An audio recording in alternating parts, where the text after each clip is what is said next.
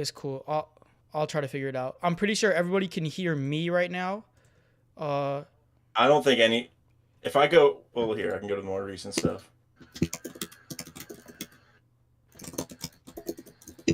Can't really tell. All right, let's see if that works. All right, chat. Let us know. Can you hear anything now? Huh. That was very anticlimactic of a beginning, but let's see. Yeah, I can hear it now. I can hear it. Let's go. All right. All right. So, chat, what's going on, man? We got 𝙲𝚘𝚙𝚒𝚑𝚝 in the house today. We're doing a top 10 One Piece characters non-Straw Hat list, and we're missing Crow, JJ, and Zane. So, 𝚲𝚘, how's it going? Let's introduce yourself. Oh yeah, hey man. Thanks for having me on for the second time now, but I also am here every single week in the chat, you know, because I love hanging out here with OPU. So, you know, Prince hit me up a couple hours ago, told me what the topic was. I was all about it. So, put a list together, and I'm pumped, man. You know, so thanks for inviting me on. Shout out to 𝚲𝚘. He came in clutch at the last minute, but, you know, he always comes in through, and, you know, we always see him in the chat, too. We see him in the chat, so we appreciate it, man. Oh, yeah. OPU is a great little spot to hang out on Friday night, low-key, you know. 100%. And yeah, definitely appreciate it, bro. Yeah, and if you haven't subscribed already, which I'm pretty sure everyone is, make sure to subscribe. But shout out to everyone who came in early, even through the audio problems as well. Shout out to Mega T, who said like he can't stick around, but everybody like and subscribe. Appreciate you for even coming through, man. Kuma is in the chat. Let's see, Vexy's in the chat as well. Chance, yeah.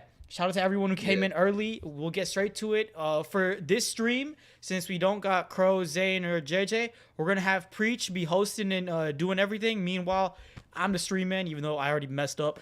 And I'll be paying attention to chat as well, making sure everybody can say whatever they want and will be heard for every single comment. So just be paying attention to chat and make sure you being as active as you can. And let's get it started, man. All right, so first things first, chat. I want everybody to drop their own top 10 list in the live chat right now. You know, I'm interested to see everybody's list because One Piece has so many characters, right? So I want to see what your list is looking like, especially since there's no Straw Hat, so keep that in mind. But yeah, let's jump right into it. And do you want to reveal Crow, JJ, and Zane's top 10 or number 10? Yes, we can. Who do you want to start off with? We're just going to order Crow and then first. Yeah.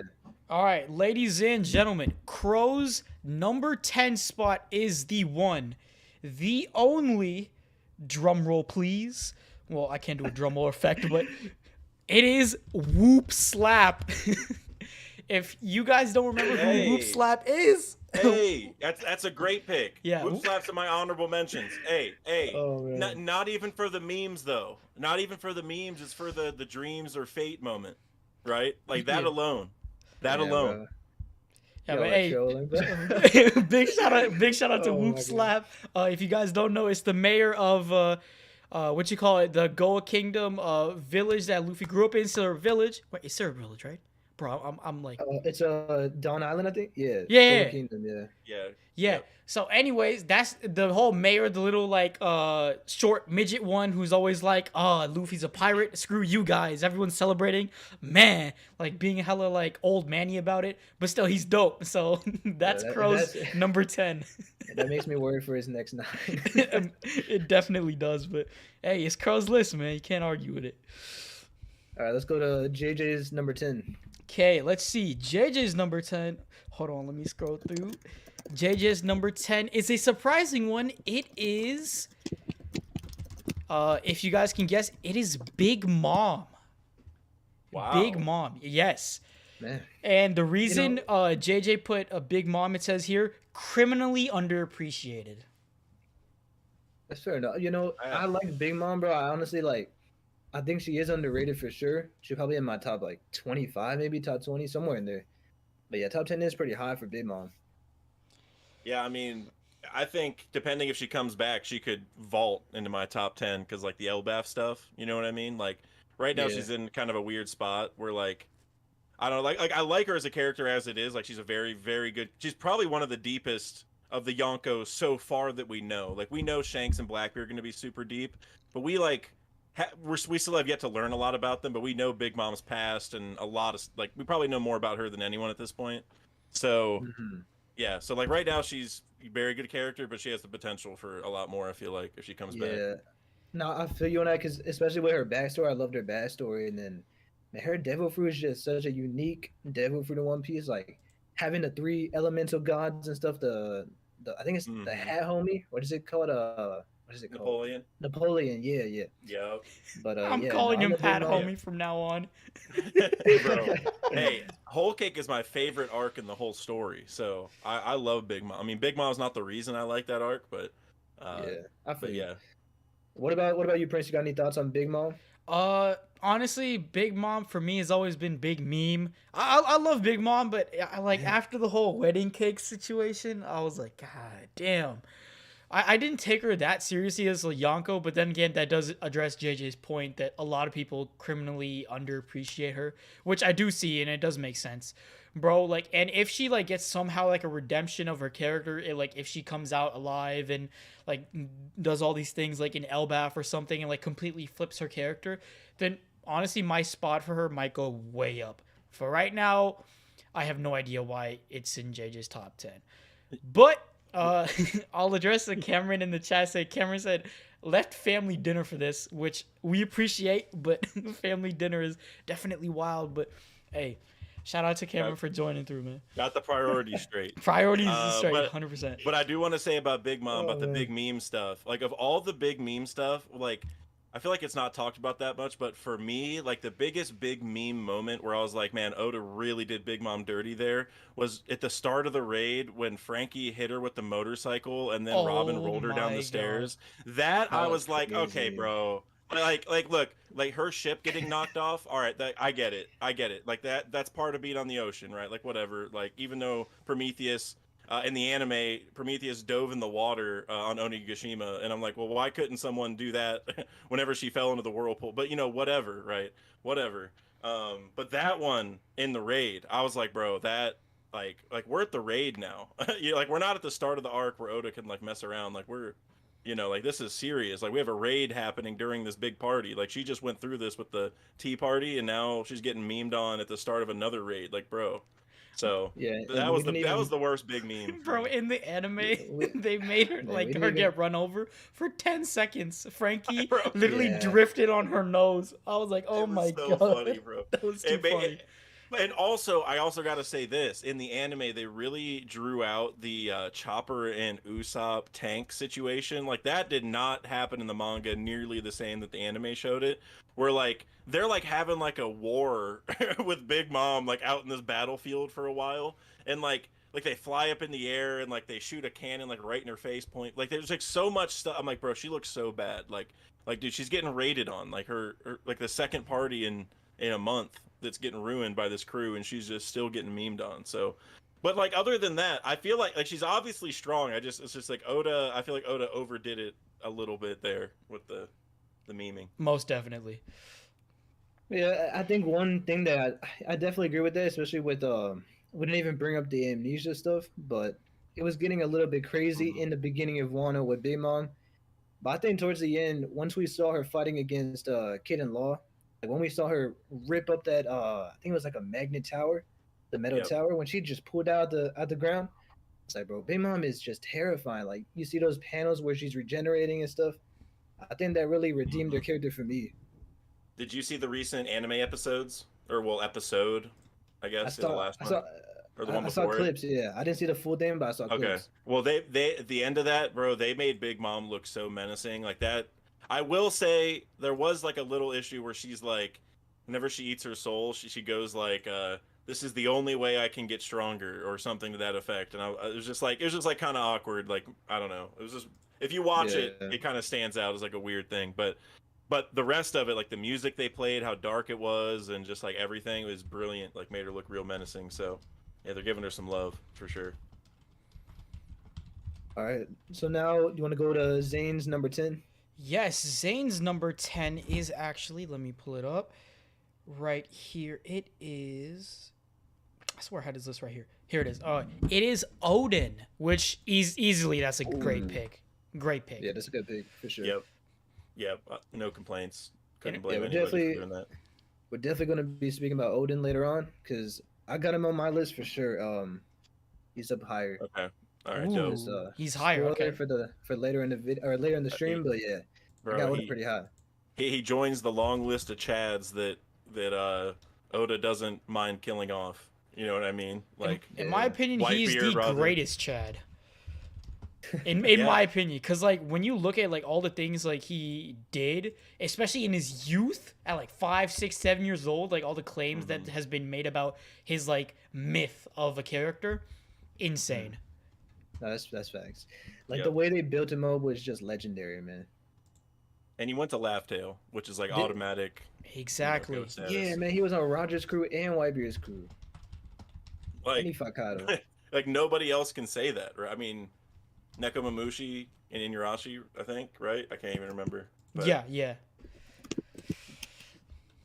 So, Go. yeah, we'll definitely be getting into Oden later in the video or later in the stream. Sorry, Prince. What is your number 10?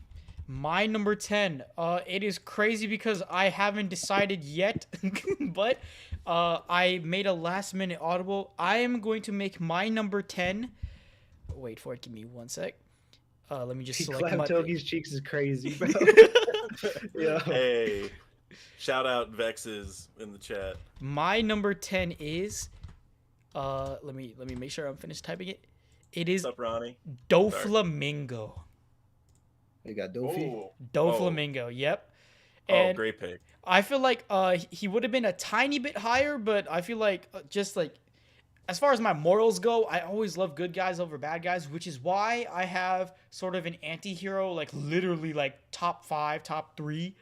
So you guys will see that soon enough. You can guess who that might be, but it might be pretty obvious considering there's not many in One Piece. But Doflamingo was very well executed in Dressrosa, and we're obviously going to probably see a resurgence of him sooner or later once he breaks out with all the other people in Impel Down, possibly with all the other warlords in Impel Down 2.0. But yeah, Dofi's character, amazing. Celestial Dragon fallen from grace and still came up on top. Like, I don't know how he does it, but he did. So, Dofi top 10 for me. Yeah, Dofi's Alright. great. You got anything to say about that deck, Doflamingo?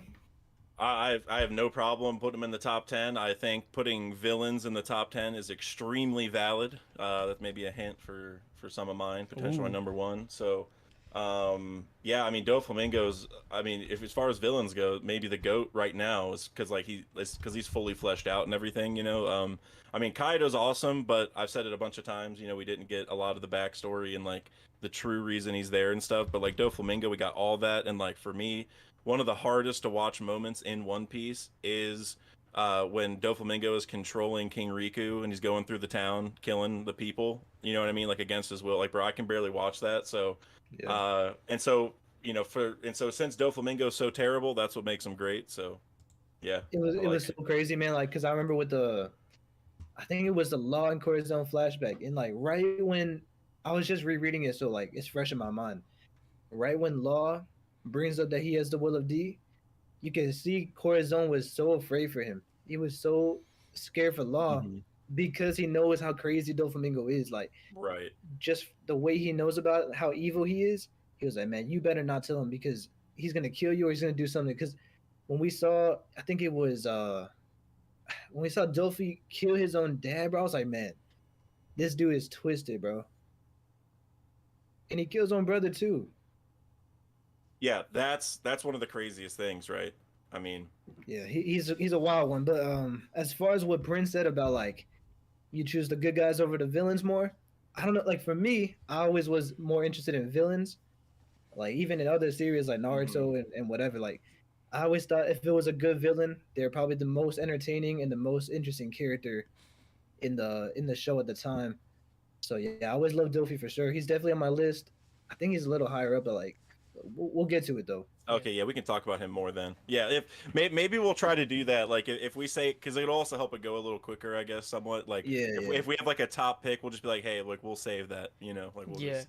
Yeah. But what you call it? As far as like when it comes to good guys versus bad guys, I feel like there's only One Piece though. I don't know why, but like only in One Piece do I like the like, good guys a lot more than the like generic bad guys. Because like you said, like I think it was in Naruto, right?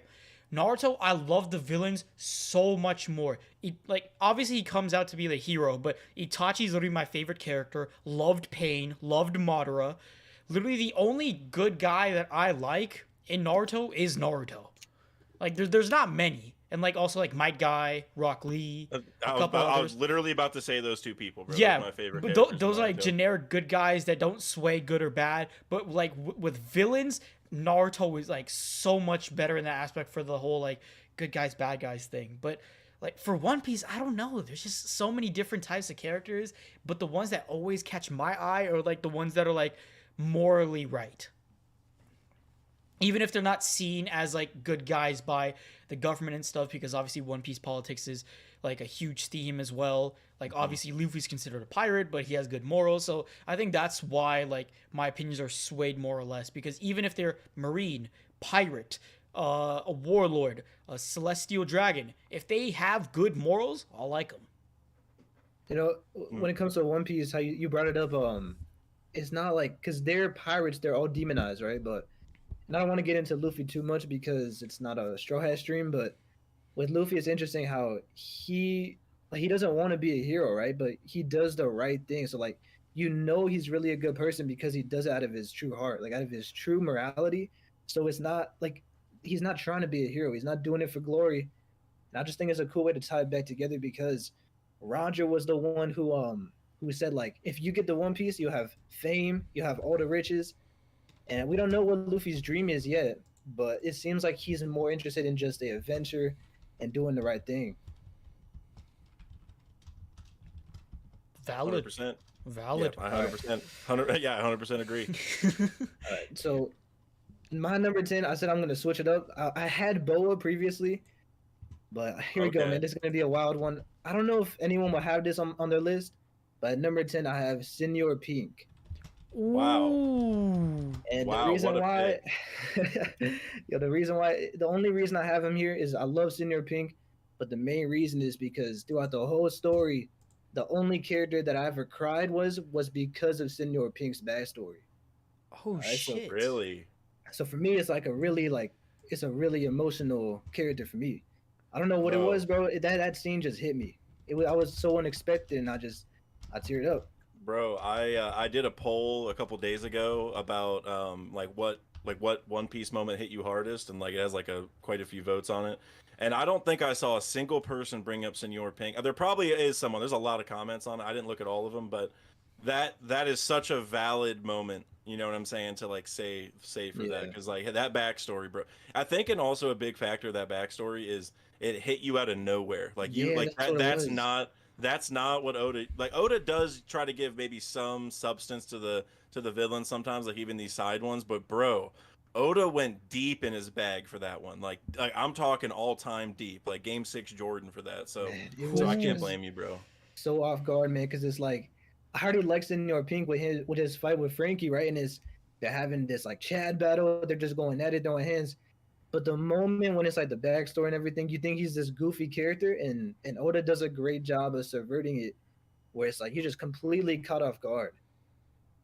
But yeah, and shout out to Boa, man. I like Boa too, and you know, I do like Boa a lot. It's just I was thinking about it. I was like, the emotional tie that I have to Senor Pink, I had to put him higher. Can't blame you, bro. It's great. I mean, Boa would have been a good pick too. Nah, these are good picks. All right, Dick, my number turn. 10, yep. All right, before I go, I have to give a few honorable mentions because, like I said, I didn't have a ton of time to make this list, so like a lot of names popped up, and I'm just gonna and you guys might have them on the list. Actually, there's a few that I guarantee, but I just want to say them now, just in case. Whoop Slap was one of them actually on the list, so that's funny that it was already mentioned. Shoo Shoo also, I know it's a meme, but I love the animals. Fujitora, that's got to be on someone's list, so we don't have to talk about it. And then Magellan also, I love Magellan. But my number 10, now this is gonna seem like a meme, but I promise it's a legit pick, and that is Gatz from Dressrosa. Oh my god, that the is, announcer. Dude, that's such a good pick, but like it's such a funny ass pick. When you said I didn't even know, I couldn't even remember him. He's the announcer from the Coliseum. He's the announcer, bro. The one from who's the like whole arc. The whole arc. Crazy, He was the narrator for Dressrosa, basically, to the entire plate. Like all the Dressrosa knew what happened because of him, and so did we. Like, he was literally just shouting, and like he even helped Luffy. Like, he was carrying Luffy away after he used Gear 4 the first time, and like Burgess was coming after him, and Sabo got into it with Burgess, like, to save him. Like, dude, Gatz was essential to that arc, and also just the entire atmosphere of just like being the announcer and like like One Piece is all about hype, and he was just adding that hype like in real time in the story.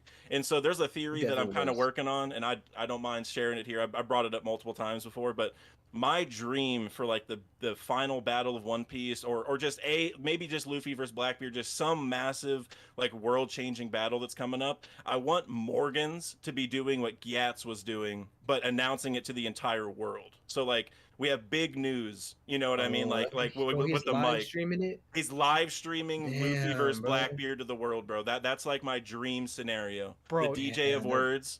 So Gatz filled that role in that arc, and that's like the parallel I want Morgans to fulfill for like the big battle of One Piece, or even just the entire Laugh Tale thing. Like could you, like, we're here at Laugh Tale, and like the four emperors are duking it out. Like there's like a ESPN broadcast of whatever's going on. Yeah, that'd be so sick, especially because we saw it's like a similar thing in Marineford too.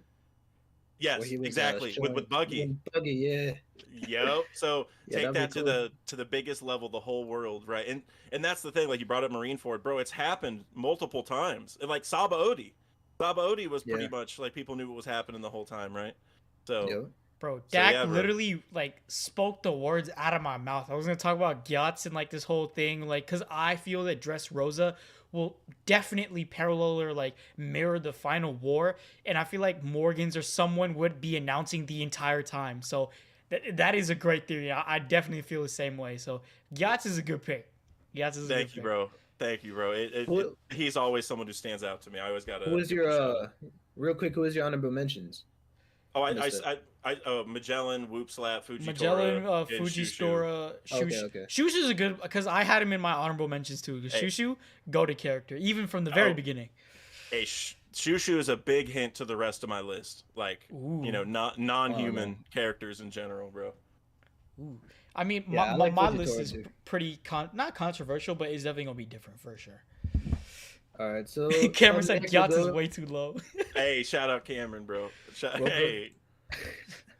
Do we want to go back to Crow, or just go me, like, do a snake version? Ooh. Oh, we could go back to number 9. Yeah. Oh yeah. Back to easiest, back, I guess. like a draft type thing. All right. And number 9, I got Gaimon. Gaimon. My man, Gaimon. That is a good pick. So, does anyone else have, like, should we? Like, anyone else have him? I mean, I don't have Gaimon, but it is a good pick. I don't have him either. Oh, okay. Yeah, dude, Gaimon. It's just, I mean, that the fact that he had one chapter dedicated to him, but it was like a really long chapter, and it was like that important. Just like the meaning of like the treasure not being there, but the treasure's actually, you know, the adventure and like the friends you made, and like now he has like animal friends there and everything. And like we were just talking about Shushu, and I said non-human picks are going to be common here.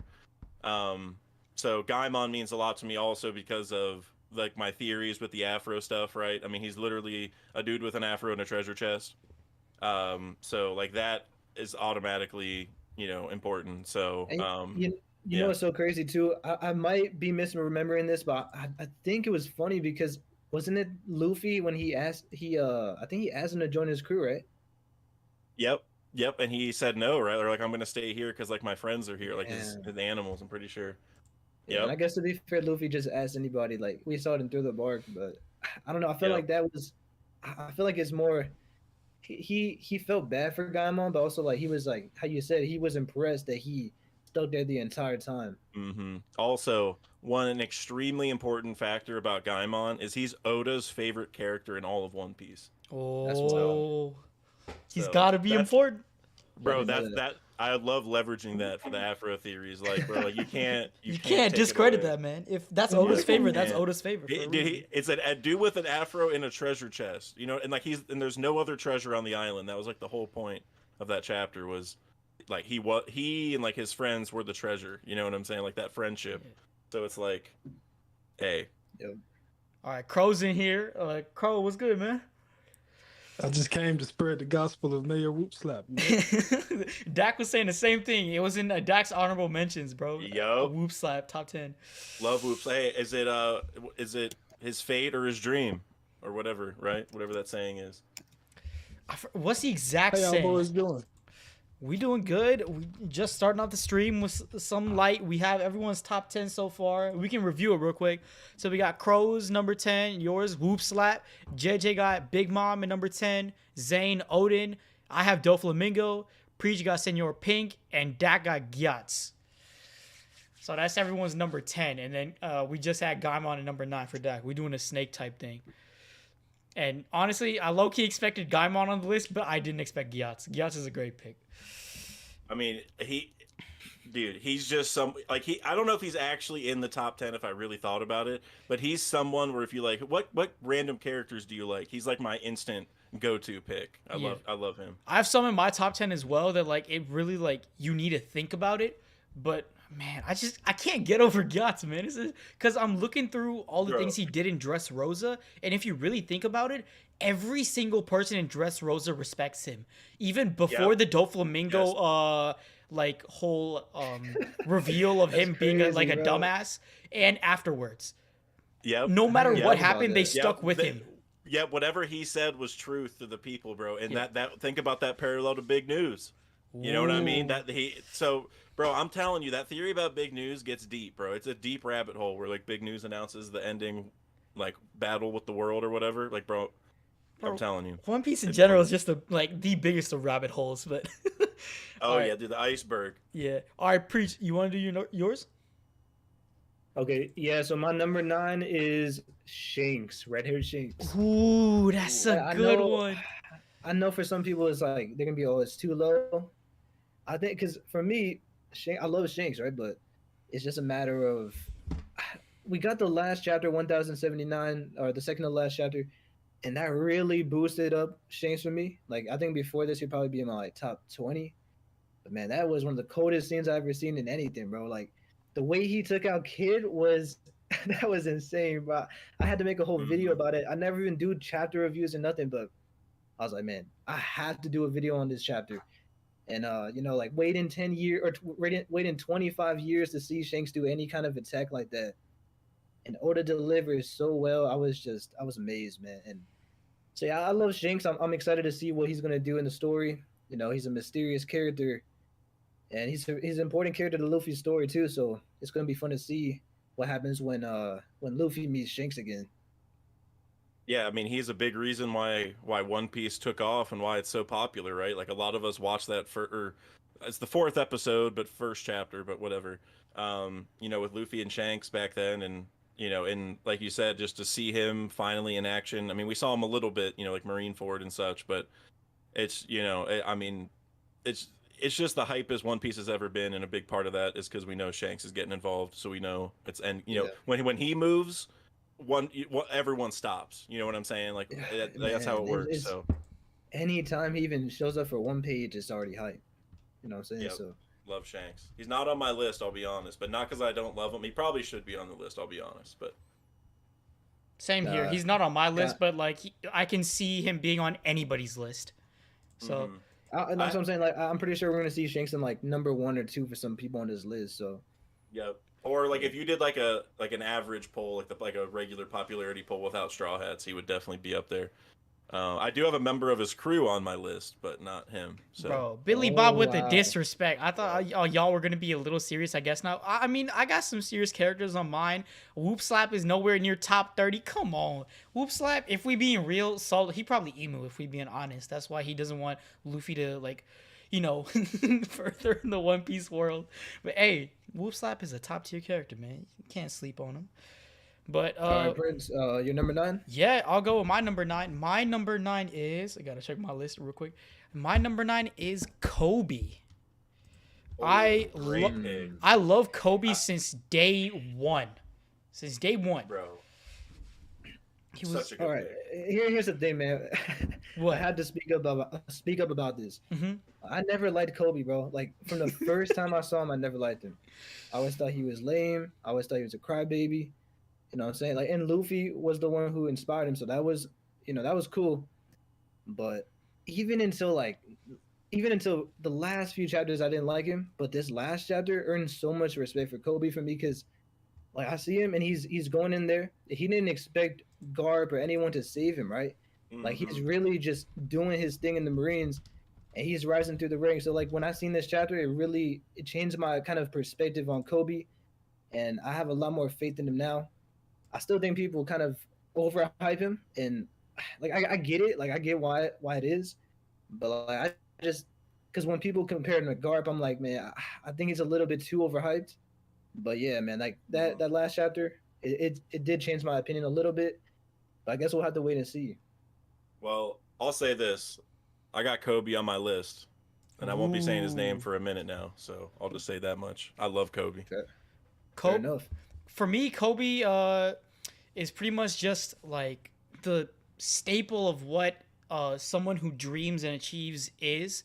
Like, if you really think about it, he had the entire character arc for that entire scenario when it comes to meeting Luffy, figuring out his dreams actually matter, then trying to attain it, go for it. He was scared at first, like, he was definitely a coward, but as he went through time and time again, the different trials, figuring out, like, whole, like, ideas of, like, his own character and others, like, the whole Marineford thing when it happened, I really love Koby, man. And plus, he shares the name of my favorite favorite player of all time. So he's got to be a GOAT, right?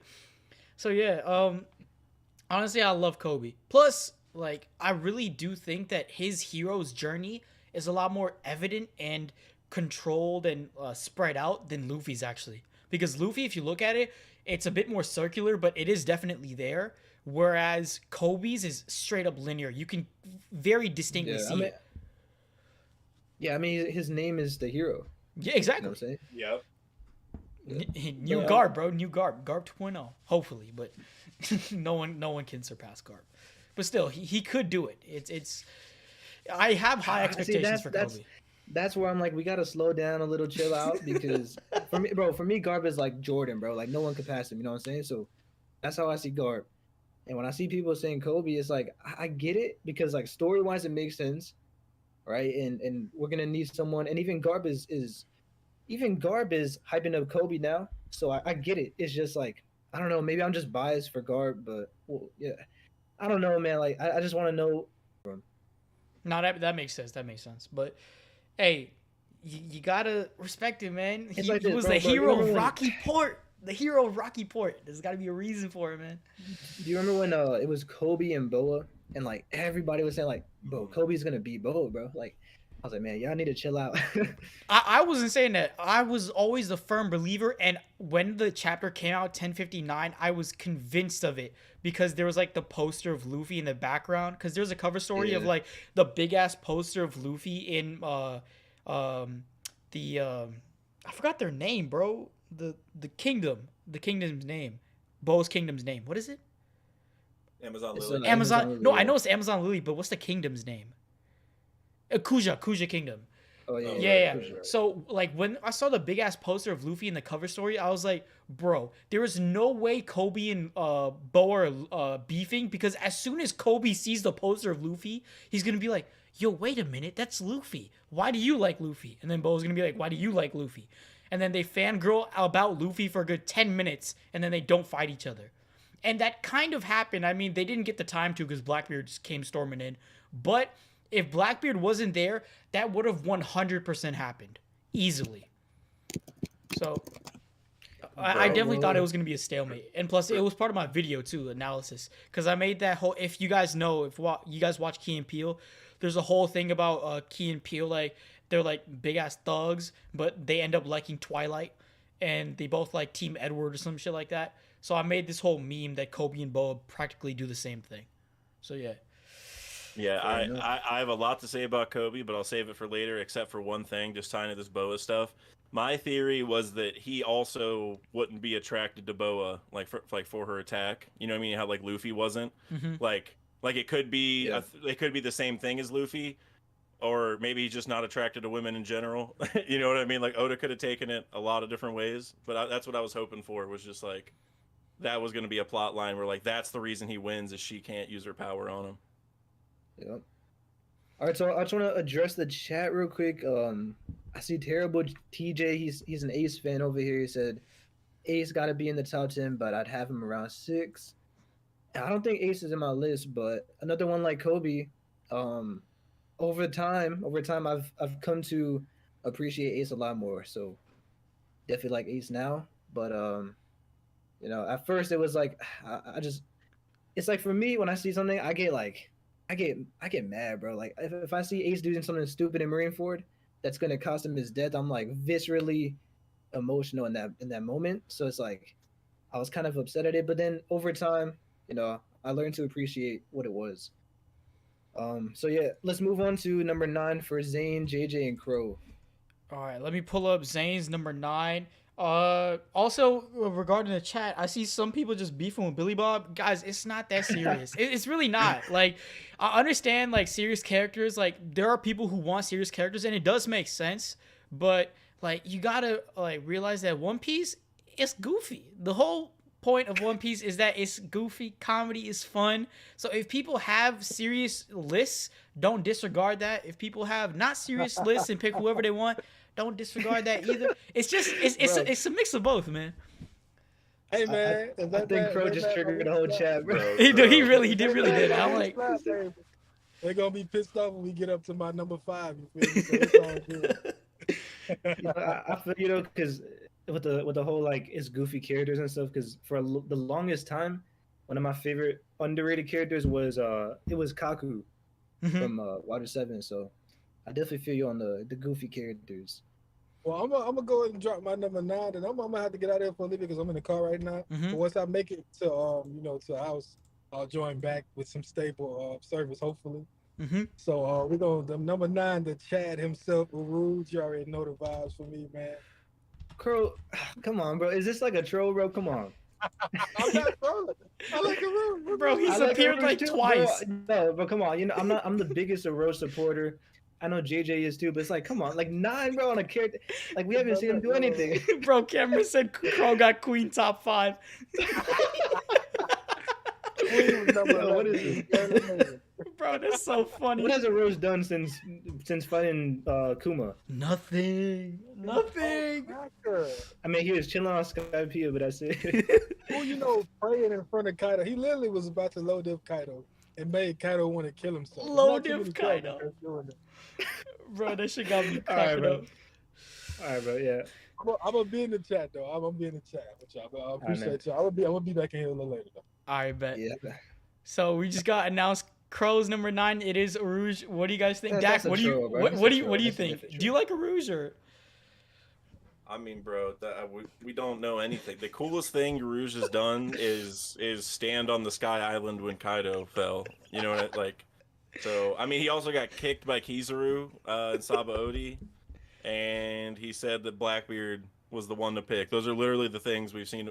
Oh, and he beat Snack. I guess that's cool. But I mean, like, I don't know. Like, based off that resume, like, Kid is a great character. You know what I'm saying? Because like Kid's done more than that. So damn. Like, even though Kid lost to Shanks, it's like that's at least he's in the story. Yeah, you know like, what I mean? And even though I love a Rouge, but I would even have to give it to Kid. Like if I was just picking like which character I like more, because we at least saw some things from him.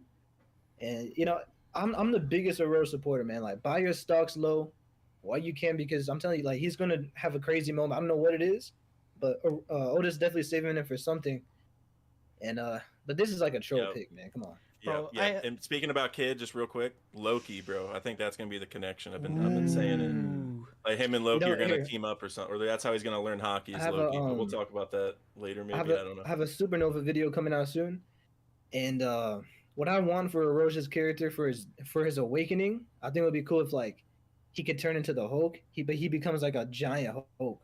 You know what I'm saying? Because if he's an Elbaf in that arc, like to what extent could his power be? Because he can continuously grow stronger, but it would be to a point where like he couldn't control it.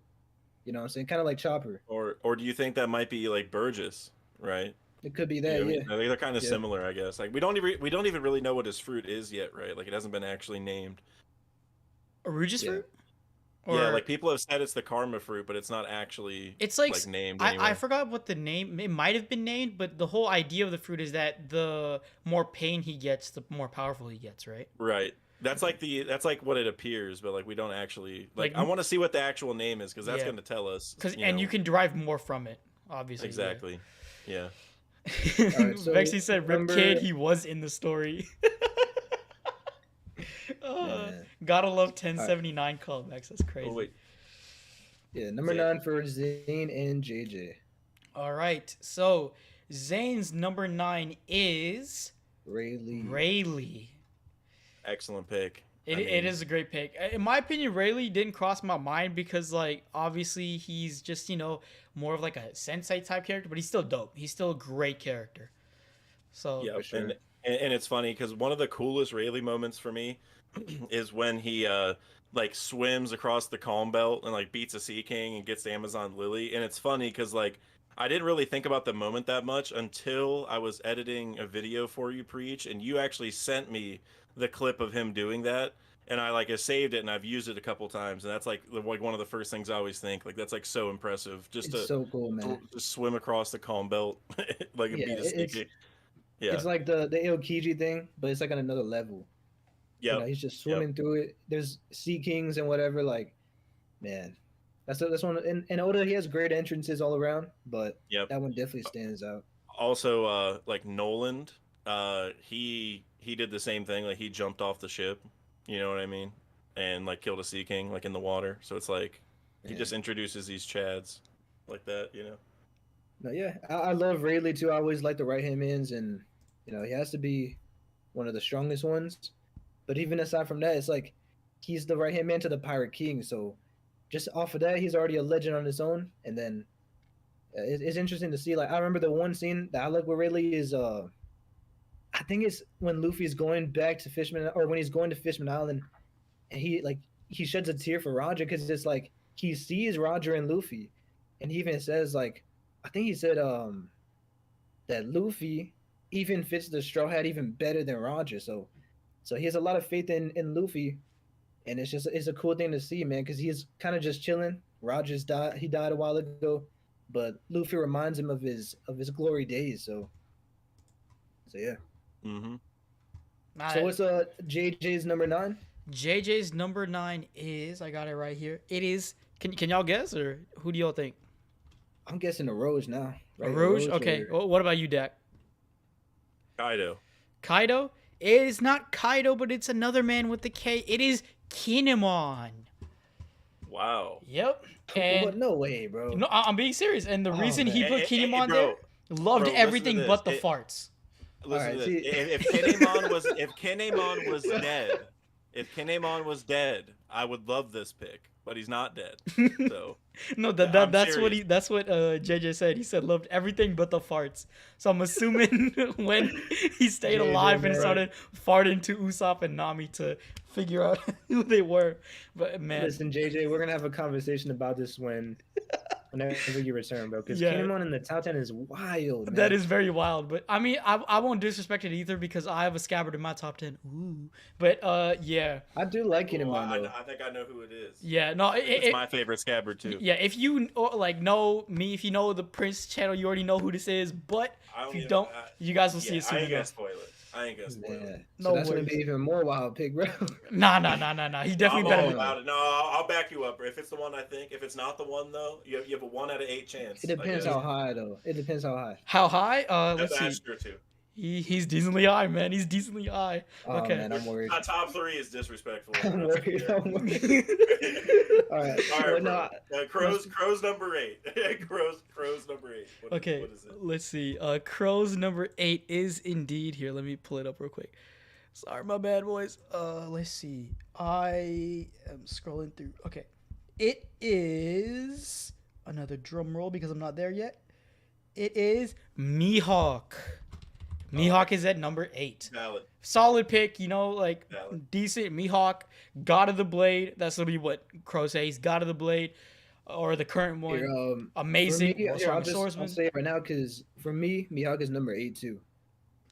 Oh wow. So I Mihawk above Shanks. I know that's like a hot take, But yeah, I always like Mihawk more, even since the beginning. Like for me, getting into One Piece, I liked One Piece, but it wasn't like my favorite series yet. And then right when Mihawk came in, that was the moment where everything changed. I loved the series from then on, and it was just such a cool moment seeing him fight Zoro. And he has that one line where he talks about I'm a hunt, or I don't need to use a sword. I just need a knife or a rabbit or something. I forgot what it was, bro. But like Mihawk's always talking trash. He's always cool. He has one of the coldest designs in One Piece. Easily. Yes, I can't wait for Mihawk. Yeah, that whole conquistador look, and then I'm pretty sure the quote is like something like, "Oh, I don't want to go full out against a little rabbit or like something in the well or something like that." Bro. Or like something along the lines of, "I can't go all out on the child because that's literally considered like abuse or some shit," which is insane. That is disrespectful that on one, another level. Gotta love Mihawk. You mentioned the sword too. You mentioned the conquistador factor, and that, bro, that just set my mind spinning. So, like some of the celestial dragon families, or all of them that we know of that are confirmed, are like Spanish names, and he was also the marine hunter, and he is like a conquistador, like swordsman guy, and that's just like that could just be crazy, right there. I mean, he also teamed up with them, I guess. So there's like he was literally a warlord too. Bro, that's crazy. I never thought about that. Like all the Spanish connections between all of them. Like I wonder what that means. I mean, he's also like Dracula. Yeah, that whole vampire like look. Yeah. So yeah, I can't wait to see what his story's about. But one thing though that I want to say is, I want to see Mihawk fight Zoro at the end of a Davy back fight. Ooh. That's my goal. That makes a lot of sense. I don't know. I guess maybe it's just a dream and we're just wishful thinking, but I would really love to see Mihawk versus Shanks. I would really love that. At least the flashback of it, right? Yeah. Even a little glimpse of it. Like, hopefully we don't get 1048 Kaido'd by it, the like 2 panels of Mihawks versus Shanks in a flashback and then go back to the current day. But hey, we should definitely see it soon enough. So, because we've seen some crazy Mihawk hype with Crossgill. It's obviously Shanks versus Kid, Shanks one tap. So it's definitely gonna come sooner than people expected. So the one thing, because when I first read One Piece, when I first got into it, Mihawk was one of my favorite characters. And the only thing that kind of put him down a little bit for me was Marineford, because it's like, to me it was just disappointing. Like we didn't get to see it much from Mihawk, so that kind of brought him down for me. But besides that, I'm just waiting for Mihawk to go crazy, because we know he is, especially with Crossguild, especially with his past hunted down Marines and stuff. So yeah, man, I can't wait. Honestly, for me, the reason why I love Mihawk so much is because he always shattered my expectations of power.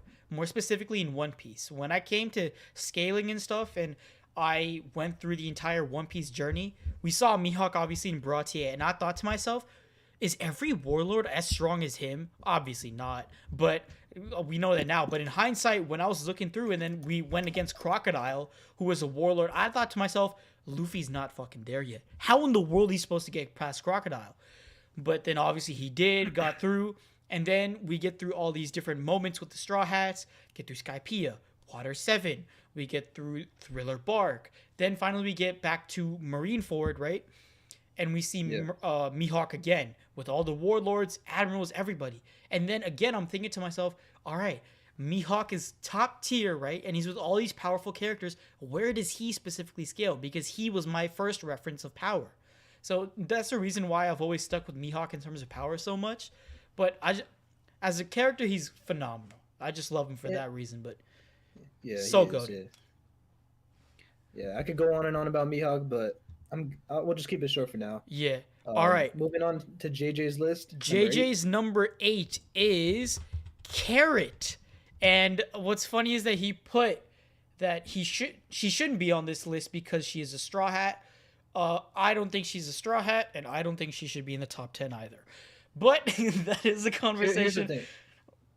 When it comes to Carrot fans, I got to give it respect, man, because you guys always show up. You always support Carrot, and I always hear about it. I always like, bro, Carrot fans are just loud and vocal. They're always talking about Carrot. Shout out to Mr. Bushido.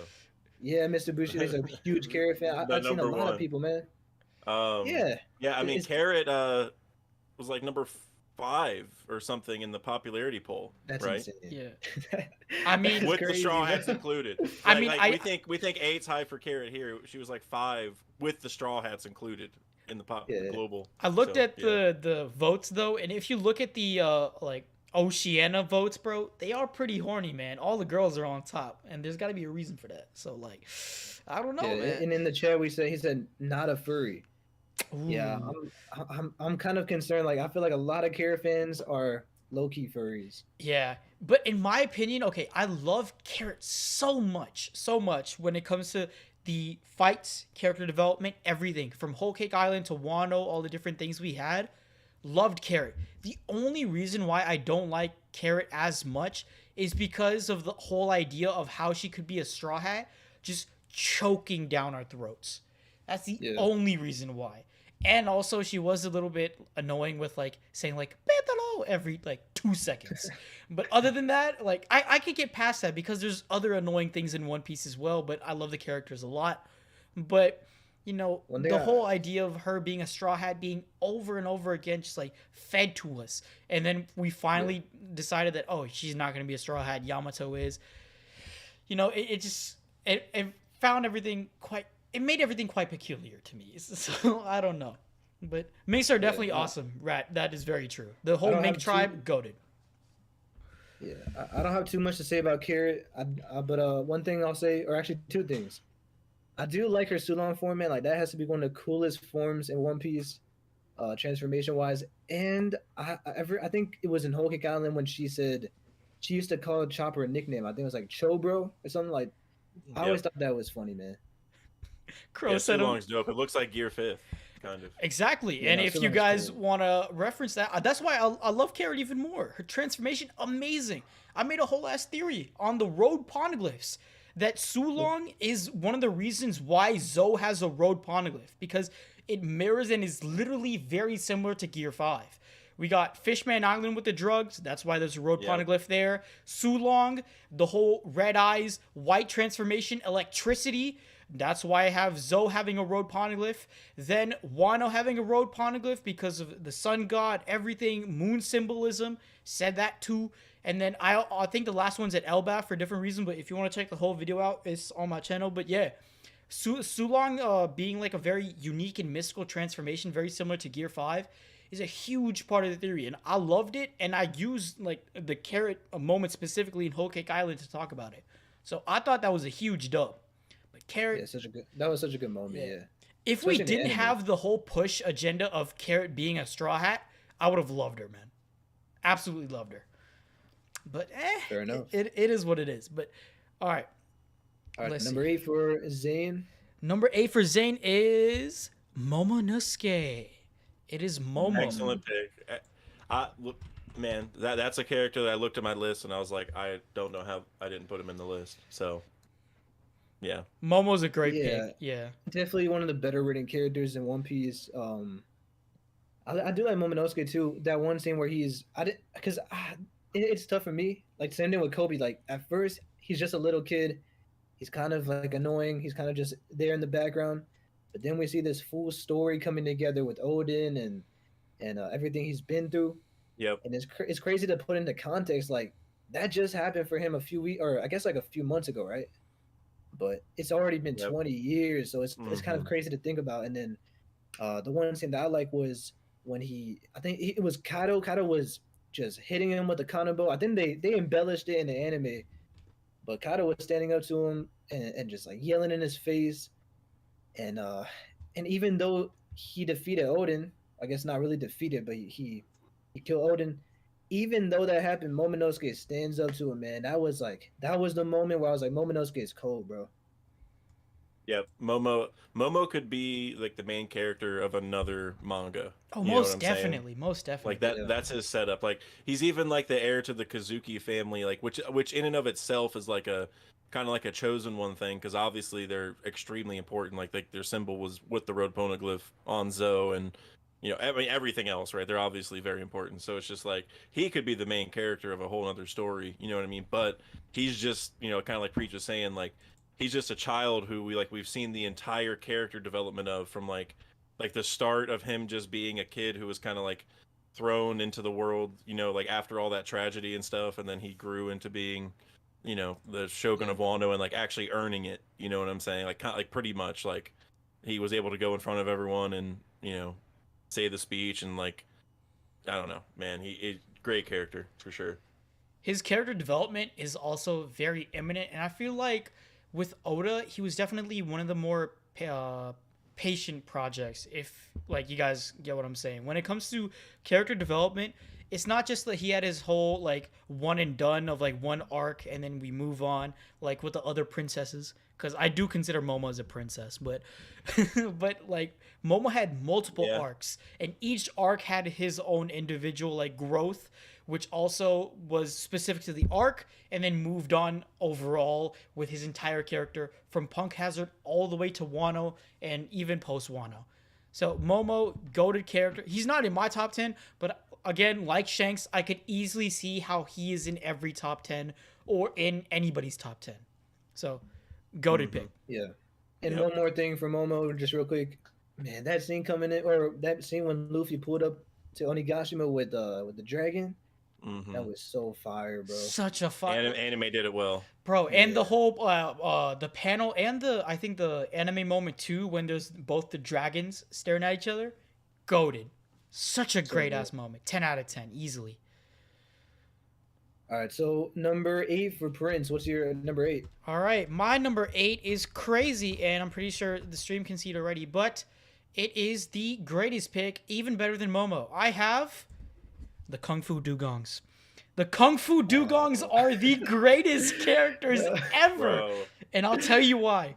Bro. The one idea that they have, like their whole ideal of just, we'll fight you, but if you destroy us or if you beat us, then we will serve you loyally and make us or make you our masters. I love that so much. And Luffy training them and everything and doing the 1-2s. Like, loved it, man. Kung Fu Dugongs, one of the most loyal characters in all of One Piece. So I gotta put them in my top 10. I love loyalty as a moral, and Kung Fu Dugongs easily showed that in Alabasta. And in my opinion, if they were brought to the fight in Alabasta, they probably would have soloed a lot of the characters. So Kung Fu Dugong, number 8 for me. Bro, and that's a wild pick. That is wild. I don't have much to say. I mean, you know how like I think it was anime only when they showed them having hockey, right? In the post time skip, wasn't it anime only? No way, they have hockey. And anime only though, they had hockey. They showed them again, and they had hockey. So if that was canon, I honestly would feel it. But still, I mean, I love it nonetheless. I mean, most people just watch the anime anyway, so they experience it anyway. So, so yeah, I mean, they are dope. I feel like they're a microcosm of maybe a lot of things in One Piece. You know what I mean? Like you have to just be stronger. I think like the whole idea of the Kung Fu Dugongs is really interesting because it's Luffy's very unique niche connection to animals that's like being brought up, and it's gonna be a part of my Joy Boy theory soon enough. You guys will see it if I ever make the video. Just kidding, I will. Don't worry. But I do think that animals have a very special connection to Luffy, and the Kung Fu Dugongs were a great example of that. So can't wait to see more. But Kung Fu Dugongs, they got a great personality, man. They got great. Their whole like nature is just very interesting, which is why I love them so much. So. Yep. All right, so moving on to my number 8, right? Yep. It is your Mihawk, number 8, right? You said Mihawk. Yeah, Mihawk. Oh yeah, I already said it. Yeah, so I got number 8 for Mihawk. You guys got anything else to say about him, or you want to move on? Nah, just solid. Yep, he's just the GOAT, man. All right, Dak, number 8 and 7, but we'll go 8 first. Yep, I think you guys are gonna like both of these picks. All right. One is similar to the Kung Fu Dugongs. I'm glad you let off with that, but it's that times a trillion. But first is Kuma. Ooh, I like Kuma. Kuma's a good pick. Bro, I mean, especially with what's going on right now. I mean, I can't even fully express it. Like, you know, I think I said during my stream for what was it, 1076, whatever chapter, like we saw like a little bit of the flashback with Bonnie and Kuma. Like I love that chapter, like big time, because it confirmed that like what we probably already knew, but it just completely confirmed that Kuma's backstory is going to be a 10 out of 10. You know what I mean? Like a complete and utter 10 out of 10. And then you also add in, we saw Bonnie's reaction in a couple chapters ago. So like, we just know like whatever happened there is going to be just absolutely tragic. And then you also just look at I mean, obviously Thriller Bark, right? Saba Odi, like it all, and maybe one of my favorite things that Kuma's ever done is protect the Sunny over the 2 years. That, to me, like whenever, like that panel where Frankie's walking up to the Sunny and Kuma's all like destroyed, and he like gets up and he's like, I forget what he says exactly, but like mission complete, or I did my, whatever it is, I protected it, whatever he says. But then he just leaves. It's like the job was done. Like the, you know, bro, like that. Man, I love Kuma. Just top tier character from Oda for sure. Kuma's definitely goated. I gotta agree. And like the whole idea of the Straw Hats Kuma being the Straw Hats' first L has always been stuck in my mind. And the fact that they even have that lingering in their mind as well, because when we come back to Fishman Island, they have this sort of idea of what Kuma is in their mind, and then Frankie told him Kuma actually like pretty much sacrificed his life or like his last mission to protecting the Thousand Sunny, and they're like, why the hell did he do that? And like everyone has their own perception of Kuma, and like it's their own special connection with this specific warlord. So, you know, I figure that like Kuma is definitely a very integral part of the story throughout from the very beginning. So I definitely want to see this flashback. It's definitely going to be a 10 out of 10. What we've already seen is easily 10 out of 10 material. So I can't wait to see more from Kuma. Yeah, and you brought up Kuma helping them out, and I think there was even a scene in Egghead recently where I think it's Usopp. I could be wrong, but I think it's Usopp. He says, "So why did Kuma help us?" Because I think Vegapunk's telling them like about Dragon and Kuma and the revolutionaries and everything. So yeah, they definitely know there's something there, but they're just kind of still waiting to see Dragon. And as far as the Kuma flashback, yeah, we've been waiting for this for a while, and the one criticism I have, it's not about Kuma, but it's more just a little nitpick against Egghead, is that I wish that the whole flashback could be more consistent, like every chapter, like maybe like 5 chapters in a row, instead of seeing just a little bit here and there. Because I feel like those, when I think of the best flashbacks in One Piece, they all came in consecutive chapters, and it was way more hard hitting. So I mean, that's just like a small nitpick, but besides that, yeah, I love Kuma. His Devil Fruit is just so unique, and I don't even know how Oda thought of that, but it's just a cool idea, man. Yep, and I'm glad you said that, because like obviously Egghead is super hype, like everything. I mean, beyond hype. But I've been telling people that if I have one criticism about what's happening, it's that Oda is jumping around. Like it's just we can't keep our attention on any single thing right now, which is like it's good because it's like obviously we get Shanks attack, Garp attack, and like Egghead trader reveal, like all this stuff back to back is super hype, right? But still, like you're saying, like man, like sometimes like it makes it more hype when it's like a few consecutive chapters, or you know. So like, he gave us a taste of that flashback, and Bonnie saw it all. So I'm assuming, you know, Bonnie will reveal it to us at some point. Like that's how he'll do it or something. But yeah, I do wish it was like just we could like sit in the moment a little more at some of these places. But it's still great though, you know. Like you nailed it on the head right there, because it's not just, it is more hype, I agree, but it's also being able to process everything together. You know what I'm saying? Like when it's all over the place, you kind of forget things. You're not like, it's not as hard hitting because you get everything together. Like I think of Law, I think of Robin, I think of those flashbacks, Oden, and you could just process things and understand the full story more than just little pieces here and there. But yeah, overall, I just can't wait to see. I can't wait to see what's gonna happen with Kuma. Yeah. Yep. Love Kuma. Nasty's in the chat coming in. He's like, I'm late as always, but it's cool, man. Don't worry. We finally got you, and 33 peeps now. Hey, we at 36 now. Hey, so shout out to every single person who's in the stream so far. I know we had a couple people wanting a more serious list, but obviously, you know, you got a huge variety. In my opinion, I've seen every single list. I feel like Zane's is gonna be your typical serious, cool characters. You'll get some good ones from Crow, some good ones from JJ. I know Dak gonna have some out of the ballpark ones, just like me. And Preach got a mix of both. I'm sure of it. So hey, it's gonna be good, man. So like, hopefully y'all agree with us. Hopefully you guys tell us your top 10 picks as well. You know, you might have a crazy one that no one expects whatsoever, and if you have a reason for it, let us know. But hey, we appreciate all the great activity in the chat as well. Like, keep it going. We love it. For sure. Here's the thing, like One Piece, man, we got so many characters. We got hundreds of characters. I was making my list, and it's like dozens and dozens of characters I'm looking through. I seen like Fujitora in there. I seen Kaido. I seen a bunch of people, even like random characters that I like, Perona. So One Piece just has so many. Where it's like if you have a top 10, it's valid no matter what because everyone likes something different, right? And that's just how it is. So that's why I'm interested to see the chat's top 10 too, because I know if we got people in the chat, they have different opinion too. But before we go on to number 7, make sure that you subscribe if you're not already, hit notifications, and like the stream as well.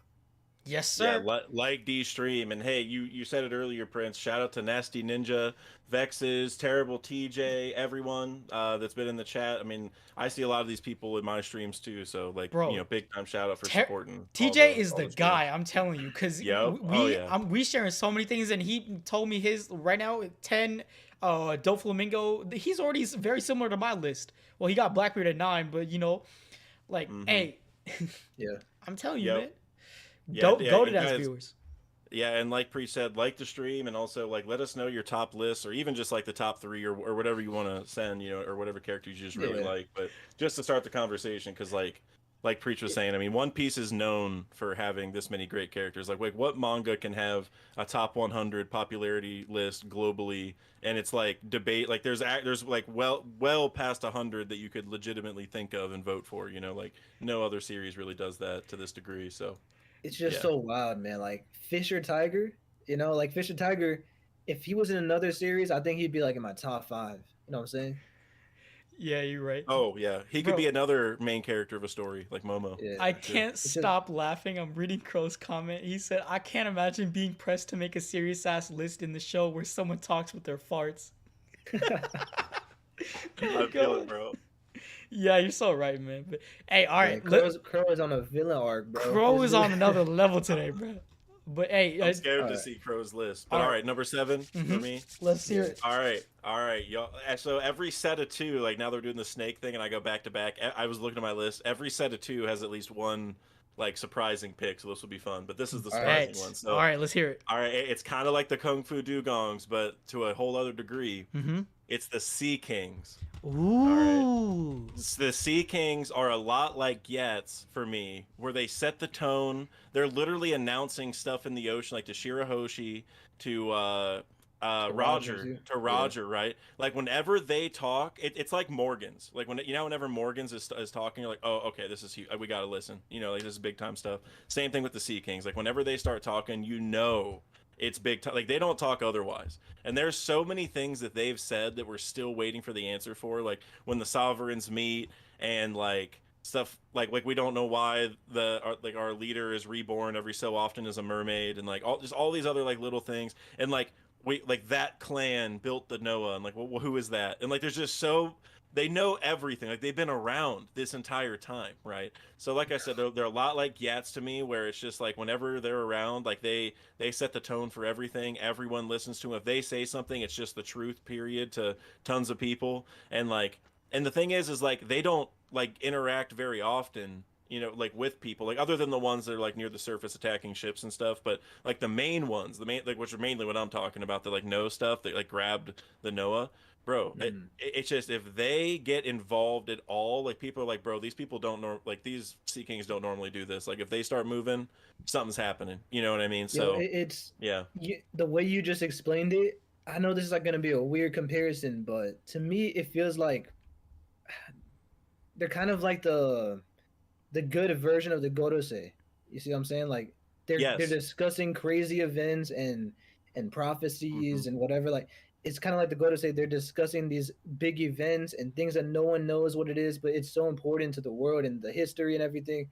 It's like, I don't know, like there's definitely so much to learn about them, and the whole lore that we get from them is just wild, man. Like I can't wait to see how they're connected to Poseidon and Joy Boy and everything, and the fact that they've been alive. I mean, I'm guessing they've been alive for so long too, because we know Zunisha has been. So I'm only gonna assume that the Sea Kings have been here for a while. The whole time, probably. Like since the void, like Yeah. the void century could have just been like a flood. Like I've said that, a lot of people have said that before, or like a flood was at least part of it.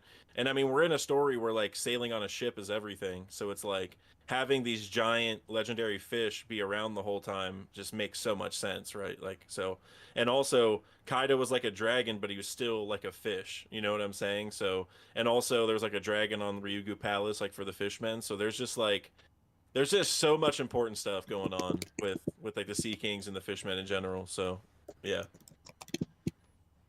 And Rat the Eternal just said the average Sea King is also Yonko level A. That's actually a fact. That's a good point too. Like they're taking anybody on. That is a genuine fact. And plus, I love Akuma Aaron's like description of the Sea Kings, just lore kings, which is a big boy fact. Because imagine being an animal that is like all knowing, just floating around in the sea while you're watching all the other pirates, marines, like whatever celestial dragons do whatever they want, and they're like, yeah, we know everything. We'll just keep quiet and let y'all do what you need to do. Maybe someone who's coming through might save the day. Like, you know, we got to wait another 10, 12 years for him, but he'll meet up with Poseidon. But we'll bid our time. We'll just see if things happen or let things do. And nobody's going to mess with us. Yep. No one's going to do shit to us. We can do whatever the hell we want. Yep. We rule the calm belt, you know. It's crazy, man. And that's another thing is like mostly I'm talking about the Sea Kings that spoke to Roger and Shirahoshi and stuff, obviously, but even the other Sea Kings, like the ones that are like in the Calm Belt and like even like the Lord of the Coast, if he counts as one, like he's obviously not like a true Sea King, but even those, that sets the tone for One Piece, right? That it's like dangerous, like there are actual things out here that are going to take your ship down if you're not prepared. So even that element of Sea Kings, I love. So. Yeah. Hey man, you know it's definitely Yonko level because as we know, I mean, was that a Sea King in the first chapter? I think the Lord of the Coast is technically a Sea King. I think. Hey man, if Shanks is gonna lose to a fish, I'm counting it. So. Yep. Hey, but that means Luffy one shot like a Yonko level character. That was man, that kind of like I wish that Oda didn't do it like that because I don't know, man. It just seems like how could Shanks not defend from that? You know what I'm saying? Like. He didn't have ornament hockey or something. Like, how could he not prevent his arm from getting cut off? But I don't know. It's just like I guess like a plot hole from he didn't have hockey fully planned. I guess I don't know. It's got to be something, man. But hey, honestly, it could be just that just to make a point that Shanks is ready to sacrifice even like an arm from something so minimal or like a very minor character just to help Luffy. Yeah, that's true. Mm-hmm. All right, so for number 7 for mine, I have Trafalgar D. Waterlaw. Excellent. That is a very great pick. Excellent pick. Definitely on my list, so I won't say too much. He's on my list as well. Yeah, right. He's pretty high up. But hey, say your piece if you want, bro. Law, bro, he's amazing. I'll say my piece, and then you guys can go when it gets to you. But for Law, man, he's just a good character. You know, when I first saw Law, I was like, this guy, you can already tell he's going to be the coolest character in the room, right? When you see him, he's tatted up. You know, he has a really cool, like he has like a sword and everything. He has a cool devil fruit that we don't know what it is. And like when he fought Smoker, there's just so many moments. Whenever Law's there, I'm just excited, bro. Like I didn't even like the Punk Hazard arc that much, but Law, he really carried that arc for me. Yep. And yeah, like just going on this whole journey with the Straw Hats, it's just such a fun thing, unexpected at the time, and the fact that he stayed around this long is also shocking to me.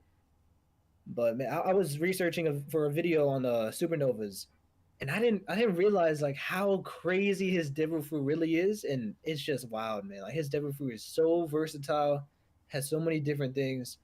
But even aside from that, like just as a character, his whole story with Corazon. His whole story with Doflamingo going and finally defeating Doflamingo, it was just an amazing story. Truly like a 10 out of 10 story for a side character. Yep. And yeah, man, like it's amazing what Oda did with him. And like I know people want to say, can we get that with Kid? But for me, it's just like I'm just appreciative that we even got that with Law. And one thing that I do want to see from Law that I hope he survives for, because there's a lot of death flags. I think Law has the most death flags out of any character in One Piece. But if I want one thing, I want Law to learn the Will of D and I want to see a scene with him and Robin or whoever. Like I want to see him learn what it is because like for him that's his dream. So yeah, definitely got to see that. Yeah, I mean, Law is such a good character that Oda like changed the story to keep him into it. Apparently, you know what I mean? Because like he wasn't supposed to be such a big character, but everyone loved him. That's like the story. Yeah. So, yeah, bro. I'll say a lot more later on. Same here. The one thing I did want to add though is the fact that when I saw Law's ability being a bit more explained in Dressrosa, and because I thought his ability was broken, right, in Punk Hazard, in Sabaody, but then and in Marineford too, like very quickly him using it. But when he used his thing against what was I gonna say, Doflamingo, right, and he tried to explain his ability and said that when the room is active, whatever I do in it doesn't affect anything. Just creating the room like takes away from my stamina, not whatever I do inside it, because he can do whatever the hell. That made me just absolutely mind blown, because usually when you do techniques, when you do moves or anything in anime, right, it's usually some kind of hassle or some like barrier of what you need to sacrifice or anything, whether it's energy, time, effort, whatever it may be. But Law's fruit, once the room is active and you are inside the room, he can do whatever the hell he wants to you, which is insane to think about. So yeah, he's double of a character, and I'll explain more. I honestly, I think Law might be the coolest character in One Piece. Just as like cool factor, it has to be like him or Mihawk, bro. Because every time he does room, every time I see it, it's always cool. Dude, room and shambles are like some of the most iconic things for people to say. So you know what I mean? Easily, yeah. Just especially in the anime too, bro. The sound effects for Law, just everything, especially his his fruit is so good, man. Which, by the way, Kroom is in the anime now. Dude, Kroom is my favorite, one of my favorite moves in the entire anime. I love it so much. It did look really cool. Yeah. It looks so cool in the Dude, anime. In the anime, and that it's literally one of my favorite panels in Wano. I'd say top 5 easily. Him standing up over the entire performance floor and him holding the little bubble of Kroom while everything else like is under him. It looked so cool. It, like, if you guys haven't seen it already, or if you like just don't remember it, I implore you. I think it's chapter 1030 or 1031. Go look at that panel. Yeah, shout out to so dope. Shout out to Gracia or Greece. I guess you guys know her as Greece. Yeah, man, she did a beautiful color of Law, and I think that panel that you're talking about. And didn't she draw it like a light blue color? Yeah. Which is correct. Which is correct. Exactly. She was right. The way she draws it and colored it, it was absurd, man. Like, I'm like, I even told her this is one of your best colors I've ever seen. Beautiful. It is so beautiful, man. And the fact that it's like seen in the anime, it's like confirmed that it's some like watery kind of bubble. So cool. Yeah. All right, Prince, what's your number 7? My number 7, it's not Goofy anymore, although we can see it as back and forth with the Goofy picks, but my number 7 is Boa. That's good. Yeah, no, I had Boa in my, I think 10, but then I switched it out. Yeah, Boa is easily like my favorite female character because I feel like embodiment of a strong, independent woman that don't need no man except for Luffy. But when like the whole idea of like her character, like a lot of people were like, oh my God, she was so cruel and she was so mean, including me. And like, I thought, how could this woman be so hateful? And then I saw her backstory and I was like, yeah, that shit's all justified. Everything. But then like, I thought like, I saw some like takes and people talking about it where like, Boa's kind of acting like a celestial dragon, like herself when it comes to like her ruling the Kuja Kingdom and the Kuja Pirates. Like, even though, like, she got traumatized by them, it just doesn't make sense how she rules over her whole entire kingdom, like, a very, like, in a sort of dictatorship way. But if you, like, look how Luffy changed them and everything, just, like, the whole Kuja Pirates and her specifically, you can see her growth from just, like, a cold, heartless woman to, like, just doing what everyone least expects, obviously, like being with Luffy and just being a lot more protective, caring, and more sincere, figuring out things. But it just, I like her a lot, man. I don't know what it is, but also I feel like she breaks the stigmatism of like characters in One Piece specifically, or just in general, like female characters not being very strong. Like, obviously, we have Robin and Nami. They're essential members of the crew, but they're not as strong as people think. Like for example, Big Mom could be, or like maybe at the end of the series they get unsurmountable powers. But Boa is already at that level, and I love that.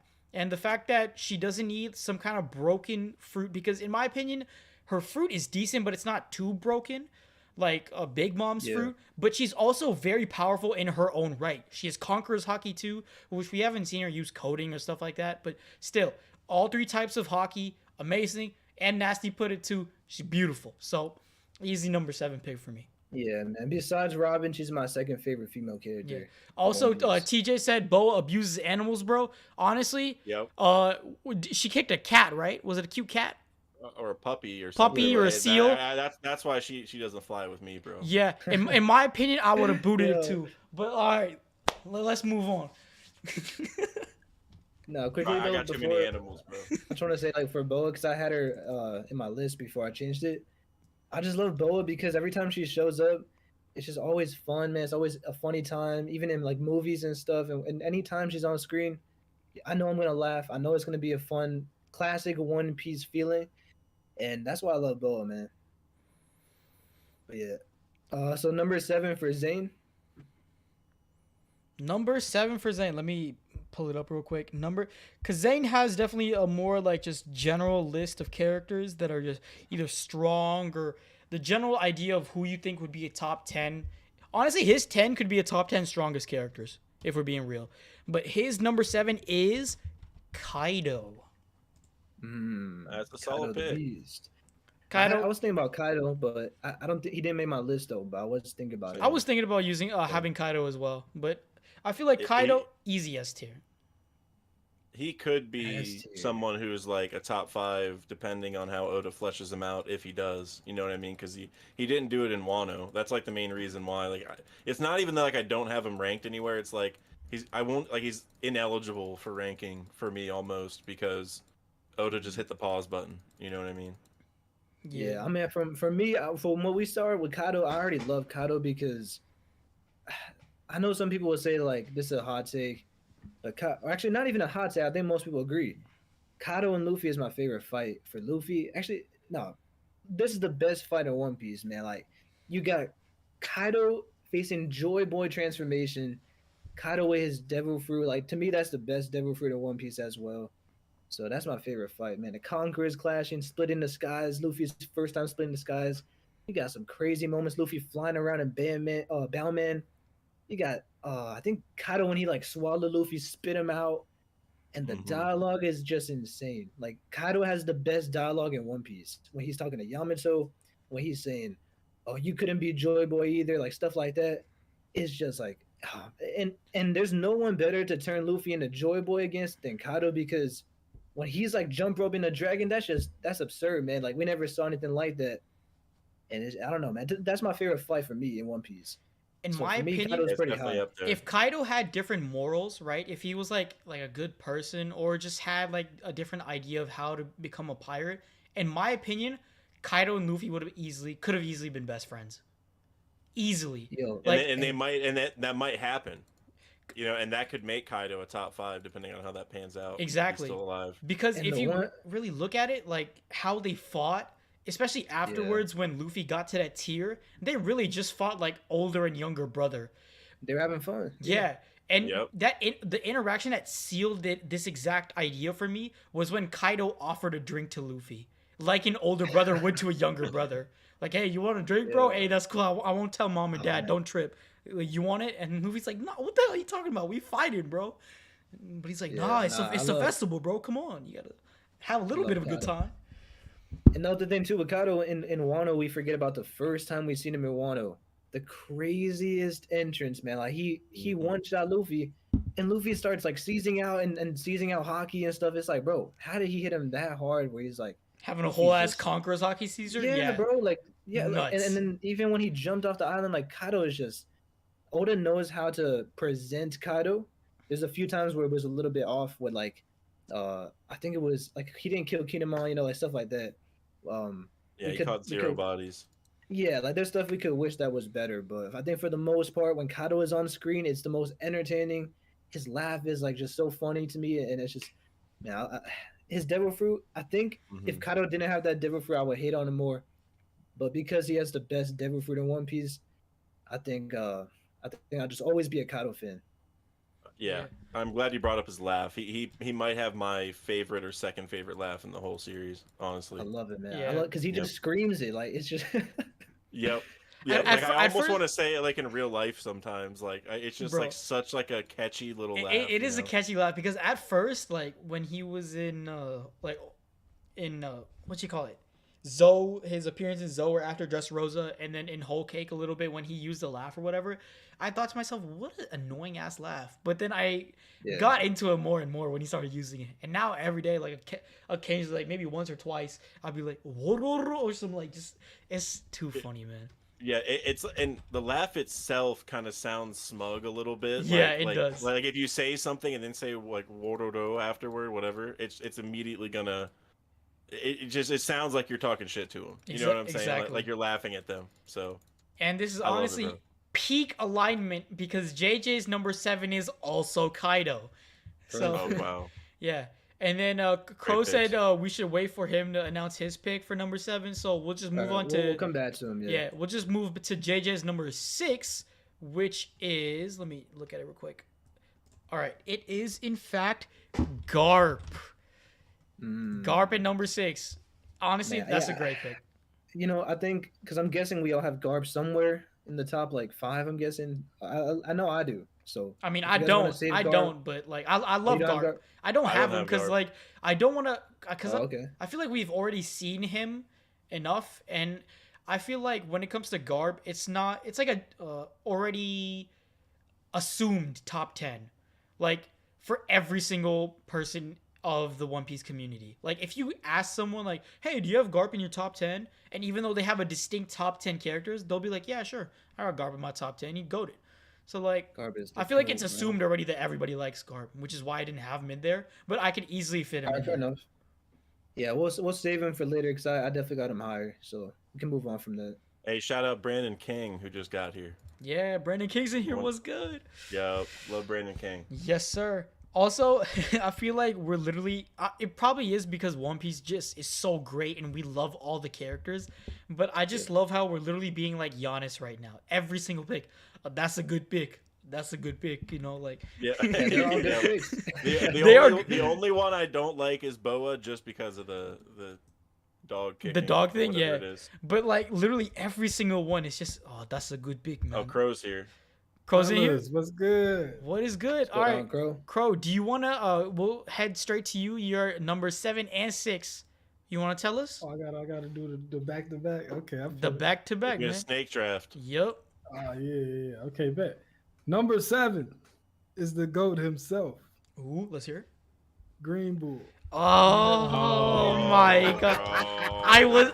Bro, I'm telling you, no. Crow's a villain this time. Crow's a villain. He's been in the chat trolling. I just said, on a villain I just said to every chat is my witness. I just said, yo, we're all acting like Giannis. Every pick is a good pick, and this man came here with Green Bull. Oh my god! He came in with Green Bull and an evil ass laugh. Ruined it. Yep. He ruined it. Oh god. Bro. Yo, tripping. Is this not Green Beard? How you gonna bring the worst admiral possible? Oh my god. Bro, if you look at my list, I'm a huge Admiral guy, so I mean it's a lot coming. But no, I just love that power in all the anime I've watched. My favorite characters usually have that kind of, I ain't gonna say flower power because that doesn't capture it. Yes, sir, flower power. Yes. But the Earth type powers, Hashirama, William from Black Clover, characters like that, and Kurama from Hunter Yu Hakusho. I just love those type of abilities. And Green Bull's design is crazy.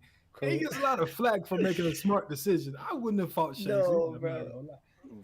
If Green Bull didn't throw his hands into the air and twerk, if he would have just that's what I'm saying. That's the reason he can't be on the list, bro. Oh, that's what he's saying. Shanks better be number 1, 2, and 3 on your list if you got Green Bull on the list. Bro, you need to stop this, man. Like, stop comparing him to Hashirama every stream.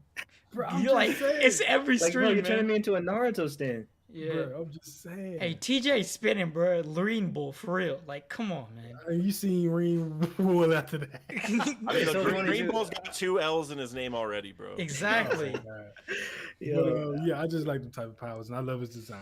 And like I said, if he would have just said like a grown man, I can't handle all this right now, Shanks said, it would have been cool, but they would have had to do his little promo. It's all good though. No, not the promo BS. Come on. No. It's funny though because I did 2 Admiral poses in the last couple of days, and the first one, Green Bull 1%, and then so the second one I sent it to Crow. I said, "Hey man, Green Bull, he's doing a little better this time." And can you guess what percent it was? 2%. 2%, bro. We went 1 and 2% on both back-to-back poses. Hey, that's evidence that Crow's having an impact. Oh my God. Oh, no, there's no way. I'm spreading the good word. You feel me? The good word. Oh, holy Lord. That's funny, bro. That's my funny. number 6. What is your number 6, Crow? On a more serious note. I mean, that's serious too, but it's just law. But we've already been through law, so I mean, Well, you got anything to say though?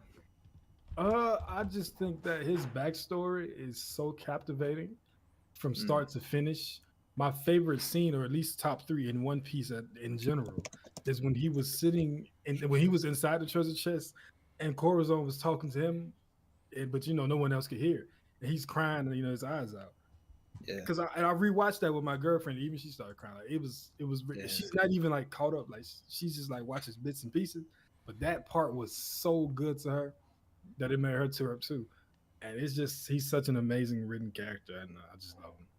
Yeah, climbing under some corpses is man, like bro, I can't even imagine so that, much, bro. Like, it's shocking that he's not a conqueror with everything that he's been through and that he's overcome. It's really crazy that he's not. Surprising he's not a villain too.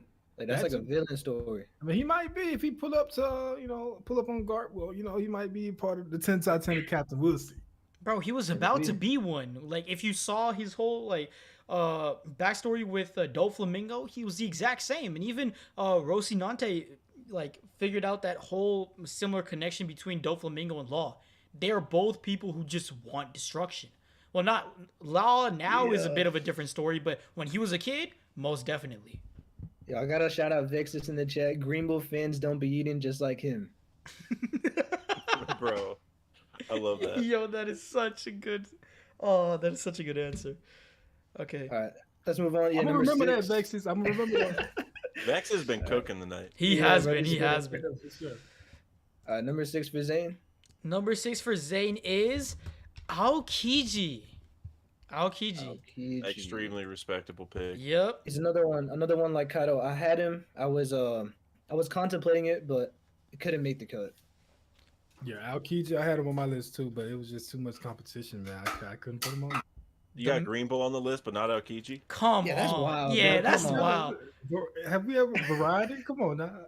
I could have put a bunch of good, cool guys. I don't even want to see your MVP vote, bro, for NBA. You put a Rouge over Kuza? It's Mikal Bridges. Oh, bro. See, honestly, this man put Green Bull over a Whoop Slap, bro. I don't even want to hear the rest of his list. Oh my God! When Whoop Slap is confirmed to be emo, he shoots to number 1. Let's relax now. Yeah, all right, that's fair. That is fair. That is true. Yeah, but Green Bull on your list, that's the reason why Joe Budden blocked you. Now, look, Joe Budden my biggest op. I don't care. Nah, Joe Budden is everybody's biggest op, for real. But hey, Aokiji's a great pick. Anybody could pick him because, he loves Bazunga, so do I. He's an ice man. Crazy-ass powers. Chillax. Always sleeping. Good pick for me. I could have easily put him in my top 10 too, but I got... Yeah. So some people just wanted to put some different characters, but Aokiji is an easy top 10. Yeah, and like most characters on this list, I think he can move higher depending on what we see with Blackbeard and just moving forward in the story. Yeah, I'm glad you said that. I'm almost positive he's going to be showing up to Egghead to even further the Ohara parallels that are going on, because Egghead obviously parallels Sabo Odi, but also Ohara at the same time.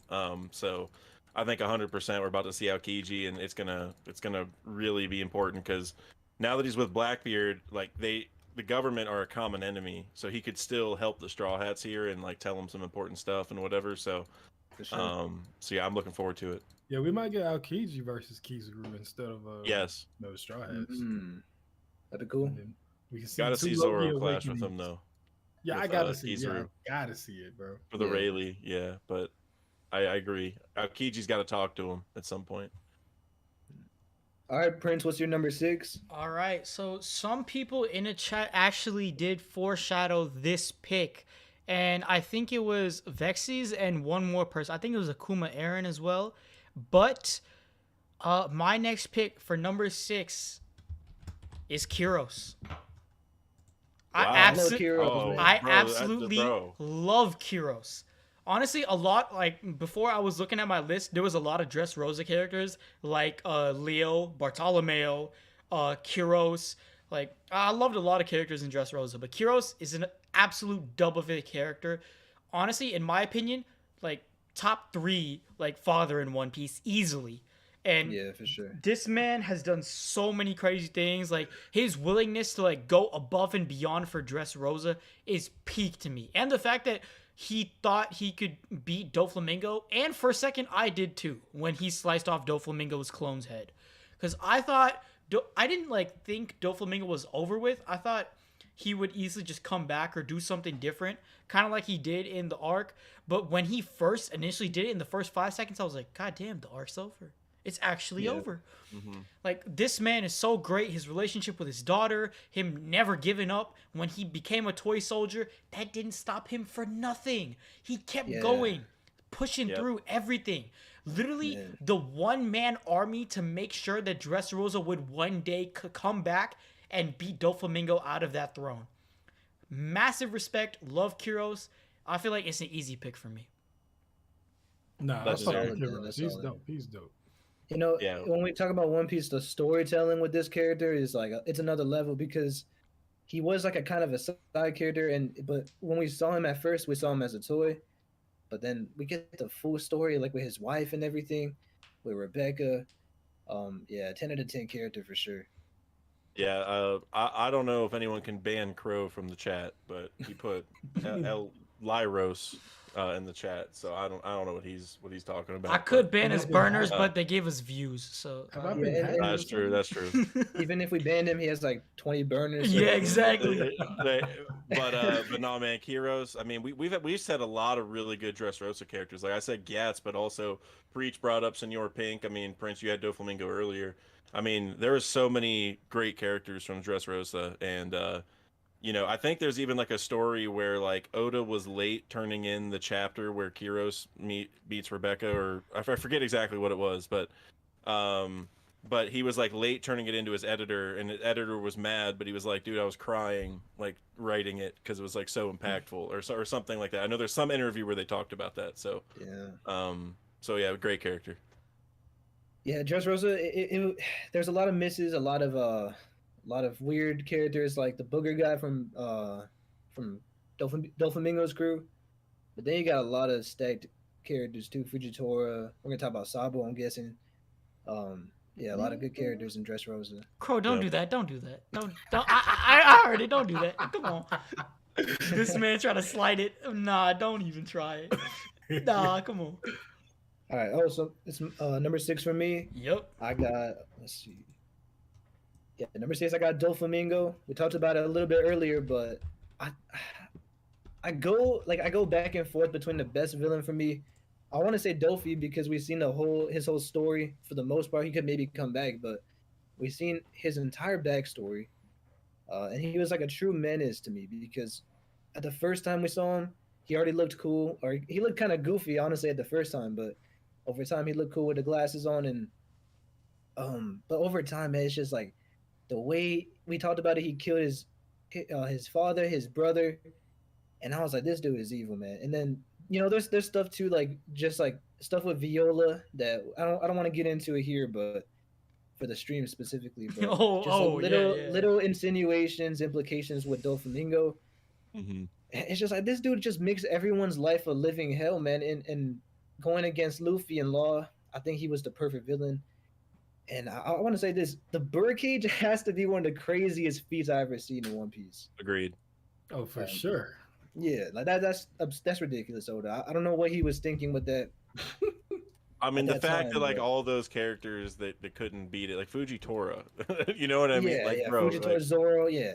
yeah, he should have kept Fujitora out of it. Like, if it was like that's when I was like, all right, man. Like, Yeah, man. what is like even the Awakening wasn't that good. Like that, like what is going on? That's But why I think Fuji's the weakest admiral, personally.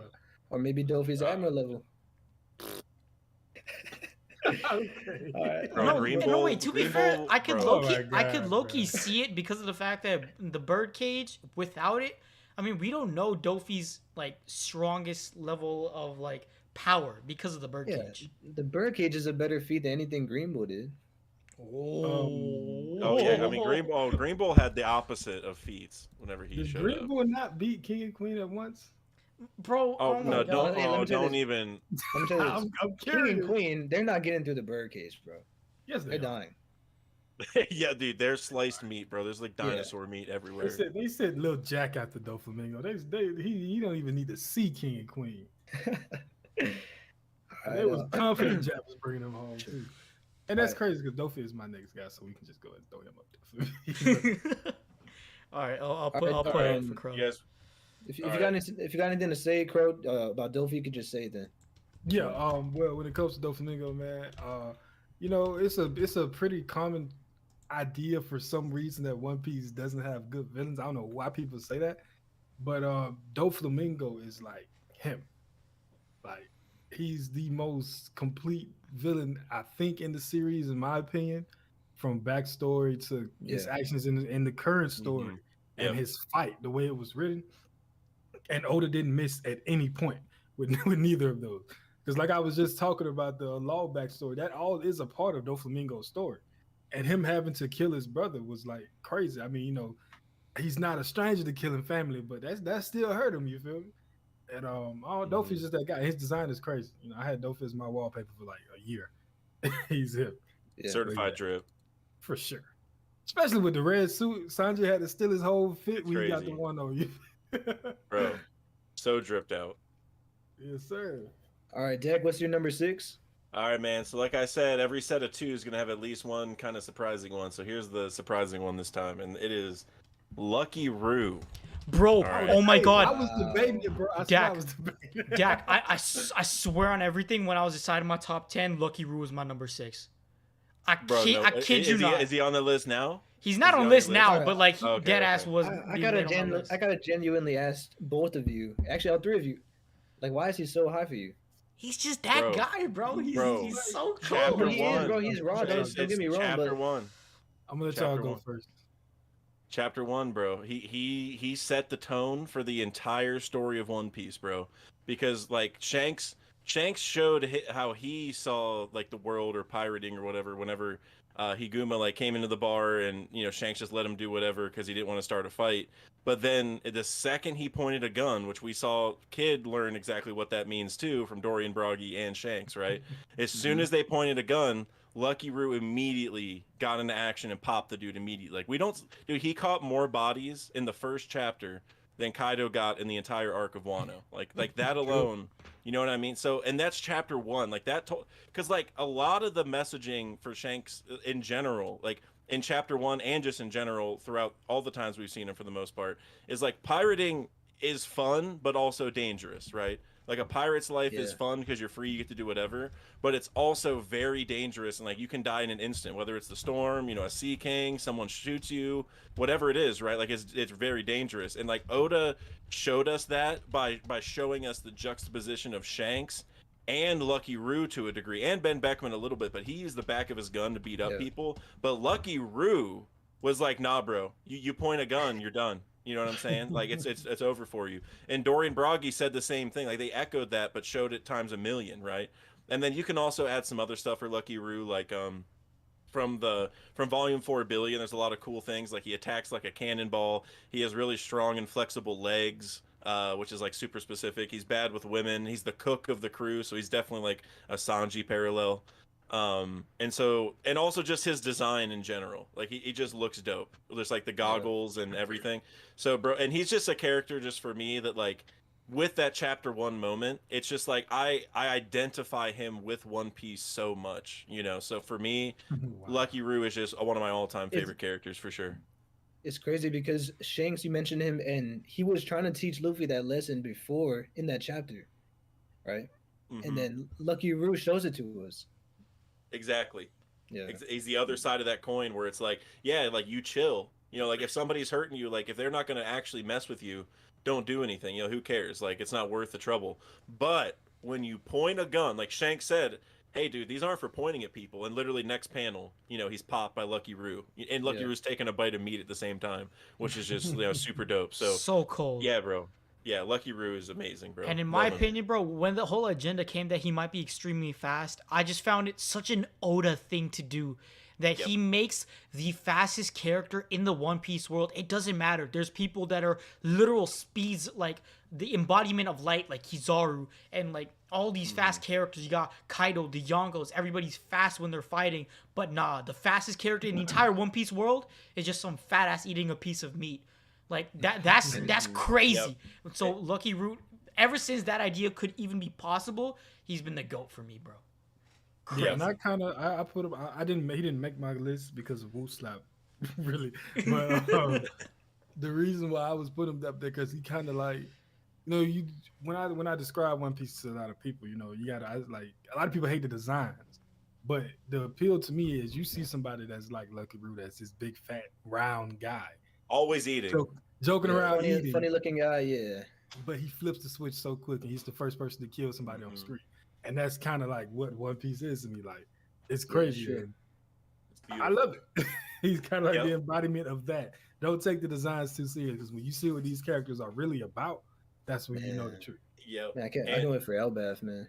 Oh, bro. And I have a whole video on this too where I talk about, and this is a theory that I've heard for a long time, like years, where Lucky Roo is going to be able to use life return. Like he's like a life return master, or Qigong, which is the ability that Lao Ji used, you know, where he like got all buff, like using muscles stored from like a prior time. So I think the way that he moves really fast and the reason why he's always eating and all that is because like he just builds up the calories and he can just like choose to burn them off like in an instant, you know what I mean, to get really fast or strong or whatever. So that I think that's why, like I said, like Volume 4 Billion confirmed that he has like oddly strong and flexible legs, and he's already a Sanji parallel, and Sanji's super duper fast. So I think like we're gonna learn that he's like the master of it, at least like attacking wise, and maybe we can even find out his backstories. Like it's kind of like Sanji's, where like he was starving as a kid, and that's why he's always eating now, and why he's even able to like control like the food or calories in his system is because he like grew up in an area where he didn't have food, and if he didn't do that, he would have died. Like he had to conserve energy or whatever. So it'd just be such a cool way to kind of tie that all together. And I think they said that Lucky Roo was one of the earliest members of Shanks's crew. Like he's been around the longest.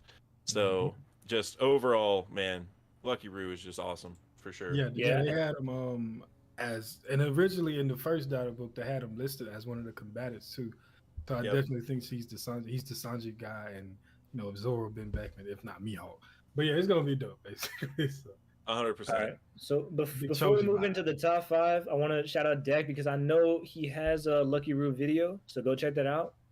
You got anything to say about that, Deck?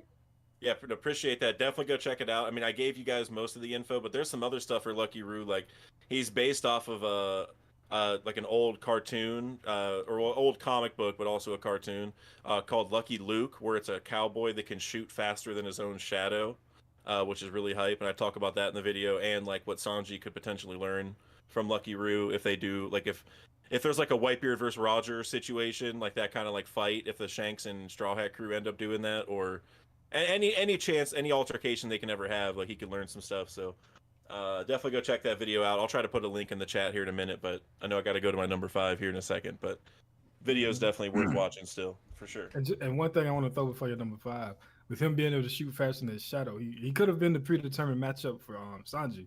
And y'all know Sanji was originally designed with 2 guns, so that's just also kind of interesting to me. That's true, and also Sanji can move so fast that he's like invisible. So like if he does turn actually invisible, he doesn't even have a shadow. So there's also like an interesting little tie there. So yes, sir. Yeah, I love that. That's interesting. Oh, hey, thank you, Ronnie. I'll put the link too. I just got it, but thank you, Ronnie. Appreciate That you. was fast. Good job. Ronnie, honest shit, check- man. This is why I made him mod, bro. As soon as he said like the stream, Oh, I was yeah. like, this man a contender for mod, easy. There you go. That was insanely quick, bro. If you guys haven't Yeah, seen chat, already, man. make sure to go check out the video. Yeah, go And check it out. definitely and like the stream. Like the the stream if you stream, haven't. subscribe as well. Go subscribe to Deck. And let's move on to the top 5. We got the top 5 One Piece characters, non-Straw Hats. And once again, just drop your top 5 in the chat. I'd like to see the list, and let's move on to Deck's number 5. All right, so we talked about him a little bit already, and I said I was going to save my words till now. So definitely one of my favorite characters in all the One Piece. It's no question. This is one of the first people I knew was going to be on the list when I heard about this. He could be higher. I just had to put a list together, and it's Koby. Yes, sir. Koby Let- has made it. Ladies and gentlemen, Koby, just like I was saying with Lucky Roo a little bit, where like I associate One Piece with Lucky Roo, Koby is in a similar vein to that, where that moment where Luffy like taunts him and makes Koby punch him, and that is like Luffy. It's like we get to see how Luffy is that next level thinker in terms of getting people to be where they got to be. Like we saw that a lot with Momo also, right? Like he can see, okay, this person needs to like emotionally, or like their personality needs to change in this way, whatever it is, and they're gonna be special, or like they can be different or whatever. And that moment, man, I still remember it, like where Luffy taunts him and he punches him, and then that's what convinces the Marines to accept him. And then we come to find out that Garp trains him, and Garp even notices that Kobe's like special. And we don't know this for sure. I feel like it probably happened, but like nobody's supposed to know that Koby and Luffy are friends, like in the Marines, right? So I don't know if Garp knows that or not. So like, is it like a fate thing that Garp and Koby met up? But whatever it is, it's just the fact that like all those connections happened. Like you knew from the start pretty much that like Oda set it up so that we have one guy who's going to be Pirate King, being Luffy, and the guy he met is going to be the head of the Marines, right? And it's so awesome that we're having this stream right now, because literally in this last chapter, Garp confirmed that, where Koby is going to be the future of the Marines, and he is his irreplaceable protege. Like that to me was my favorite part of the chapter. Yeah, it was my favorite part of the chapter. Even though Galaxy Impact is super hype, the moment right before that, because it tells us why Garp is doing this, right?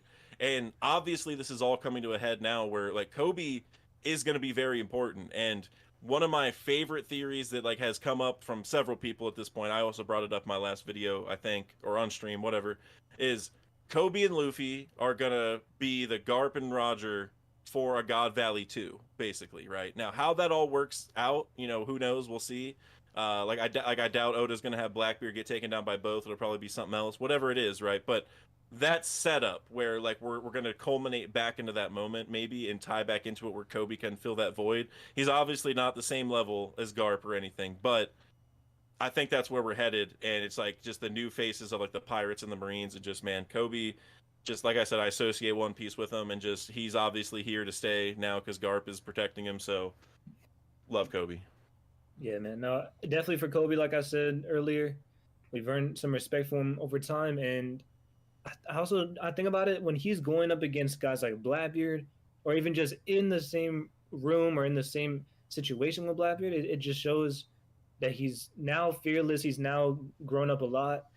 And like it just being in that situation, anyone else, they would be scared. So yeah, it definitely says a lot about his character, how he's grown, and his bravery and everything. So and the fact that Luffy is like the catalyst, or like the seed for all of this, because like he wouldn't be doing this if Luffy didn't show him like what it means to chase your dream, right? Like you could almost look at that initial episode, or like chapter 3, whatever it was, when they're talking about that, where like that's Oda telling us that you know, we, on some degree, we're the ones swabbing the poop deck, you know what I mean, and not chasing our dreams sometimes. And we need like something surprising to happen to us, and someone to remind us, like, dude, you don't have to do this. Like, you're capable of more. Like Oda set that up from the beginning, and like Luffy is obviously his protagonist. He loves him. He's like the chosen one kind of style thing. You know, we'll see what he does exactly with that. But Koby is the reverse, where he's like us.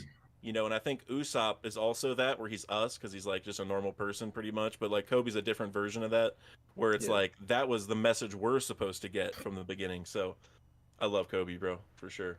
Yes, sir. Anything else to say on Kobe? Oh yeah, go ahead.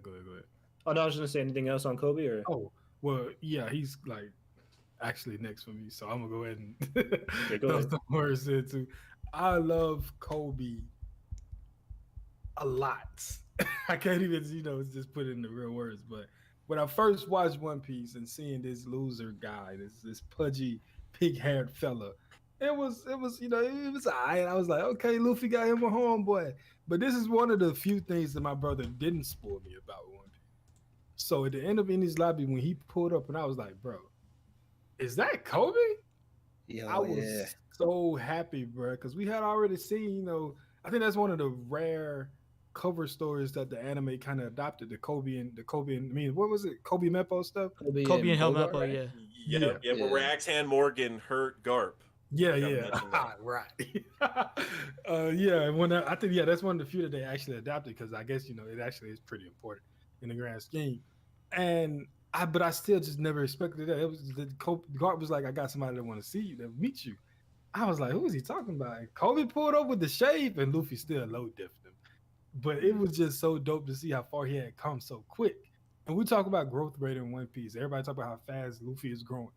But if you consider where these two guys started from, because even in chapter 1 or whenever they met, it was chapter 1 or 2, Kobe was so far behind Luffy already that he has to catch up so much further. And to make it where he has made it this fast shows me that the sky's the limit from him. And everybody's saying like he don't seem like he's gonna be strong enough to be an admiral at the end of the series and all that. Give it some time, I promise you. Mm-hmm. It might take a traumatic experience with this Garp situation. Devil fruit, maybe. That too. Kobe will find something that puts him up there. And he better have a dope admiral name, because that's what makes the admirals my favorite faction. The color and the animal thing, I love that. How the way they get their names, Blue Pheasant and Green Bull, of course. The Pink Panther. Yeah. Pink. Hey, I like pink. I would say Pink Dolphin or Pink Crab. Oh yeah, Pink Dolphin is hard. That's the one I like Crab a lot. So I hope it's something like that. But yeah, I love Kobe, man. But his design is goated right now. Man. You're talking about Kobe. I think we mentioned the devil fruit. He has no devil fruit. And he's also younger than Luffy too. So I mean, he really has to get it out. I mean, he's been training, right? We know he's been training, but it's like this dude really started out from the bottom, bro. Like from the first chapter, he was fat. How you said he was just swiping the floors. Like he didn't have any fighting experience or any kind of training. So I guess it either goes to credit to Garp and Bogard, or you can also give it to Kobe too, because he's really putting in the work. I mean, he's ahead of Meppo, so it's both. You feel me? But I do also think that some of the kind of people I noticed in the chapter where Blackbeard and Kobe are at Amazon Lily, there's like a side off panel where he's like, I guess it's like kind of like it's a hockey feat, because people say they've never seen him use hockey, but he caught one of the arrows in like a small corner and snapped it in half, and that the Amazon Lily ladies hockey arrows and hockey. So I mean, my boy got hockey. We can say that for the least, It should not have been. Should not have had it been said. But he's gonna be strong. And stuff in that, his hockey is gonna be strong. I just don't know if like his physical natural, because bro, like Garp looks like a Superman. Like he looks like an All Might, right? And he has a natural superhuman build. So that's why I'm like, can he reach Garp's level? I don't know, but I think it's gonna take a long time. But maybe by the end of the series, he's not the next Garp we're looking for. But if there's like an epilogue that's like 10 years down the line, he'll be that guy. For sure, Yep. And also, one other thing real quick is Kobe is the one who introduced Vegapunk to us. You know what I mean? Yes, sir. So that, and now we're in Egghead, so it's just like doubly important that Kobe is, doing stuff. Like obviously, it's all coming to a head right now. So yeah, dude, Kobe's just a special character. Like Oda obviously has a soft spot for Kobe. Like he's gonna be important. So I think this is just a quick theory. I think Oda likes characters that remind him of him a lot. You know what I'm saying? And I got like Sanji too. He loves Sanji because all the gags and shit, him being a pervert. I think that's Oda putting himself into the story. Bro, he does that a shit ton with all the SBSs too. Yeah. That's just something I was throwing out there. But go ahead, Prince. What you was about to say? I was gonna say Koby, like, with Dak's point about his favorite part of the chapter, like saying how Garp says, "Oh, you know, Koby's the future. He's one of my disciples, my pupils. I gotta protect him. He's the future of the Marines." He showed clear-cut evidence that that is the case in the chapter, the same chapter, that he was trying to help protect all the slaves, free them, trying to make sure everyone's safe outside, freedom and everything. And the fact that he also used his like lessons that he learned of like experiences with Luffy, he put up like past the pride of any Marine that, oh, I can't work with a pirate. They're criminals. But Koby knows different. He knows that if someone is right, they're truly right, whether they're a pirate, Marine, or anybody. If anybody has the correct morals, they can fight for what's right. So that's why Koby's not past trying to use or align with pirates, which is how he's able to ally with Perona, which is why I do think that he'll eventually be able to get out and escape from Blackbeard's island. And how do we feel about Koby having Conqueror's Haki? He could. Guaranteed. He could. He I don't easily think could. he will. So this is my thing, right? And I don't know if we got time for a short tangent. Yeah, If make we it short. don't- Make it short. Yeah, it's gonna be short. I just think Oda might have to retcon this Conqueror's Haki. You got to be born with it stuff, because there's a lot of people I feel like that are in certain positions of the story that need to have Conqueror's Haki that just didn't show it when they were first. Like Koby was a coward, you know. Yeah. I don't know, maybe. Yeah, I feel like the born with it stuff could just like, I feel like it's more so saying it's not like a blood thing or whatever. It's more just only like this many people generally are like have that temperament. You know, it's not like you can earn it. It's just generally like one out of whatever have it because, you know what I mean? Like you're just usually like Luffy was born with that temperament pretty much, right? Like with being like a conqueror essentially. But I would say that other people kind of get like Kobe's a great example where he met Luffy and now he has more of a mind like a conqueror, you know what I mean? And like you could, I mean, you could argue that Zoro was born with it automatically, whatever, but obviously he didn't show it for a really, really long time, pretty much when he was like pushed to the brink essentially, you know what I mean? So it's like, it could be a situation where, you know, yeah, some people just have it all the time because that's just their temperament. Maybe their temperament, like it won't, like you need, someone else needs to influence you, or maybe you need to be pushed to a certain degree. Like there's so many layers to it where I think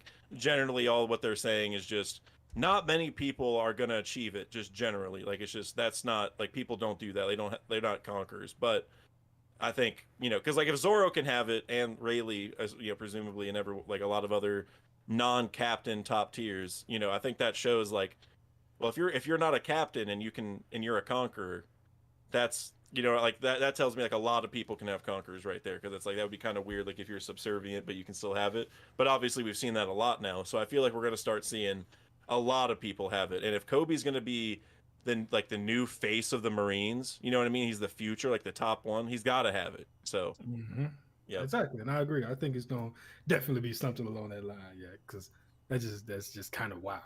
That's why Sanji got it. But yeah, we can move on to the next. Oh, hey, I'm with you, bro. We ain't, hey, this ain't a Straw Hat stream. Otherwise, we'd have to talk for about sure. it, but... You know, we have to wait. Yeah. Who's next? No, I disagree, but I don't want to get too far into that whole tangent. But yeah, we can spin the block on that one of these days, you know. Yeah. That'll be the whole next stream. The whole next stream. Yeah, for sure. Bet. All right, so at number 5, I think Prince is gonna definitely like this one. At number 5, I got Sabo. Yes, sir. Excellent pick, bro. That's a and the thing about Sabo is, I know people like to say he's an Ace clone, but man, Sabo is way better than Ace. And not only is he better than Ace, I can't wait to see what Oda has planned for him, because he's been hyping him up even more now, you know. And now he's like the face of the revolutionaries and the Flame Emperor, and we still don't know what happened with Sabo. That's one thing that I've been waiting to find out for years now. And I guess maybe you could say I'm just on the hype train, but I've always liked Sabo. Even in the first flashback when we saw him, I really liked his character, because I don't think I've ever seen a child like that. Where Sabo, I mean, you have Luffy, he's like the childish one. You have Ace, he's kind of just like he's just rude and he's a hothead. But then Sabo is the most mature young kid that I've ever seen. Like I never seen someone like that. And he has a calm head. He's an honorable person. He's doing the right thing, and like it's just his maturity really impressed me as a kid. So yeah, I love Sabo, man. Like when he first returned, it was one of the most exciting moments. And he's got the devil fruit, Ace's devil fruit. It's just so much to love about him. I look at him, Ace is gone, but Sabo is like another Luffy in a sense. Not maybe not strength, but in the sense that he's like a new legend that's now here, and we're now witnessing for the first time. Because I mean, he has the stories, he has the following, and similar to Luffy, he's gonna have the fame and the ambition to take down the world government too. So yeah, I can't wait to see what's coming in store for Sabo. 100% agree, man. Because like we were just saying with Koby, he's the face of the Marines, so obviously he's going to be important. Sabo's the face of the revolution. Well, like I guess they've also said Nami is, or not Nami, I'm sorry, Robin is also like the light of the revolution, so she's also tied to it. But Sabo, you know what I mean? He's the head of the. He's going to be the head of the thing. I mean, obviously Dragon's still there, but that's what we've seen over and over again. Is like Garp's passing it on to Koby. You know, like Luffy's taking the mantle from Roger and Joy Boy also, I guess. So like that's the whole theme. So I mean, obviously Sabo's set up for a similar role but different, and it's going to be amazing for sure. Facts. For sure. I mean, yeah, I troll a lot with Prince, and you know when we had Sabo in here, but I really do like Sabo a lot, and I think that you know once the new regime is in order with or whatever, I'm not sure if he's going to actually become a Marine, but whatever new system is in place that they're governing is going to be kind of what the equivalent to what Admiral will be. So yeah. Oh, and another little detail for Sabo too is like the fact that he was that young, and I say his maturity as a young kid because he could somehow identify what his parents were doing was wrong, and like he didn't even care, man. He was like he went out into the wild and started living with Ace. He was ready to become a pirate at like, bro, he left the island when he was like 5 years old.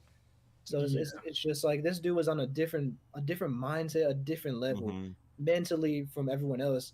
The fact that he knew like this is not the right thing to do. I don't want to be part of this lifestyle, and even if I have to, I'm just gonna leave. Like, that's just such a crazy way to think when you're that young.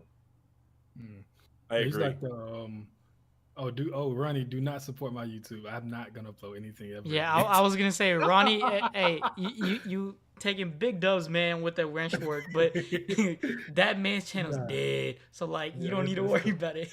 It's cooked for sure. I'm gonna make a new channel. No, wait. You can plug the Beats one though if you want. Yeah, you can. I'll comment so you can get the link to it. But I am in the middle of I'm finna drop a new video about some anime stuff, and it's getting edited right now. So I'll be back soon on a different channel. But yeah, I fuck with Sabo, man. He's like a better version of Ace, and I do like how Oda does these trios where it seems like the third person does not have conquerors. And I know I'm not trying to always go back to Sanji, but you got the Luffy, Zoro, and Sanji with the third guy. Probably going to be a late bloomer for him to announce it. Luffy, Ace, and Sabo. I think Ace is going to have it. It's just going to be revealed late. And Luffy, Kid, and Law. I think Law is a conqueror as well. Like I was just talking about all he's been through. And it'd be cool if all three of those guys get it confirmed just a little bit later than the other one. Yeah. And the other interesting thing about Sabo too is that he was the only man that we knew for a while that knew Luffy's dream. And now we know the Straw Hats know it, but for a while he knew what Luffy wanted to do, and I think that's also why he believes in Luffy so much, and he supports him still, because every time someone sees Luffy's dream, it's some wild stuff, man. It's something shocking, even if it's childish or if it's something grand. No matter what it is, Sabo knew it, and I think that's why he wanted to go see Luffy. Yeah, man, I just can't wait. I can't wait for Sabo in the final war. I'll spread the Sabo gospel when I reveal what position he's in. Spoiler alert. I'm pretty sure people already know what position he's in, but I'll get to him soon enough. But I'll get to my number 5. Your number 5, yeah. Yeah. My number 5 is actually, we already addressed him, but Law. So Law is easily like one of my favorite characters. I already said I loved his ability, love his fruit, his backstory, crazy. I'm pretty sure Vexi's already talked about it, but the fact that he had to hide under the dead bodies of his classmates and his like townspeople, absolutely insane, just to survive too. So that whole backstory of his, I love his relationship with Corazon. That shit touched my heart. And then obviously Corazon got sniped by his own goddamn brother. That shit was even worse. So Law's been through a lot, man.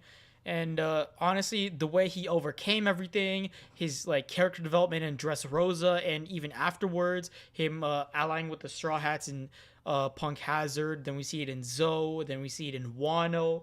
Like, his character development is absolutely nuts. So, love Law, and easy top 5. Yes, sir. Yep, I have him even higher, so I'm just not going to say anything till later. Yeah. Bet. Yeah, and I already said my piece on Law, but yeah, if you guys got anything else, Crow, Grins. No, I did mine. Nah. I did a little bit too much for Law, so I'm cool. So, he's just the GOAT, man. So that's pretty much all there is to say. All right, let me pick up Zane's number 5, and it is, let me see right here. Ooh, Crow's gonna hate it, but it's Whitebeard. No, I'm not. Oh, excellent pick. Go Beard. Go Yep. Beard. Easy go. Great He almost pick. made it. He almost made it for me. He was like number 30. Man, oh my god. Nah, I'm just joking. I actually did have Whitebeard at like 12 though. No bullshit. 30 is Bro. crazy. Oh my god. Man. Whitebeard.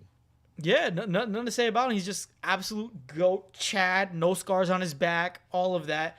Marineford, absolute top tier. His whole idea of trying to bring up like a family, and he's still one of the strongest pirate crews in history. Shit goes nuts, man. Crow, Yep. name a better quote in One Piece than the One Piece is real. Wealth, fame, power.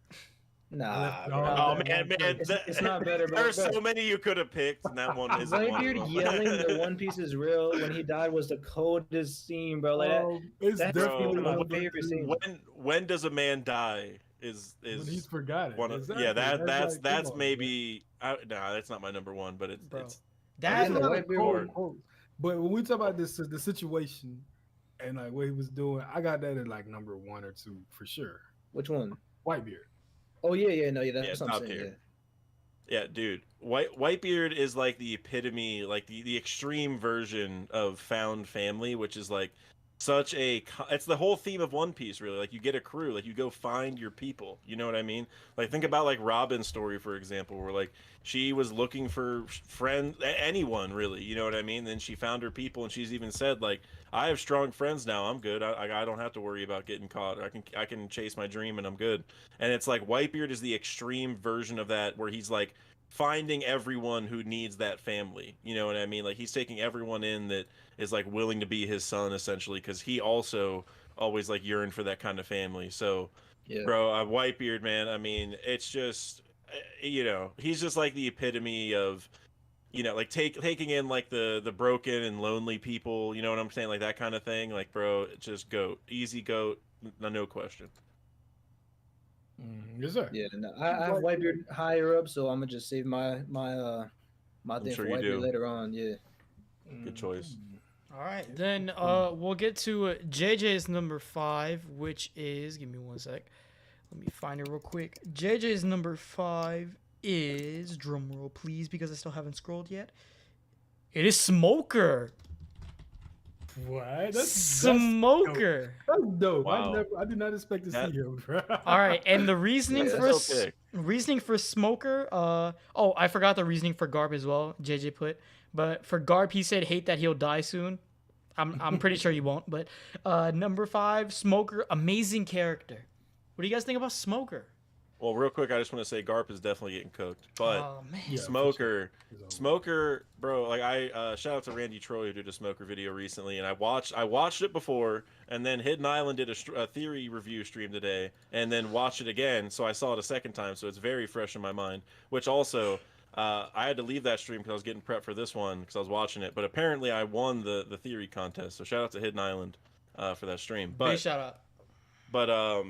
But man, Smoker, he is the first one, especially of the Marines, but first one in general, who recognized Luffy as a serious threat. that stands out to me so much because he saw the Roger moment and then saw the Luffy moment at Logtown and put two. He's like one of the first people that put 2 and 2 together and was like, oh no, like that's weird. You know what I'm saying? Like he's like that's no. Like I can't let this happen. And so he was he was like ignoring orders because he knew how important like Luffy was, or like this is I can't ignore this kind of thing.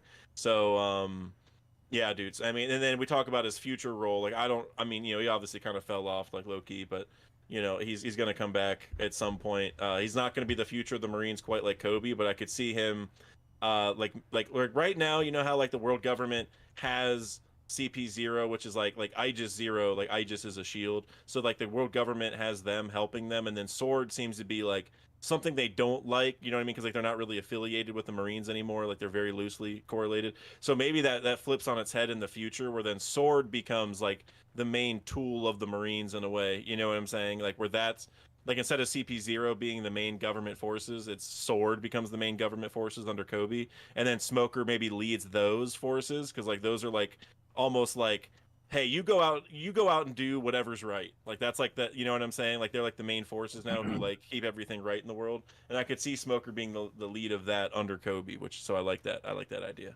Yes, sir. Big Smoke dog. Yeah, I mean, I've never been a huge Smoker fan, his Devil Fruit I never liked it, but as far as his character, he's definitely a solid character. There's nothing really wrong with him. Like he's a cool character. I like his introductions where you see him in Alabasta, when like how you said he saw Luffy and he was like, "This guy isn't an evil pirate," how they said, and the world government was taking credit for all of what Luffy did and what the Straw Hats did when they freed Alabasta. And so I think like after that moment he was just like, it's a little bit corrupted and it's just not what I thought it was. But yeah, I mean he had some cool moments here and there.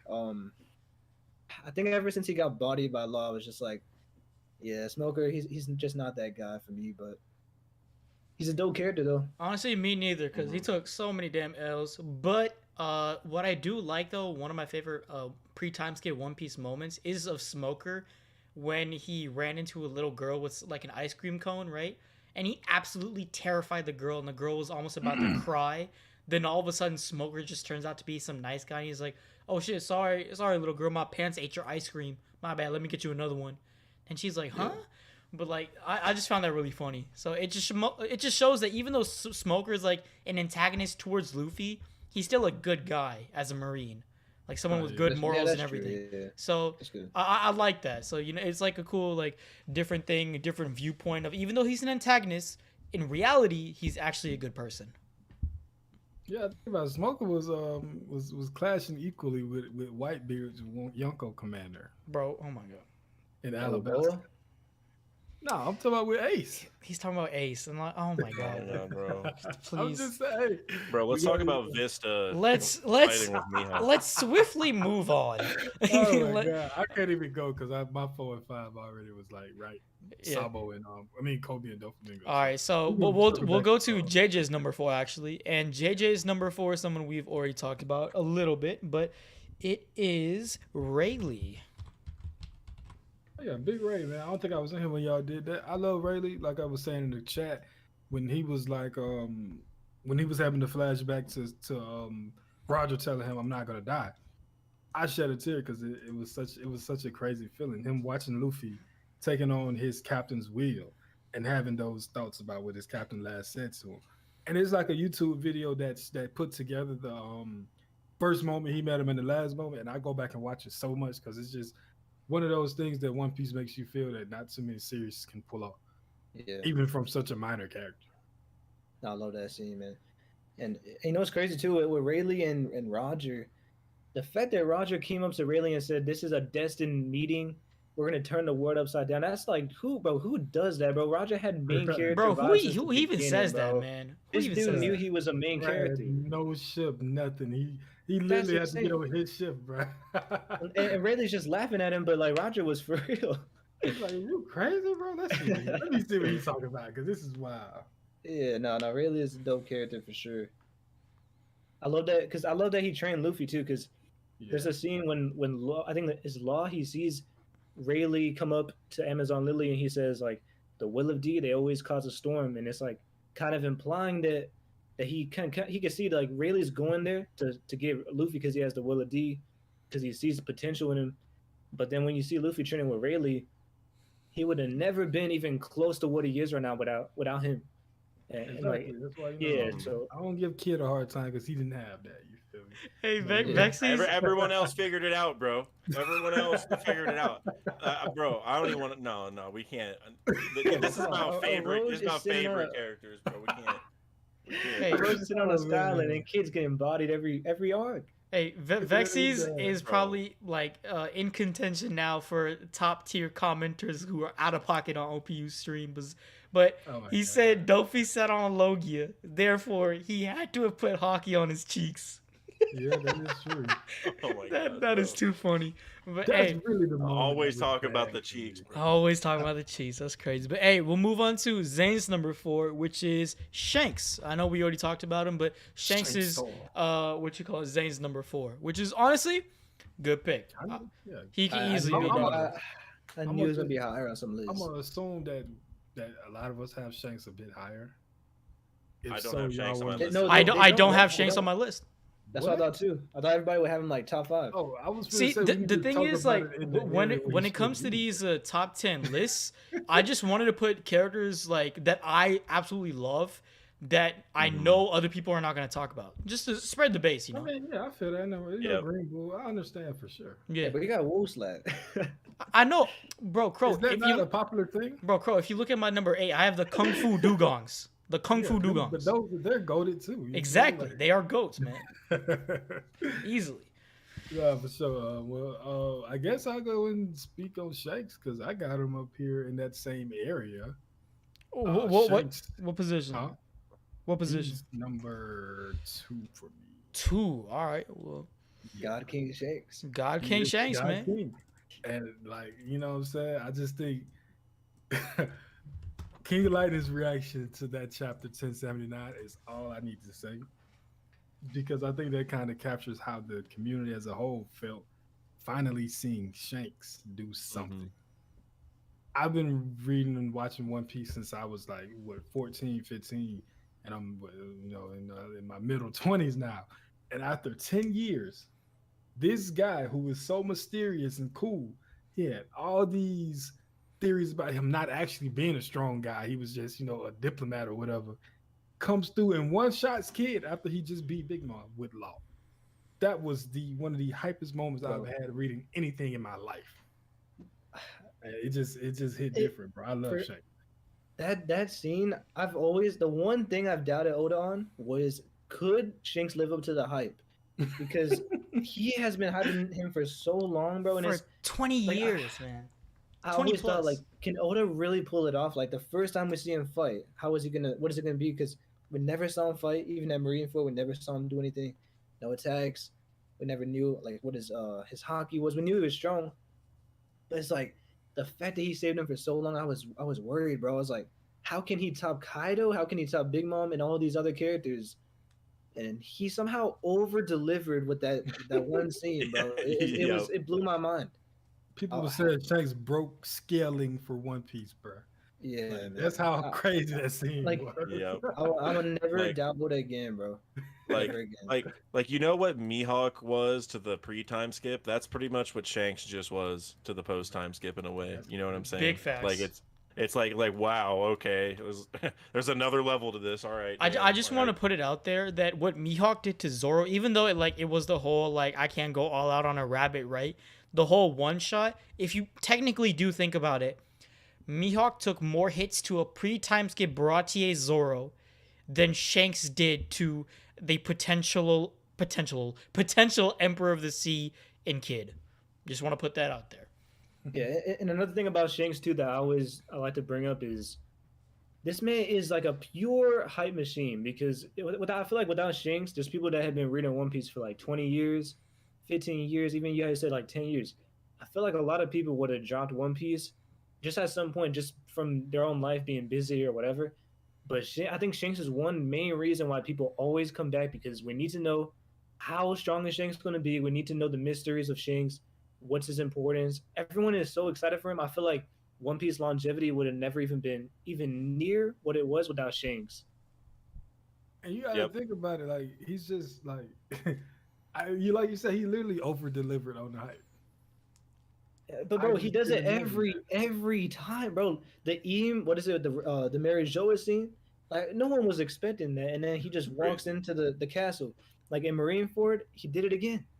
He split the heavens. Like every time Shanks is there, it's like, bro, the Green Bull scene. Every time Shanks is on the screen, bro, like this dude just. Oh man. I like how Crow's talking so normally, bro. On his burners, he's saying the mountain bandit for Makino's baby. Like, come on, bro. Really? Oh, God. Pirate Hunter Crow, bro. Yeah, it's just Pirate Hunter Crow. The biggest meme on OPU, for real. It's just a genius thing to have a character like Shanks, man, because it's true hype. It's like true hype that you can't even. I don't know. I've never seen any other show do it like with Shanks. Yeah, because you know, I saw that little meme going around where it was like, if you need to, if sales are dropping, just drop Shanks into for a chapter. So you feel me? But and, I don't think Oda stressing about no sales, but that is a instant boost. Film Red's entire promotion was just the D crossed out. Like, bro, come on. Like, bro, this dude knows what he's doing with Shanks. No, he most definitely does. He most definitely does. Whatever did, what? Yeah, man. Yeah. But yeah, like a lot of the stuff that I said about Lucky Roo earlier, I think the same thing, and Koby also, the same thing counts for Shanks, where it's like, you associate One Piece with Shanks. Like, like whenever you come back to One Piece, like Preach was saying, like Shanks is a big factor of it because, among other things, like, the whole goal is Luffy meeting back up with him. Like, whenever this dude shows back up, it's big time. So, that's amazing. And one more thing, just real quick, Crow, it's got to be Pirate Hunter Crow O. You know what I'm saying? Like Zoro. Oh, wow. Come on, bro. Anyway. Yeah. Nah, that's facts. That's facts. Wow. I gotta switch it up. My bad. Yeah, come on, bro. That was a layup. I'm gonna just you're J.R. Smith. Anyway. Yeah. You gotta change it, Crow. I'm gonna change that. One more thing before we move on from Shanks, though. I want to say, like, because I remember when I wasn't in the community yet. I'd never caught up yet, but it was the scene with Mary Joa when he walks into the reverie, bro. Just from the outside looking in, that like the whole community was going crazy, bro. And I was like, I had to get into One Piece now because I didn't know what was going on, but I just hear Shanks. I'm like, bro, I gotta see what this is about. Yeah, that's still something we got. I mean, obviously, I'm pretty sure everyone has a idea that it was Blackbeard, but I still need that confirmation. You feel me? Yeah. What's your number? Who are we on next? It's mine. Yeah, it's your time. Oh, it's Prince, right? Yeah, he's gotta be there. He's gotta be there right now. I got the B. Yeah, I think I know who it is, bro. Okay. Do you think any guesses? Blackbeard. Okay, you both said Blackbeard at the same time. That was so spooky. But all right, Blackbeard. All right. Any other ones? Is it not Blackbeard? Oh, it's bro. No, it's Brook. Bro. Yo, it has to be Brook. It's not Brook. It's not Brook. Brooks a Straw Hat. Brooks a Straw Hat. All right. Can't put him, bro. No, nobody in the chat. I know. He's a Straw Hat. It's not Borsalino either. It is the GOAT. It's Bon Clay. Bon Clay is an absolute GOAT. This man has done everything for Luffy. Literally everything possible. When I rewatched Impel Down, my respect for Bon Clay grew immensely. He is such a great character, and I'm saying my bad. They are such a great character. I forget too, my bad. But they are such a great character, and like their whole idea of even though they were in Alabasta, they were with Crocodile. They said, screw all that. I'm still helping the Straw Hats because at the end of the day, I bonded with them before I knew who they were. I'm going to bond with them after, protect them, get them out of Alabasta. Then once I reunite with Luffy again at Impel Down, save his life no matter what happens because he's a true G.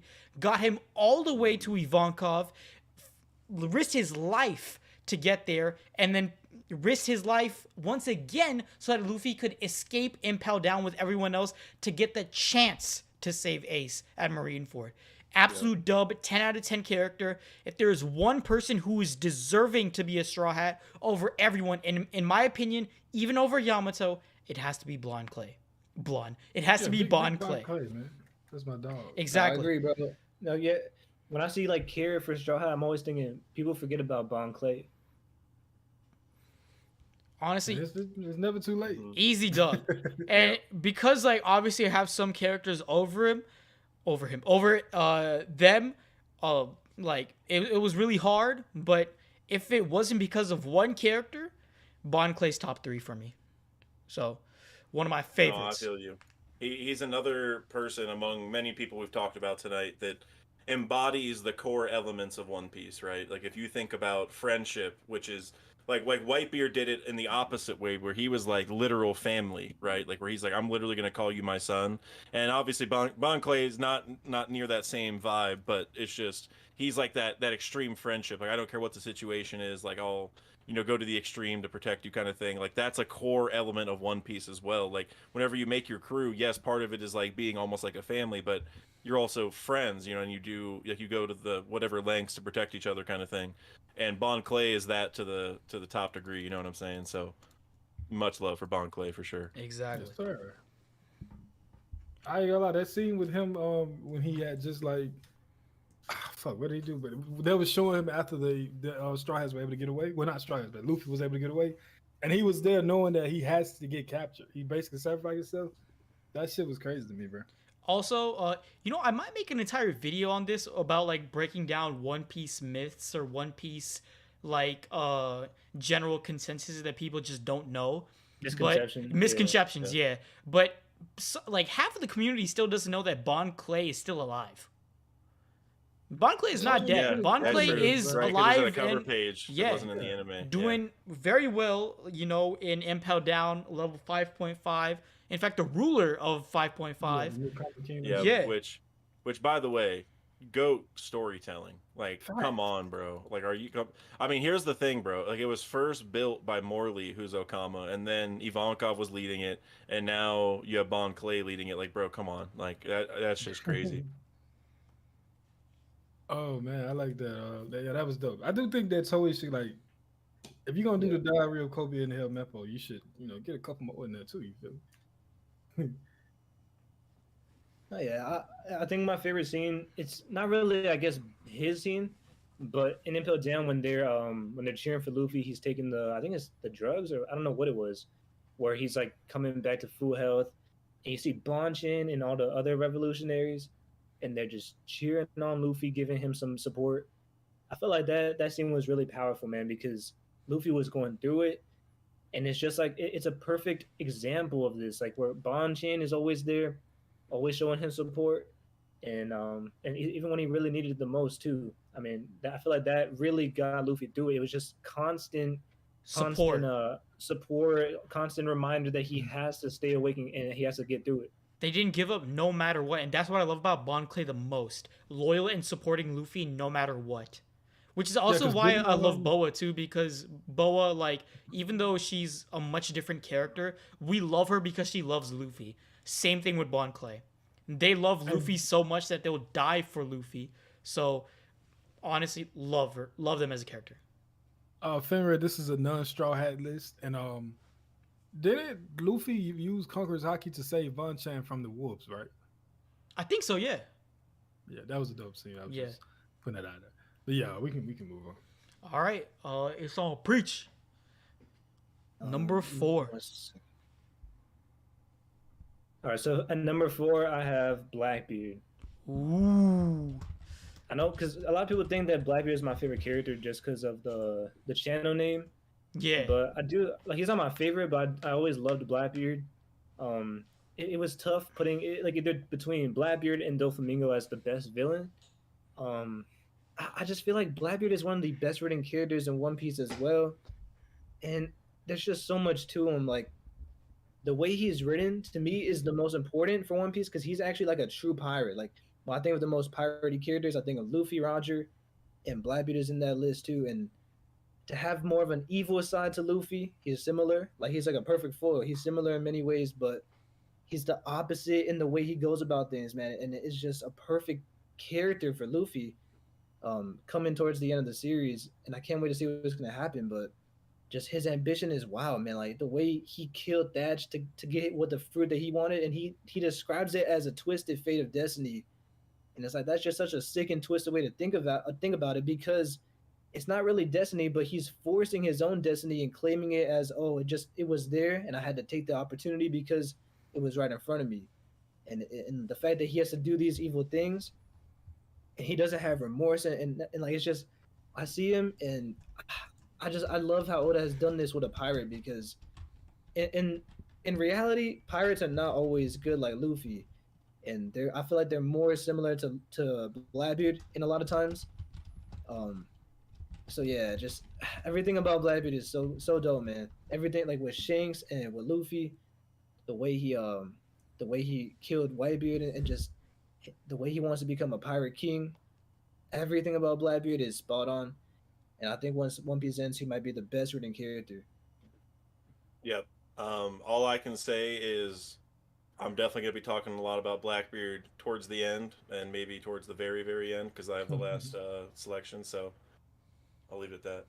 Ooh. It's like because I think he's so good, well written because every time he does something, it's perfectly in character to what he is and what we know. Even when he surprises us, like it's like, oh, that's not typically Blackbeard. Blackbeard it still is, because we know his reactions are different. Like when when he's afraid of dying and when he's afraid of getting hurt.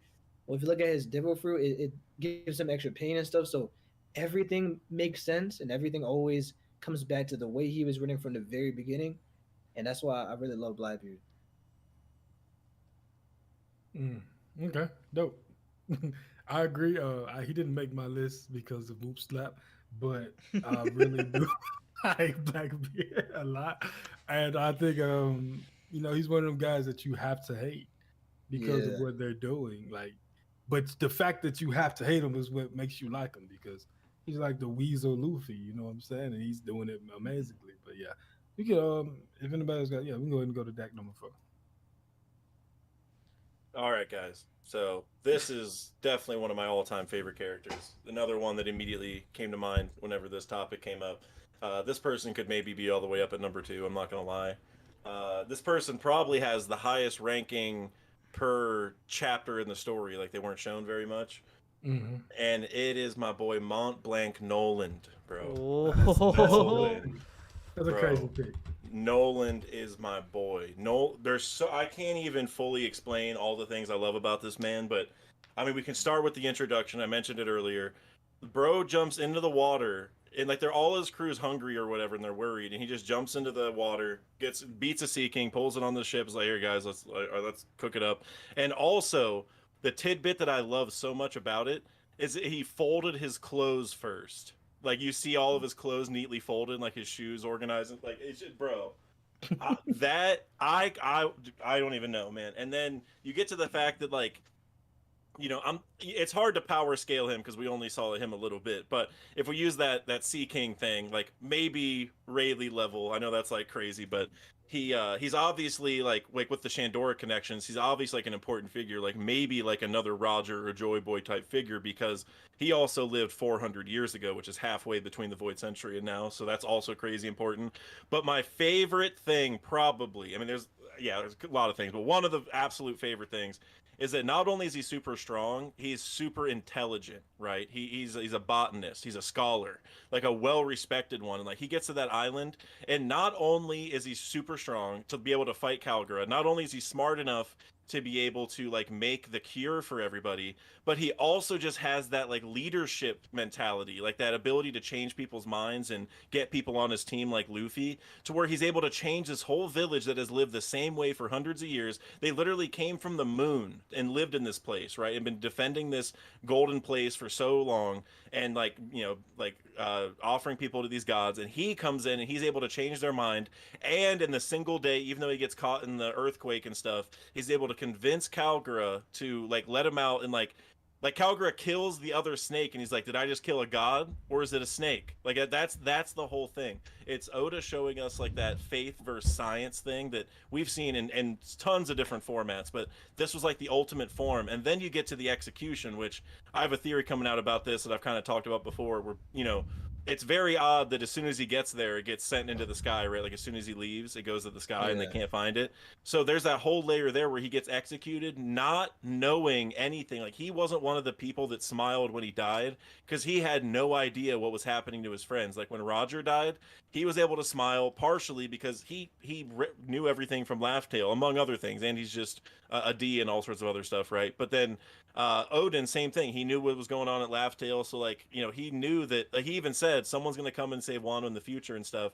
So like some of these people could have, or even people, they just knew that their will was being carried on, like Hiryuuk, for example. So a lot of these people had closure in their lives, but Noland didn't, right? That is what Oda showed us, like that. And then he even had books made about him that made him out to be a liar. Like he's painted to be such a bad character, like such a bad dude, but he's the exact opposite. Like he's Oda's portrayal of almost like a perfect person.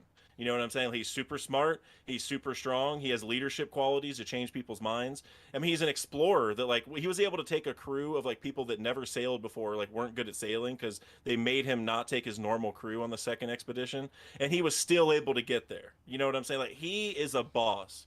So yeah, I know that was really long, but bro, Nolan is just one of my absolute favorite characters. Bro, you say he's Rayleigh level. I would even go higher, but I'll say Yonko level. I'd agree. Yeah, Minimum Rayleigh level. Minimum Rayleigh. He has to be extremely strong. I mean, well, he was like the pirate king of his time.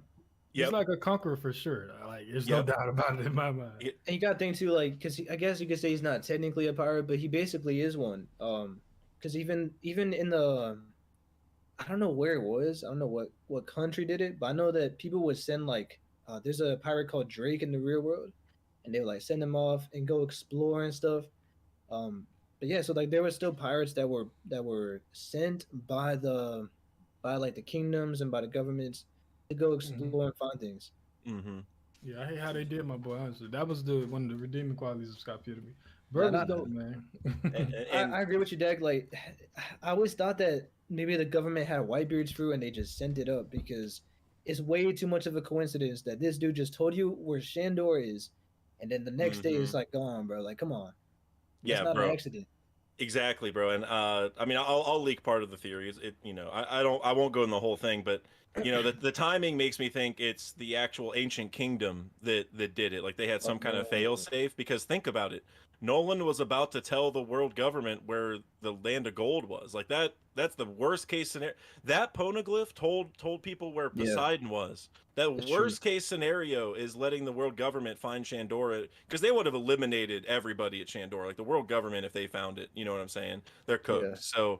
So bro, and another thing about Noland that I can't believe I forgot to mention is the Tentada connection, bro. Like he came back with he saved the Tentadas. Like he did the same thing Luffy did. And you could even say to a degree what Joy Boy did, because like 800 years ago the Tentadas were saved by King Riku, but like the Void Century probably ended partially because of Joy Boy or something, right? Or who knows exactly, but you could say the Ancient Kingdom ended because of Joy Boy, so the Tentadas were saved by Joy Boy, then Noland 400 years ago, and then Luffy now. But then you can also say Usopp, right? This ties back to Usopp because Usopp, said a lie that he was related to Noland, and all of his lies come true. So he is going to be related to Noland. So, and also they're both botanists now, so that's also an important connection.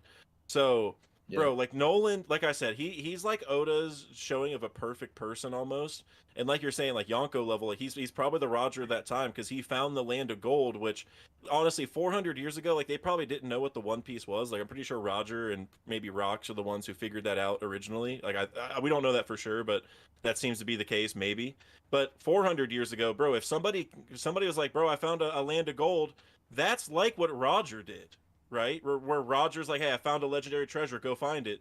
Dude, Noland did the same thing, right? Basically. And like the government treated it the same way as like the One Piece. So it's like maybe that land of gold, like that Shandora, that's like a baby version of what Laugh Tale and One Piece and all that stuff's going to be. So bro, Noland, I'm telling you, Oda was in his bag way too deep with Noland. It was crazy. It popped out of nowhere. Oh, he single-handedly saved Skypiea. It's the best part. It's the best part for me for sure.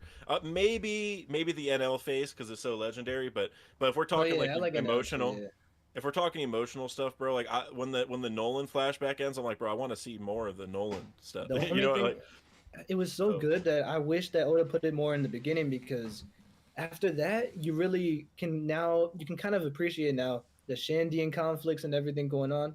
At first you don't know what's going on, you don't really care too much, you're not invested. Yeah. But after that you're like, okay, now I see what's going on now. Yep.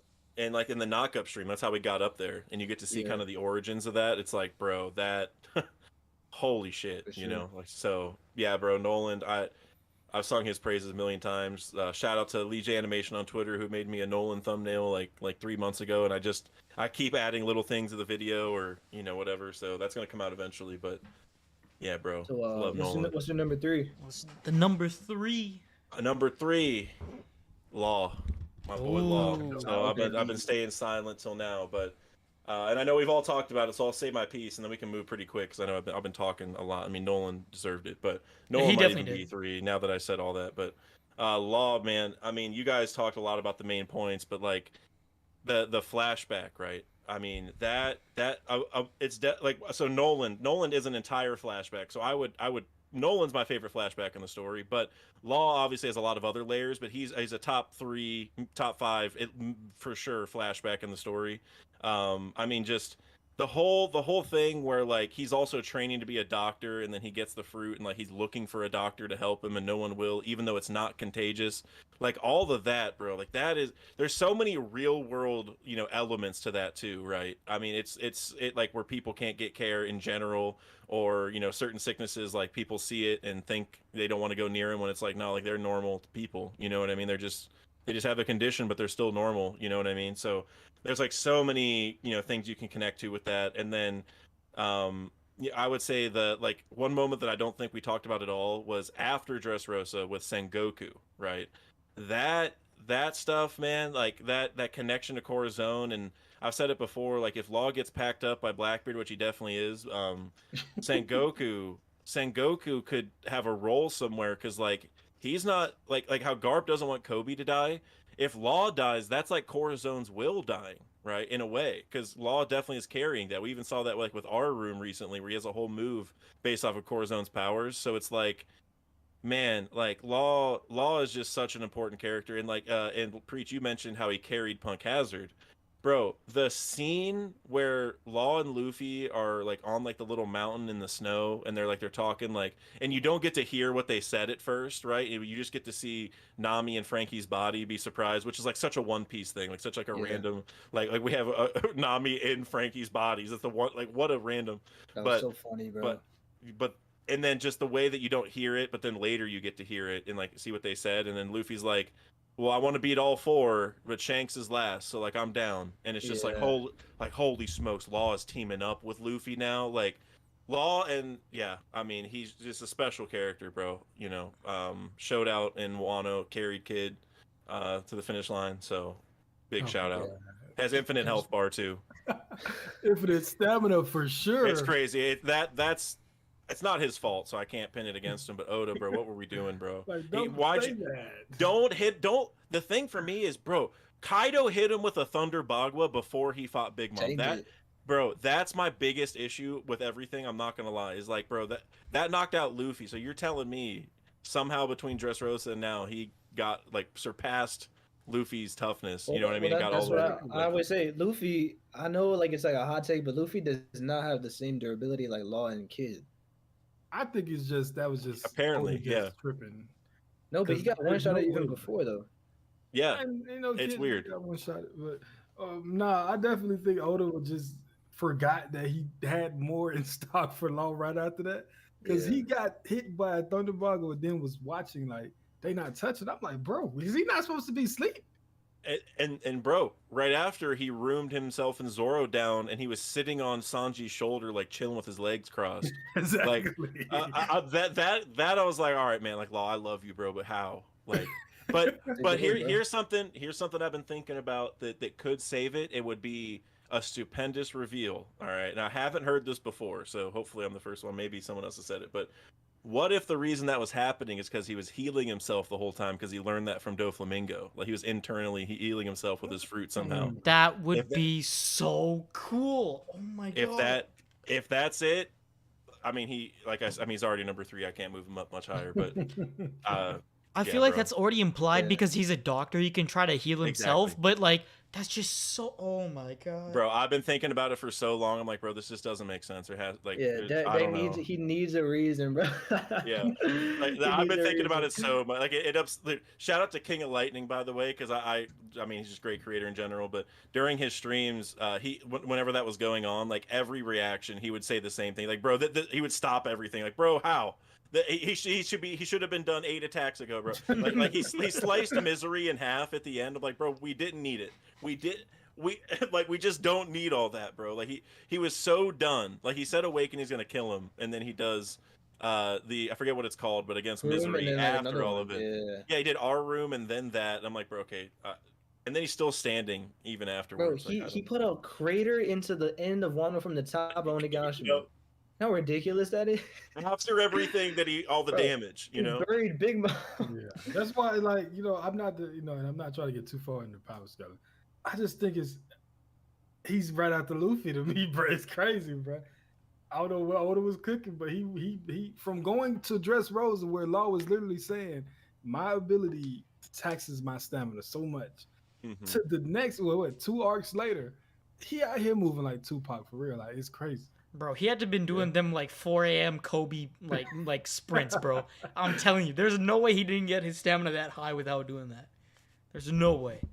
Yeah, and to finish, or I guess going off what you said about Punk Hazard, though, going back to that, without Law, we would have never got my favorite moment in Punk Hazard, which was it was Frankie and Robin's reaction to Frankie and Chopper's body, because that. Bro, oh my god, that shit was hella funny.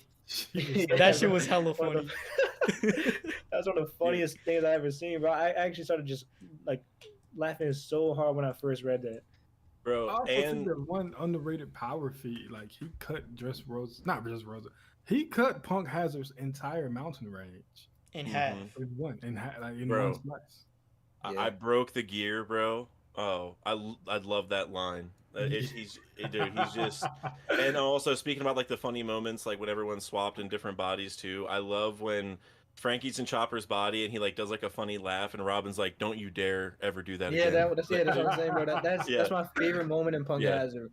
Yeah, that exact line, bro. Like that is it, bro. That gets me every single time. And then I'm trying to think. There's one other moment that when Law like first is like meeting with the Straw Hats, like doing the plan, and like Chopper's on his head and everyone's like messing around, and he's like, what did I get into? Like this is that was an awesome little insight to like, hey, like Luffy's crew is not like anyone else's. Like we could probably assume that, but it was so dope to see that. And that's the thing, like, because to me it fits perfectly with his Straw Hats, because he like with the with changing the bodies and everything, it's already making it like more funny and more fun and kind of like just a goofy time. And that introduction for Law during that arc was good, because when you put him into the Straw Hats crew, now it's like, okay, he's a serious guy, but just by the way of how he is, he can still have fun, and he's still like trying to be serious, but then you can see him like it's kind of growing on him over time. Yep. I don't know if it's like real cover art, but when he said that he hates bread when he got with the Straw Hats, I think it's because he used to eat bread with Corazon. That's dope. Yeah, so like that's the reason why he doesn't like bread. Kind of the same why Luffy hates cherry pies, because Blackbeard likes cherry pies. Yeah. So interesting. But another thing with Law, one more thing is like, bro, the first time we seen Law, him standing there with Kid and Luffy was one of the hardest panels in One Piece. Oh yeah, for sure, easily. Dare I say he carried the panel? Come on, bro. Oh my god, man. I wasn't too much of a fan of that hat at first. Come on, man. He was clean. Nah, I feel like Kid definitely had the better design at first glance. Pre-time skip, Kid is clean as fuck. Yeah. Yep. Agreed. Preach. Your third. My number three. I got Kozuki Oden, the goat of Wano, man. This dude, ever since the Oden flashback came on, I was like, bro, Wano is a 10 out of 10. Easily. Like straight up. Yeah, This that's dude- when Wano got real for me. I know Crow will disagree. I know some people. I know maybe Prince will disagree with what I'm about to say. He's gonna say Brook. I know Crow's gonna say Sanji, but Oden is the best written character in One Piece, hands down. Bro, and you know what made him the best written character? It was the scene when he's dying, when it said, "Oden is meant to boil," bro. When that happened, I was like, bro, it's done, bro. He's the best written character in One Piece. Because that's the coldest line for his entire story to wrap it up. Like actually writing it, I don't know how he even thought of to make it to bring it all together like that. Bro, this dude is the GOAT, bro. Like straight up. I think that Oden is definitely top 5 best written. And I love that scene as well. When the whole crowd was saying it. That's the one you're referring to, right? Yeah, when he died, Yeah, the whole crowd said, yeah. I look at Oden damn near as like that is like a standalone that could have thrived as a standalone story. Oden's whole flashback. It was so like good, I said, bro. it's time me and my girl watch like different, like she watches small parts of One Piece. And that's another one that I show her. We just watch Oden's flashback. And she cried like a baby when he died. Because she was like, they're not gonna really kill him. I was like, bro, they boiled him alive, We're in a bro. flashback. Bro, he's got holding up his whole bro. They're Bro, supposed to be exactly. holding him up, and this dude's carrying everybody on his shoulders, bro. I'm like, Oden is a go, bro. Yeah. Oh my god. Yeah, Oden's a top tier, man. I could mean, go on and on about this guy, man. the Hour of Legend, bro. That was one of the most stunning things. Like I kind of said at the beginning, but Oden. That's like when Wano got like really real to me. Like yes, like obviously Luffy got knocked out by Kaido, and there's like a lot of other stuff. But like a lot of the early parts of Wano was like us like, you know, looking around, like meeting the towns and meeting Orochi. Like Yasu was really cool, and like maybe the end part of the prison where like Luffy got everyone on his side, and like Momo did. And, like there were some highlights, but like when we got to learn what Wano went through the lens of Oden, like bro, it's basically like Oda was like, man, I almost have like a mini like manga series for Oden. I'm just gonna drop, like I'm gonna just drop 20 chapters for an Oden manga real quick. You know what I'm saying? So and for like a year, exactly. Bro, he was then so hyped up and everything, bro. It's just like, oh man. It lived up to the hype, right? And like you said, with the Oden is meant to be boiled, that was just like the cherry on top, bro. Like, and whenever we get to my my number 2 pick, we'll talk more about this. But the way that Oda is able to like throw like little things in there and then bring it back in such a big way that's like thematically so important. It's bro, that's like what really like brings me to tears in One Piece, to be honest. The wordplay too. That's what I'm saying. Like when I say it's written, bro, it's actually like a bar, bro. Like come on, Oda was spitting, bro. Like this dude came up with the coldest line he ever had. Yes, that was dope. What's also crazy that it was his catchphrase throughout his entire life. Yeah, man. Yes. Like, oh man. Yes. He's singing it and everything. Yeah, bro. Yeah, that's a boss. And the thing too, like, because without Oden, Wano would have not been that good because you can see like Kinemon and all these scabbards and everyone, they all love Oden, and you can see why they're so passionate about taking down Kaido. It's like, bro, without Oden, it never would have been like that. And the fact that he sacrificed himself for them, now they have to defeat Kaido, bro. Like you can see everything that's led up to that. If it wasn't for Oden, it would have never hit the same. And like there's just so many details. Like even when he goes in and he's about to attack, I think it was Orochi. He goes and attacks Orochi, and then he asks him like, "Where's my father?" And then the scene just cuts. But then like going back on it now, we know like his father Orochi, he basically used him as like a blackmail, so Oden could start dancing and everything. It's like, man, there's so many little details with his whole arc. Like even when he's talking to Frankie and just like so. Yeah, I love Oden, bro. Like, but I guess I can see Sanji too and like Brook and these other characters, but for me it has to be Odin. I mean, it's a fair pick. I definitely can't get mad at that. I can't either. Yeah, it's a great pick, and honestly, it piggybacks so well because my next pick is a scabbard. Now, Preach and Crow already know who it is. They already know. I think I already know. I want to hear Dak's guess on who do you think it is. I was already gonna say it was in the recent cover story, right? Is that the last one? Is that it? The last cover story. That is true, ladies and gentlemen. It is Kawamatsu. Kawamatsu is an absolute goat. Okay. Top 3 though. Like, come on. No. He is such a great character, man. Let him cook. Yeah. Okay. So now with this whole like a backstory with Oden, I loved every single scabbard a lot, but. Which is why I also liked all the scabbards and easily have them in my top 30, almost all of them, including Ashura Doji. But Kawamatsu I love the absolute most because his morals and everything just like really like align. We got loyalty absolutely like with Oden standing through him for 20 years, faced through all of the different adversities that Wano had to go through when he didn't go like through the time jump. Well, which I'm not holding the other scabbards like against him that they went forward in time, but he had to go through so many things, man. From protecting Hiyori, losing Hiyori, he went with Onimaru to get all the different swords to help collect and still go through every single grave to make sure that one day they had enough weapons so that they could get ready for the raid, because he knew and believed that one day would come, because Toki prophesized that 20 years later there will be a day when Kaido and Orochi will fall. So he had to get the weapons and everything ready so that when that one day came, they were prepared. They had all the shit that they needed to go ahead and murk Kaido. And then plus, when he was introduced, and it was a very minor moment because, all of the scabbards like came together. They started eating Oden like usual. And then the Oden got spilled in the bowl because Nekomamashi had the little gag that he can't eat hot food. And then Kawamatsu just starts eating it. I'm like, damn, why is that? Yeah. Well, why is he just eating it off the floor? And then he's like, oh, I've just been not praised, but I've been like learning just everything to respect food as much as I can, because like nobody should be wasting food. And then we get that mini flashback, which is why I say Kawamatsu has 3 backstories.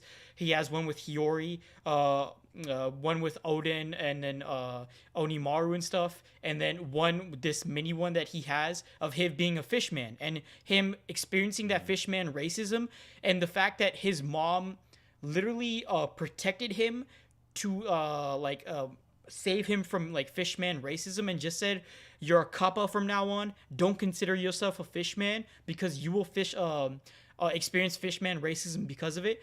And his mother died to protect him, and in order to like commemorate and remember his mom's love, his like adversities that he faced as a child, he literally like had to feed himself, protect himself, make sure he scrounged for every single scrap. And that like same principle and like life like ideals or ordeals, like his morals, I'd say, he like took that with him throughout, because we saw that with the Onimaru flashback as well, with him like trying to get more food for Onimaru than himself. Like, he fed Onimaru more, he fed Hiyori more, and that's why Hiyori felt so guilty that he was feeding Hiyori constantly rather than himself, that he was literally starving. But nah, because Hiyori was a little kid, he had to feed her and make sure that he's okay, because she is the daughter of Oden, and Oden is the man who saved, protected, and gave him his life. And then ever since then, unfortunately, he got caught with the whole thing in Udon. Then, like, he got introduced in Udon, the whole River of Retribution, the crazy-ass move that was beautifully animated. Him sniping the guards with the little fish that he had to eat, which was poison fish, too. Yep, but he got accustomed to it because he was already in such, like, a bad diet that he could literally eat anything possible. So he was already accustomed to eating poison fish because of what was in the river. So he took the needles, like, of the bones of the fish, started sniping the guards, and then once he got out, River of Retribution, he knows Ryo as well and did the whole sumo slap thing, which was even crazier. Not to mention his performance in the raid, easily one of the best scabbards in the raid. 1, didn't die. 2, was up and fighting throughout the whole battle, right? 3, made Kaido bleed. 4, the surprise attack and everything, orchestrated all the people on the performance floor, gave us even the information on Ushimaru and the likeness between Ryuma and Zoro. Yes. Go to so character. Hype. Go to character, man. You know, People sleep. when you brought that up, like the thing of him not eating and stuff, and giving the food to Hiyori, bro, it's like it really is like some real samurai, some real samurai story. You know what I mean? Like, because we even saw with Yamato where she's inspired by the samurai and everything. But yeah, the way you put it, it was a good explanation for sure. I did like some of the stuff with Onimaru as well. Just seeing him in Onimaru, that was cool. But I just feel like he's a cold character, but he's just not like top 5 worthy, or like even top 10 for me. For like it's just different for me because like I don't know, maybe it's just more like it relates Like, to me for me, more. But I understand favorite, easily. My favorite Scabber was Denjiro. Denjiro's cold too. Denjiro's hype too. Yeah. Like, here's the thing with Denjiro though, bro. He disappeared for the entire raid and then just popped up back at the end. We still don't know what he was doing. But about Kawasmtu, Kawasmtu, in my opinion, is easily the most well-developed scabbard outside of Kinemon, which Kinemon should have died, and since he didn't, that definitely puts Kawasmtu at number 1 for me for scabbard rankings. I mean, you laid it all out, Prince. I don't really have much to add, to be honest with you. He's just a dope character. I mean, even his, like, Oda really did his introduction well with, like, having him be the one that was in the cage and stuff like that. It's just, he really stood out to me a lot. Kanjuro sucks, and the rest of them didn't get a very deep backstory. So, yeah, I like Kawasmtu the most. He definitely is a dope character, for sure. The GOAT. I think he's my 3rd favorite scabbard. Is Izo, Denjiro, and then Kawasmtu for me. Damn, you like Izo, the guy who's on Whitebeard's crew? Wow. I mean, I like Whitebeard too. Yeah, okay. I like Izo's design. You don't see many pistol guys, you know what I'm saying? Especially with him coming from where he's from, a land of swordsmen, and you rocking 2 pistols. That's just dope. Yeah, that's pretty cool. Very true, yeah. Zane's number 3. Let me get there real quick. I closed out Twitter. Fuck. All right, let me. I can pull it up real quick. Let's see. Zane's number 3. Oh no. Mihawk's number 1. Come on. We all know Zane. Mihawk's definitely number 1. Oh, it's Garp. It's Garp. Garp D Fist. Garp D Fist. My number 3 as well. We got the same. I think, and he's number 2 for me. So let's just talk about it. Yeah. All right. We already talked about him a little bit, but we can always talk about more about the main man, Garp. Yeah. I guess I missed it. Garp is easily my doing Marineford, which is my favorite arc by far. Well, not by far, because in his lab is right behind. Garp had the most interesting character arc going on during that story to me. And, Moore just made a very good video breaking it down. But, I had always felt this way. The moment where he's flying at Luffy and Luffy punches him, and because he just couldn't do it. He's already sitting there watching one of his grandsons, quote unquote, get killed or about to get killed. And he literally just could not do it with Luffy. Like, he had to just let him keep going. It was just such a powerful moment to me that really displayed how he felt watching that whole war. And then watching him have to get held back from killing Akainu. And I don't care what nobody says. He was going to kill Akainu. Right? 100%. 100%. He was completely bloodlusted. Like, he was about to dirt him. That was just so crazy to me, bro. I loved that moment. Every moment of Garp in Marineford was top tier to me.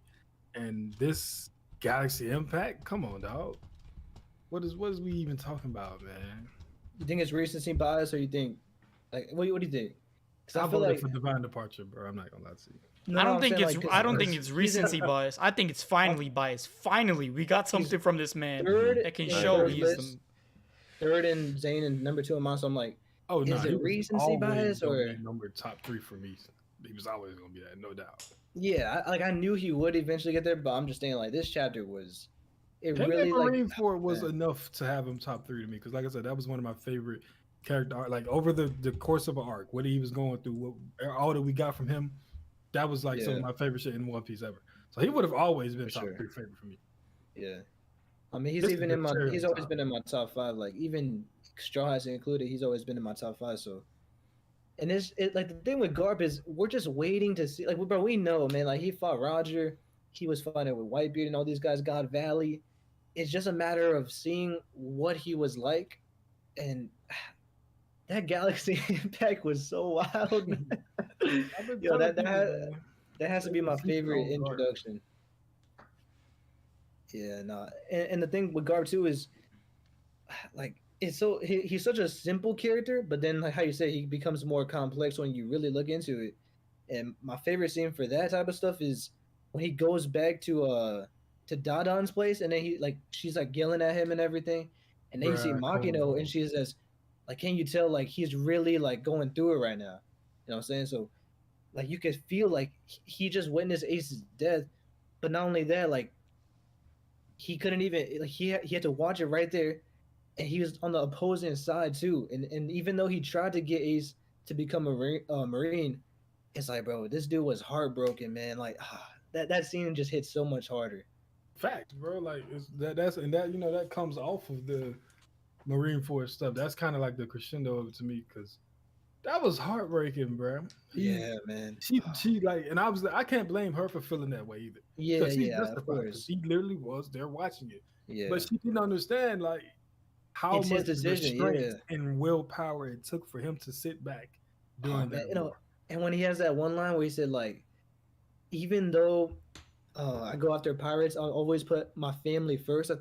Maybe I butchered the saying. Maybe I butchered the quote. Let me find it real quick. No, I know what you're talking about. Garp, family quote. Family is a different story, yeah. Yeah, I have no pity for criminals, but family is a different story, bro. Come on, man. Like that's just such a good line for that whole arc. Right. It was tough, man. Like, yeah. And if you want to go into the hype stuff, we can. Like, bro, this dude is just different, bro. Bro, this man was destroying mountains, and I know it might be soured a bit because he was doing it for Chinjao. I don't care. No, I don't care. Like, come bro, on, he permanently dented his head. He altered his head. That is crazy, bro. Like, dude, Garp is just. But when they describe, I think it was Chinjao. He said like, we talked about last time when Chinjao tells Luffy, he says, even though back in my day we were pirates, but Garp was a demon to us. Like anyone who was a pirate feared Garp, and there's no Marine that's described like that besides him. Mm-hmm. Exactly. Man, Garp is so good, man. I can't wait for God Valley. Like Garp is like the legendary hero of the Marines, but he's also like the legendary hero of like One Piece to a degree, just period. You know what I'm saying? Like period. Literally, bro, he's a superhero, bro. That's how he is. And you know like how the ship flew like into the battle, like bro, that's like Superman. So I've said this before, even before this chapter. I got the receipts where I said I want Garp to be so strong that he just punches and his body follows it, and he can just like fly through the air like Superman. You know what I mean? Like he just punches so hard. And it's almost like he did that with the ship. It's almost like he did a coup de burst by punching backward. Like it's hard to tell. Like, we don't know for sure, but that seems to be the case. Is like Garp physically made it happen somehow. He right? just punched the water so That's hard. What it looks like. That he literally made it into like some kind of vacuum coup de burst, like to the point where it propels the ship forward just from his fist. Which is just such a feat. And I want to say this real quick. You know, a lot of my love for Garp stems from my love for Koby, which I went to in depth. So I want to talk about a theory connected to Garp real quick that I've been talking about. I don't think I mentioned it earlier when we were talking about Garp. I don't think so, because I know I talked about it today with somebody, but I'm pretty sure it was not you guys. If I start talking about it and I already said it, yell at me. But I don't think Crow heard it anyway. But basically, so you know, Garp, like Koby just got captured, and he was saying like, I'm in sword, so I'm not going to be useful, right? Like you can try to trade me, but like the government doesn't like want me, like they're not going to waste resources on this. And Blackbeard's like, well, it's still worth you know, like trying to trade you because like I can give the government a bloody nose or whatever. And we haven't seen that Garp's in sword, but he's obviously working with all the sword members. Koby's in sword. He's the future of the Marines and his protege. Garp is going to have some connection to sword, obviously. And so something I've been saying is like, maybe after God Valley, Garp just had so much leverage that it just became a factor of like he pretty much told him like, hey, I'm going to make sword. It's going to be like a force of people that like, you know, I can use to go do actual good. Like, you know, if you want to mess with me, the public's not going to like that. You know what I'm saying? So like Garp, because like Garp hasn't listened this whole time. Like he doesn't want to listen, right? He's like, Sengoku had to hold him down. Like, like Garp knows everything's messed up because of God Valley. He also knows the secrets there, which the government doesn't want to be revealed. So Garp has leverage on the government to a big degree, right? Much like Koby, like it's almost like a reverse of this Koby situation where like the government probably can't get rid of Garp even if they want to because of the public notoriety that he has. So basically the theory is maybe what ends up happening is Garp trades himself with Koby, like because he's a bigger trade chip for Blackbeard. Like Blackbeard would take that deal, I think. Because Garp would also take that deal, I would argue, because he wants Koby to live. But then after it's all over and everyone leaves, then Garp is like, "Oh, Teach, by the way, I created Sword," and then it's just like he's just cooked, you know. Then it's like, well, like how? And then it's a whole thing. So, sure, man. Oh, and don't forget Bogard too. He definitely is going to be a Sword. Oh, and one thing about him, I got to bring him up too, just because we were talking about him yesterday. Shout out Parvision and Xavier Wolf fan. They had a whole stream dedicated to Bogard. And a theory that I kind of thought of when watching that is basically, what if Bogard's keeping an eye on Shiryu? What if that's the whole thing right now? Because Shiryu can turn invisible. I want him to fight Shiryu so bad, bro. Like, because we haven't seen him Bogard yet, and so it's like, what if his whole task is like, hey, this dude can turn invisible and he's probably the deadliest one there. If Teach isn't there, we need him to be taken care of. So Bogard's like, I got it. It's like a lockdown, like Alex Caruso on somebody, you know what I'm saying? Like Isaac Okoro guarding somebody, you know what I'm saying? So yeah. No, and the dope thing about Garp too is we're talking about like superhero level guys like Superman or All Might or some kind of character, like that's how kind of a Garp is. But it's just so dope seeing it from the opposing side. Like, because I guess not really from the opposing side, but because Luffy's a pirate, you're seeing Garp on the other side of how it would be seeing a Marine come in. And it's just so dope to see it from that perspective, because usually we get to see it as like the fan, the main character, and just seeing like Superman or All Might or whatever that is. But seeing it from the opposing side where he's just coming in and destroying pirates is just such it's a different approach, but it even is like more terrifying to see that. Fact. Garp. Yeah, Garp the GOAT, man. Easily. My boy. I'm so happy we finally getting it. Yeah, All I'm right. so happy, bro. Okay, let me go through because we already have Crow's number 3 and Zane's number 3. So JJ's number 3, someone we've already mentioned. It is Bon Clay. Oh, that's dope. I didn't even know that. Yep. It's pretty hot. I tried not to read anything when they sent it in the group because I wanted to be surprised. Yeah, but JJ's number 3 is Bon Clay, and then we already got Crow with Shanks at number 2. So JJ's number 2 is, let me see real quick who it is. It is Whitebeard. And we already covered Whitebeard a bit, but I know that someone else probably is going to cover Whitebeard a lot more. Hint, hint. But let's see. Who is Zane's number 2? Zane's number 2 is... Ooh, it's a brand new one. Can y'all guess who it is? Akainu. It is Akainu, yep. Had to be. Akainu's crazy big. I mean, honestly, like Akainu's not in my top 10 because, like, I don't know. I hate him so much, but like at the same time, he is a great character. But I would be for real. The only reason Akainu and Aokiji isn't on my list because I didn't want my shit to be Admiral City. And you'll understand in a few why I say that. The only reason You got Green Ball on the list, bro. exactly. If you have Green Ball on the list, we know.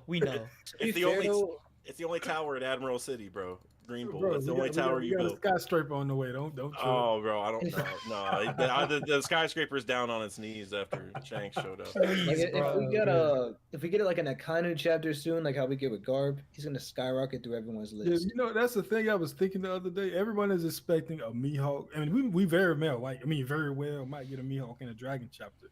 But we need some Akainu hype, bro. He is the in-game villain. Bro, I really want to see him. Yeah.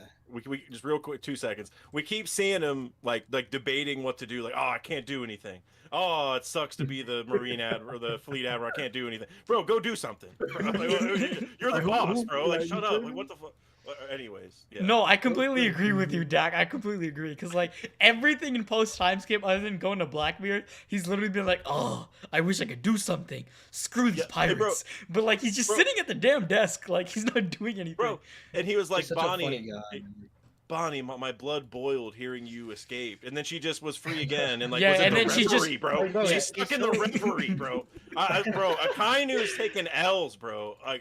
He's the most unintentionally funny character that there is. Like, he really even is. when I think it was when in Marineford when he's telling Whitebeard like, you're a bum, Whitebeard, like you're a loser, you can never be like Roger. And then like, bro, I was just laughing like, bro, he has the nerve to talk to Whitebeard like that. Is crazy. Bro, what's even why do you take his head off? Exactly. I was just about to say that. I was just about to say that. Like when he takes his hat off, just like do like a quick wave check or just like smooth his hair out. That shit was too funny. What are you doing, bro? You ain't swimming, bitch. Bro, Preach is right. He is probably the most unintentionally funny the character. coldest feats when he took off Whitebeard's face when he just punched through. Right. Oh, yep. Yeah. That is one of the coldest. It was so graphic that they couldn't include it in the anime. Up and down character, bro. Like, Yeah, for sure. doesn't do anything at all, or just like the top tier feats ever. And Like, his meteor, his lava meteor is oh man, I love that. oh yeah, great attack, bro. Yeah. Hey, he's dope. He would have been, in my like I said. Honestly, bro, what is wild though, bro? What is it? If Akainu if he was a pirate, he had the One Piece already. I think that's very like come on, bad, bro. interpreted very wrong for the fan base. No, I know, but it's just how people just get riled up when it comes to that one statement. Like, yeah, I can hit him top one, bro. Like, let's relax, bro. But, honestly, Akainu reminds me. The joke guys off my list, just replace him with admirals. I'm a huge admiral guy. Like I said, I love the admirals. Yeah. So Whoop Slap, even though like I said, when he revealed to be Eve, he's gonna be number one. But if you look at my list, it would have been like 60% Marine. So I was like, let me chill. And only one made it, bro, and it was Green Bull. That's Garp crazy. and The worst one. I was thinking You picked the worst one. Like, must still be one more. You got Garp. You got Garp and Koby. Those are Green important. Bull, bro. Hey, and Laws and Sword. Don't forget. Oh yeah, for sure. Oh, Law 100% is Sword. Yeah. Yeah. The Green Bull redemption will be one for the ages. I'm telling you now. Wait, bro, hold on. Bro, I still can't understand how you like Green Bull more than Kuzan or even Akainu. It's just vibes, bro. Or Kizaru, bro. The Kizaru has the ultimate vibes, bro. Or Fujitora. Oh, Fujitora. The Fujitora. Wait. Story of his blindness. Is Fujitora not on anyone's list? No, he's not. He honorable mention for me. All right. He honorable mention for me. All right, yeah, he was in my honorable mentions. I didn't put him in here because I assumed somebody was going to have him, so I'd have a chance to talk about him. So let me just say something real quick about Fujitora, just real quick. Bro, the end of Dressrosa, we've been talking about Dressrosa a lot because that was just a very good arc. Bro, the end, if we want to talk about moments that bring a tear to my eye, like automatic, doesn't matter how many times I've seen it, is the end of Dressrosa when Fujitora is about to drop all the boulders on all the ships off the shore, and then the townspeople run out pretending that they're angry at Luffy, like trying to catch him. And Fujitora, like obviously he's blind, but he like sees like the colors of the people or whatever, like it, in his mind's eye or whatever. Yeah. And he's like, "There's not an angry bone in their body, is there?" And then he's like, "What do you look like? I want to see your face. I bet you look kind, Luffy." Like that, bro. Automatic tears, bro. I can't. It's one of my favorite moments. And then also building off of that, it's before that, when Tsuru arrives, right, and Sengoku, and Tsuru's like, "How come you haven't done anything?" And he's like, "How come every time I roll these die, and I say, if it's anything but one, I'll go attack. It's been one every day for 3 days or whatever it is." And then finally they do it one more time, and then it's not one, and they go after him. It's like, bro, like, come on, man. Like, just that fate factor, bro. Fujitora is so deep, bro. But, so, yeah, I had to say it. Vexys, this is your first in the chat. I'm sorry, man. I don't know if I want to... Vexys is spitting, bro. He been spitting this entire stream. Only one guy left that class in marriage wall with bandages, and that was that purple bomb. But go ahead, Preach. The way I interpreted that scene was that Fujitora was cheesing the dice, right, with his gravity fruit. Mm-hmm. Yeah, that's maybe. The way I don't think he was, though. Maybe. I don't think he was. I don't think he was. I think like that's like the implication. I think is that it could have, like, he could have been doing it, but if you think about like the original thing where he was gambling in the parlor and he wasn't controlling it, right? Yeah. So I think that is like the parallel where like he could have been, but because of that, like he is like an honest guy, and like we kind of were introduced with him gambling, and like he was being screwed, like he wouldn't do that to other people's like the vibe. So I don't think he was personally. But when Fujitora said, "I cut my eyes out so I don't have to see the horrors of the world," bro, I was so hyped. Like I literally started yelling, bro. Like this dude had to just randomly drop the coldest line in all of Dressrosa. Bro, it makes me think that Fujitora had to see something so horribly corrupt, and I'm like, to this day, I still think it has to be something big, like not emu level big, but something crazy. Like there has to be a huge reason. You saw the One Piece is real meme. Shout out to Ninja. He said that in the Nah, that's crazy. Damn. Nah, yeah, Fuji's dope. I had him like 15, I think. 14. Yeah, 15. I mean, he's another admiral that was definitely in the top 15. He's my favorite admiral for sure. Oh, I love his devil fruit too, man. Like he definitely the weakest though. We've talked about it before, but just the fact that fighting against Fujitora has to be so mentally taxing. Like, imagine he's changing the gravity, then you're on like upside down or something. Like, it has to be just so trippy to fight him. And I think that's a dope. Like, there's no other fruit like that really. So. I really got rid of a meteor. Here's another one, just coming down. Like it's crazy, bro. Oh, you do with this one. Madara is a goat for that. Madara is such a goat for that. He's such a goat. I expect something like that from what you call it, Fujitora, man. I hope so, man. Mm-hmm. So my 2 has already been revealed. Yeah. Obviously. Yeah, Shanks. So my number 1. Or wait, no, it goes Prince's number 2, right? We're going the other way. Oh, it's going the other way. Yeah. I thought Dak was gonna be the last person. I'm tripping.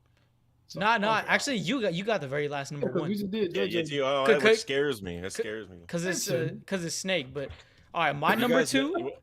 Wait, do you guys know who Crow's number 1 is? Like, you guys? Yeah, I know what it is too. Yeah. Because he told me the other day. Don't tell me. Okay. Yeah. But my number 2, I'm surprised. I love Crow, man. I love Crow too. I don't think it's not as bad as you think. No, it is. It's just if Crow's involved, it's just funny automatically. Bro. That's all it is, bro. Dak's been on that one. But number 2, I'm surprised no one, not even chat, has mentioned even a lick of this person yet. But my number 2 is Katakuri. Oh yeah, man. Oh, I'm so glad someone brought him up, bro. Katakuri is my number 2.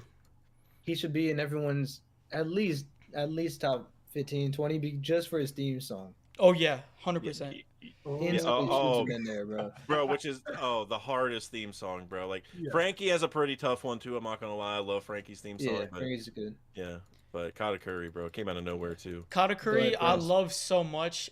Like from the moment like his introduction in Whole Cake Island, him being able to like snipe people with jelly beans. He uses jelly beans to snipe. Too cool. Not the jelly beans, bro. Bro, the jelly beans. First, bro, I love that.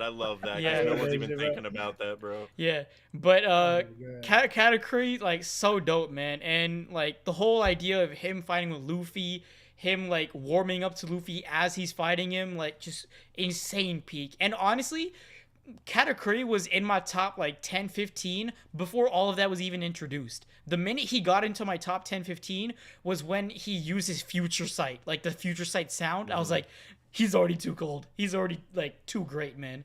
And like, it just got even better and better and better. Like, oh my god.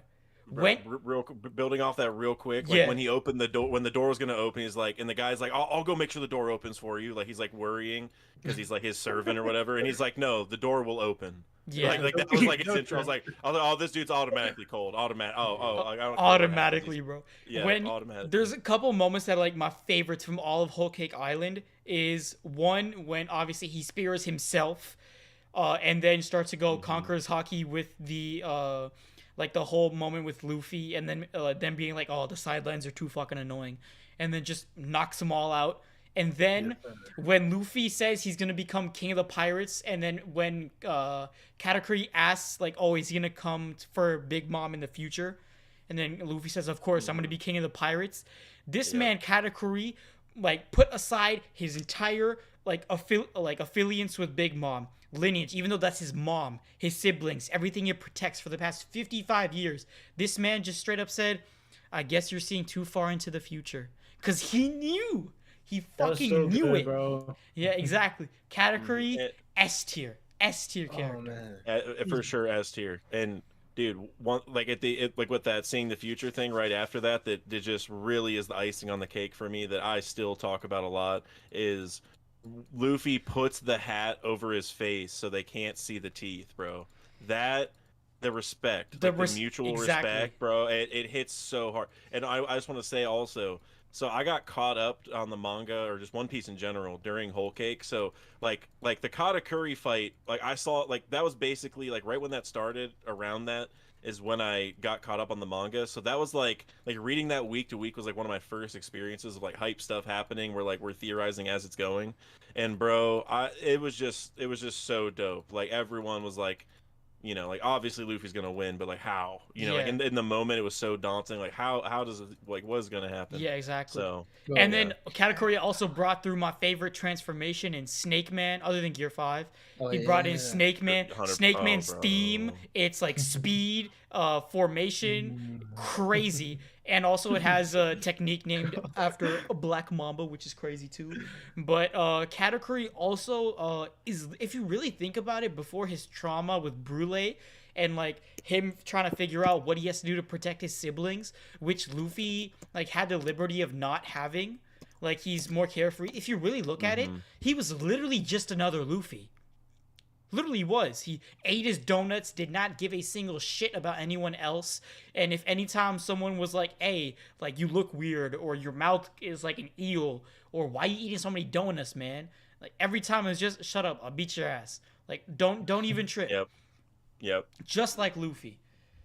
So yeah, I just find it funny how every time Crow hears Snake Man, his ears perk up. Yeah, no, yeah, that's facts. Anytime Crow hears about Snake Man, he's like, oh, you gonna talk about how Snake Man's faster than Gear 5? And like, it's just, oh my god, we gotta stop. Exactly.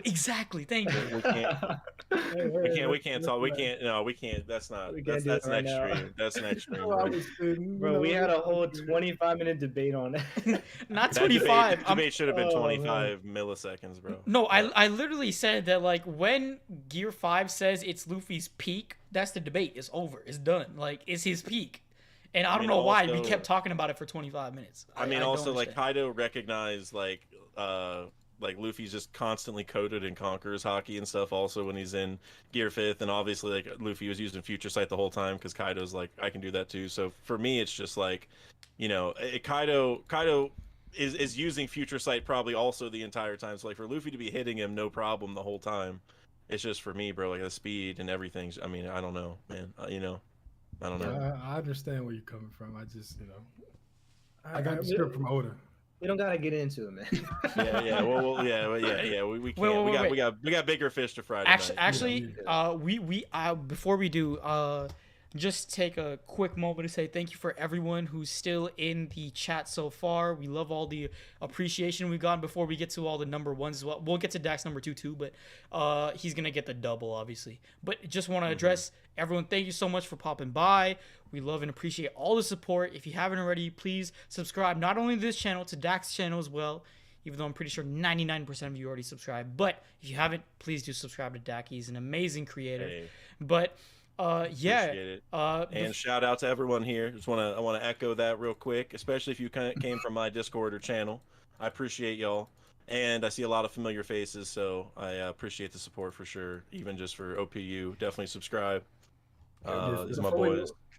I just want to say for Katakuri, man, like he's the only time in One Piece where somehow he was just so raw that I was rooting for Katakuri over Luffy. Like, bro, I really wanted Katakuri to win. Bro, like, I feel that. I was like, bro, this dude is so cold that I just want him to win. And and you gotta think, like, cause I don't think no one brought up his devil fruit. I didn't really like the devil fruits that much in Whole Cake. There were some cool ones here and there, but overall, Katakuri is just by far the best out of all the Big Mom pirates. I mean, I guess Big Mom's is cool too, but besides her, Katakuri's devil fruit is the best.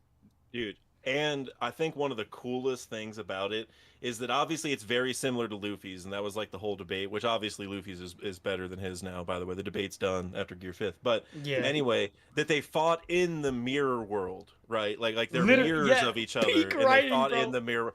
Bro, it's peak writing. Oda, like again, I mean, bro, they fought in the mirror world. They had similar devil stream fruits. Their attack styles and like Katakuri saying, "I have a better code of armament and observation," and he just mirrored his attacks. Oh my God, Oda, you've done it again. I know you brought up that you caught up during the manga during that time, but like honestly, for me, the anime just killed that so much harder than the manga. Yeah, that's why I caught up too. Especially with the mirror world stuff. Oh, dude, watching Whole Cake, because even though I read it, and like I wasn't, into the community quite as much, like probably experiencing all that is probably what led me to the YouTube side of things. But at that point, like I was anxiously waiting for the anime because like I just read it and like I didn't really, I just maybe read some stuff on Reddit also. But whenever the anime came out, bro, like 100, dude, it was so good. Whole Cake to me, because a big thing about Whole Cake was like the music element, right? That was something that cannot be captured in the manga the same way it is in the anime, right? Like Bink Sake is another element to that, and the music of the whole thing, like that really brought it to life, and obviously like the colors and everything, like it's a very Alice in Wonderland feel, and like you mentioned, like the devil fruits weren't that cool overall. Like Big Moms and Katakuris to me are like, and honestly. Shout out to my man Parasparrow too. I love his fruit too. I'm not gonna lie about it, but and it was hard to know, kind of like because there was so much going on in the fight with the mirror world and everything. Like it was kind of tough for me to know what was going on. Its future side, Snake Man is moving so fast. It's like I don't even know. Katakuri is pulling out like an explosion and just doing crazy stuff with his devil fruit. I didn't know what was happening, but in the anime, it's so much better because you can clearly see all the attacks and it just shows everything more clearly. Yeah, dude, it was so confusing. Like, I don't know if anyone here reads JJK weekly, but it felt like I was reading JJK chapters where I'm like, bro, I can't, I have no idea. I'm not going to spoil anything exactly. But like, I love JJK, by the way. Love it. Like, awesome series. But, bro, like, when there's, like, intense fights, I'm like, bro, I'm almost skipping it, bro. Like, I can't follow it, bro. So, I had that kind of vibe during that for sure in the manga, but the anime made it much more clear, so. So yeah. I think with JJK, I just gotta let me tell me who won the fight, bro. I don't know what's going on, bro. Like this cursed technique does this, but then my technique, I'm like in this domain expansion, I'm like, bro, stop it, bro. Like, I want hockey. I want. That's true because with the, I guess we're just going too quickly, but a fight in JJK where he's clapping with it's Yuji and what's his name, Totoro?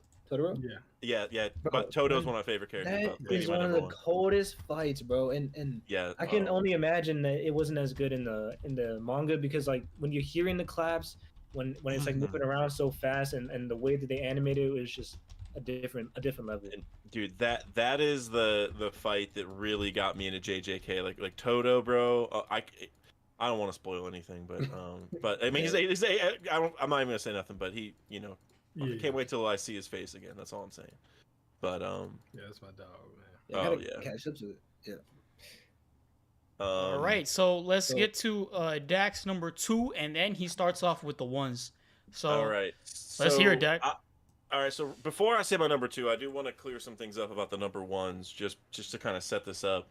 I think I know Preaches, and it's respectable. Does anyone else have someone that's gonna start with a B for their number 1? Nope. Bro, no, bro. It can't be Bellamy, bro.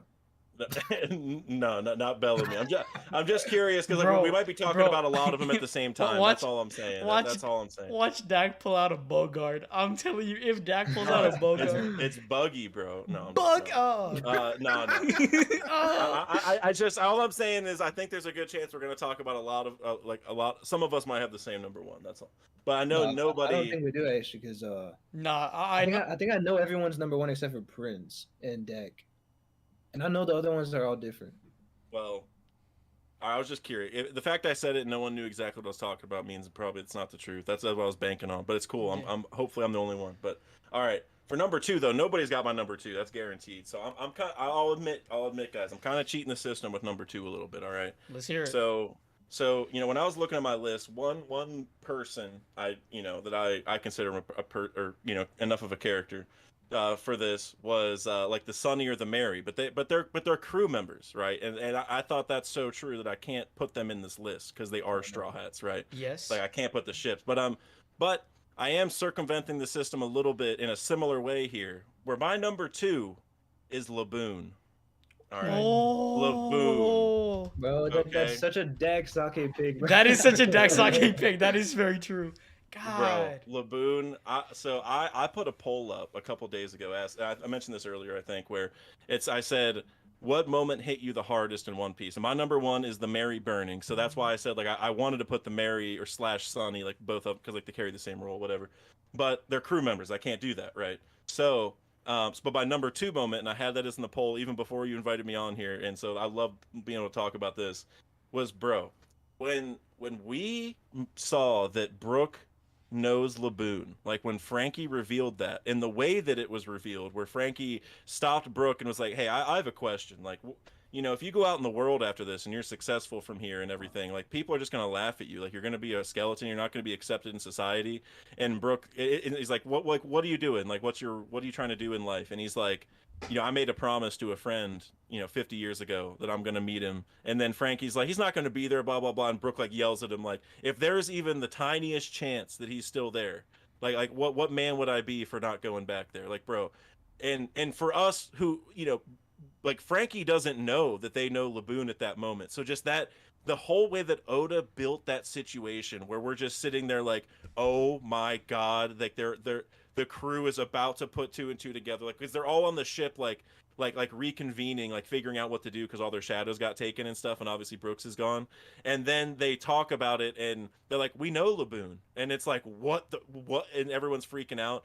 And, you know, they explain what happened. And then long story short, you know, Luffy's like, all right, he's a musician. He has an afro.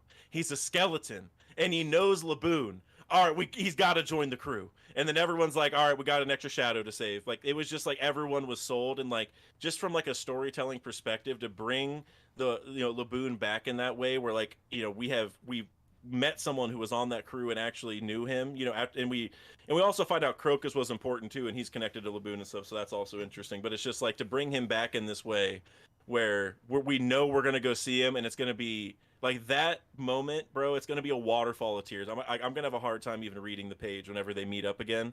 And also whenever Brook officially joins, like after it's all said and done, and Brook's like playing the piano, and he's thinking in his head like, you know, Laboon, I'm not going to go back the other way. Like, even though you're not that far, like, we have to go around the world. Like, I promised you that we were going to go and sail. So give me, like, 1 or 2 more years, which is, like, foreshadowing for the time skip also.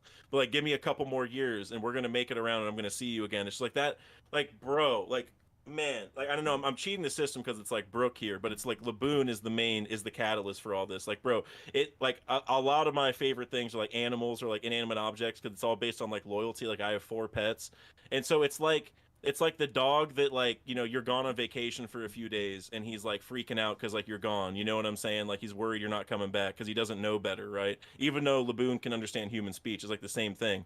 Or like sometimes when people move out, like, or they get evicted and like they have like pet cats and stuff, the cats won't leave the house, like they purposely stay because they're waiting for their humans to come back. Bro, it's that same thing but on like such a massive scale. Like 50 years, the dude died and he's coming back, right? Like that whole thing. And in his whole goal now, which obviously ties to a lot of my theories, is the afro, right? He's protecting the afro. It's like the one, if that's his treasure, is the afro, because Laboon will only recognize him if he keeps the afro on. Like, bro, I mean, it's insane. It's insane how deep this whale goes. You know what I'm saying? Like, it's, yeah, I mean, that's a bar. How deep the whale goes? Come on, man. Such a bar. He has an island in him, bro. You know what I mean? He's just a symbol of like everything in One Piece. You know, like the intense loyalty, the friendship. He's also powerful because he's just a whale. He's in the sea, but he's also a mammal. Like, he needs to breathe air. It's just Oda's cooking. That's all I gotta say. 100%. Yeah, I just had that loyalty thing. Man. I just had to give away my dog because we had to move somewhere that pets weren't allowed at it, bro. It hurt. And I just knew, like, yeah, I feel it, bro. You feel me, dog? Man, that's tough, bro. I mean, that's the reality of it sometimes, unfortunately. You know what I mean? Like it's tough to have pets like a lot of the time. Like I'm so like a lot of the reason I even wanted to buy a house, like I got a house a couple years ago, was because of like, bro, I can't have a situation where I ever get separated from my animals. You know what I mean? So I mean that really sucks, man. I'm sorry to hear that. I know that's gonna be tough for sure. It's like one of the hardest things. Yeah, man. But yeah, that Laboon, that's an amazing pick. I would have never thought to say him. That's just dope. It's such a 𝙲𝚘𝚑𝚝 pick. It really is. Preach is so right. Yeah. Wow. It is, bro. I don't know anyone who loves Laboon more than Dag. That's my number one, bro. I almost got tears in my eyes right now, bro. Like Laboon, it's just come on. Yeah. The sound, like the Laboon sound when like he yells, and just like Luffy's fight with him, like how much is Oda cooking to have Luffy meet him like that? And also Luffy to paint on his head over the scars and be like, hey, stop bashing your head because then you're gonna ruin this. You know, like, bro, come on, man. Like that's crazy. I'm thinking about it now. Like the moment we see Laboon again, it is gonna be a big moment for sure because like I kind of forget about, because it's not really an arc, right? That it's like a chapter or two. And a lot of times I kind of forget about that whole Laboon section with Crocus and everything. Mm-hmm. But when I do think back on it, it just reminds you that Oda just plans the seed so far behind, and we're just waiting for the payoff, man. Mm-hmm. Yeah, it's. I mean, I mean, I could just keep going for days, man. And I mean, if Oda, like, a lot of my theories I bring up where maybe Oda's taken this to like a bigger scale with Joy Boy. Like maybe Joy Boy had a whale, which he obviously had a pet elephant already, which like an elephant is like a land whale in a lot of ways, right? Like they're the biggest mammal on land. Whales are the biggest mammal on sea. So it's like if Oda ends up taking this to another level at all with like, because whales are important, bro. Like you think about Fishman Island, they're like the whales are delighted in anticipation for the two sovereigns. Yeah. Like, bro, what's up with the whales, bro? Like, what are you talking? Whoa, like, you know. You compared it to Zunisha, and it's interesting how like in Zou they have the whale tree. You know what I'm saying? Yep. Yeah, and I have a short that talks about that might be a result of Green Bull's awakening. Like, what if that was like that Fruit's awakening in the past, where like that was an actual whale, and it gets turned into a tree, which like trees are still living, so like that whale's still alive, and that's why Roger and Luffy and Momo and everyone were like, oh, that thing's looking at us, you know? Like, what if it was actually a whale? I could hear Crow breathing because he got excited because we said Green Bull. We're not giving Green Bull credit. We're giving the Fruit credit. Yeah, it's the Fruit, bro. Yeah, he's ruined it, bro. Yeah. But all right. But nah. Hey, all right. I didn't even hear that. That's crazy. That's funny, bro. All right, so move on from Laboon number 2 to number 1. Dak, take it away. It starts with a B, so we know that. All right. I mean, it could start with a T too, or an M, depending how you're splitting it. But I mean, I know I've been cooking for a while, but I'm gonna need some time for this one too, because I mean this. Go ahead, bro. This character right here is. I mean, there's a million reasons I watch One Piece. Like Laboon is much more of a sentimental character for me, but this character is. It might be, other than Luffy finding the One Piece, this character getting involved in the biggest way is the thing I've been waiting for the longest. And it's none other than Marshall D. Teach, Mr. Blackbeard, Mr. All Day, Every Day, Mr. 24/7, 365, Mr. 𝙲𝚘𝚙𝚅. You know what I'm talking about.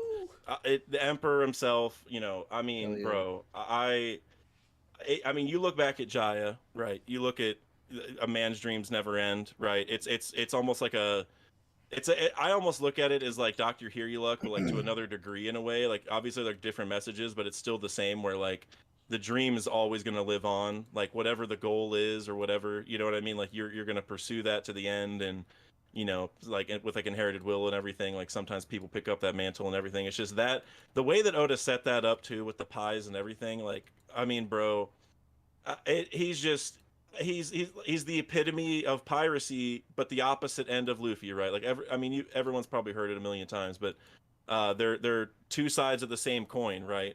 And Blackbeard is getting all these fruits, he's giving all of his crew these devil fruits, and like he's like that's his whole game.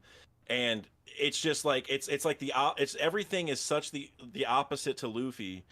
But for all we know, he's going to want freedom, but just in a much different way, right? It's going to be, like, who knows exactly what the plan is in general. But, like, we saw that he wants a kingdom, but I'm sure it's much more than that. And you know, whenever I think of One Piece, I think of pirates, right? Like like finding the One Piece, pirates fighting, going out on the sea, conquering the seas, being the strongest, beating the world government, and all that. And it's from Jaya, it's been set up where the two people who are gonna you know be that the most are Luffy and Blackbeard, and everything that we've seen is funneling to a point to where these two are going to fight, right? And final saga Oda has the gloves off. Blackbeard has been involved everywhere. My last video talked about it, but we know he's involved at Winter Island, obviously Hachinosu, that's his home base. We know he's getting involved at Egghead. It's like, bro, he everything he's doing, he's putting the pieces together, right? Like he's moving, and whatever his plan is, it's going to be big time. And so for me, it's like the one thing in One Piece that, like, if I was like on my deathbed and Oda's like, hey, I can tell you, whatever you want, one of the first things I'm going to talk about is like, how does the Luffy and Blackbeard fight happen? That might even be before what is the One Piece. I'm not going to lie, because that's just like, that is it, right? Because after that, you get the One Piece, and it's presumably, we don't know exactly, they're going to beat the world government and stuff, but that's the end of the pirate battles, right? Like in general, is beating Blackbeard. That is when Luffy is like the true king of the pirates, right? He's the strongest pirate. He's gone the highest level. The guy who's had this scheme from the beginning lost to him because Luffy is the chosen one to some degree. So for me, man, Marshall D. Teach, I mean, the schemer. I love the planning. That's why I like Law too. I didn't say that earlier, but the planning, the forethought to it all. And we don't even know his background yet, like what his backstory is, and he has a special body of some kind. Like, there's so much to this character, bro.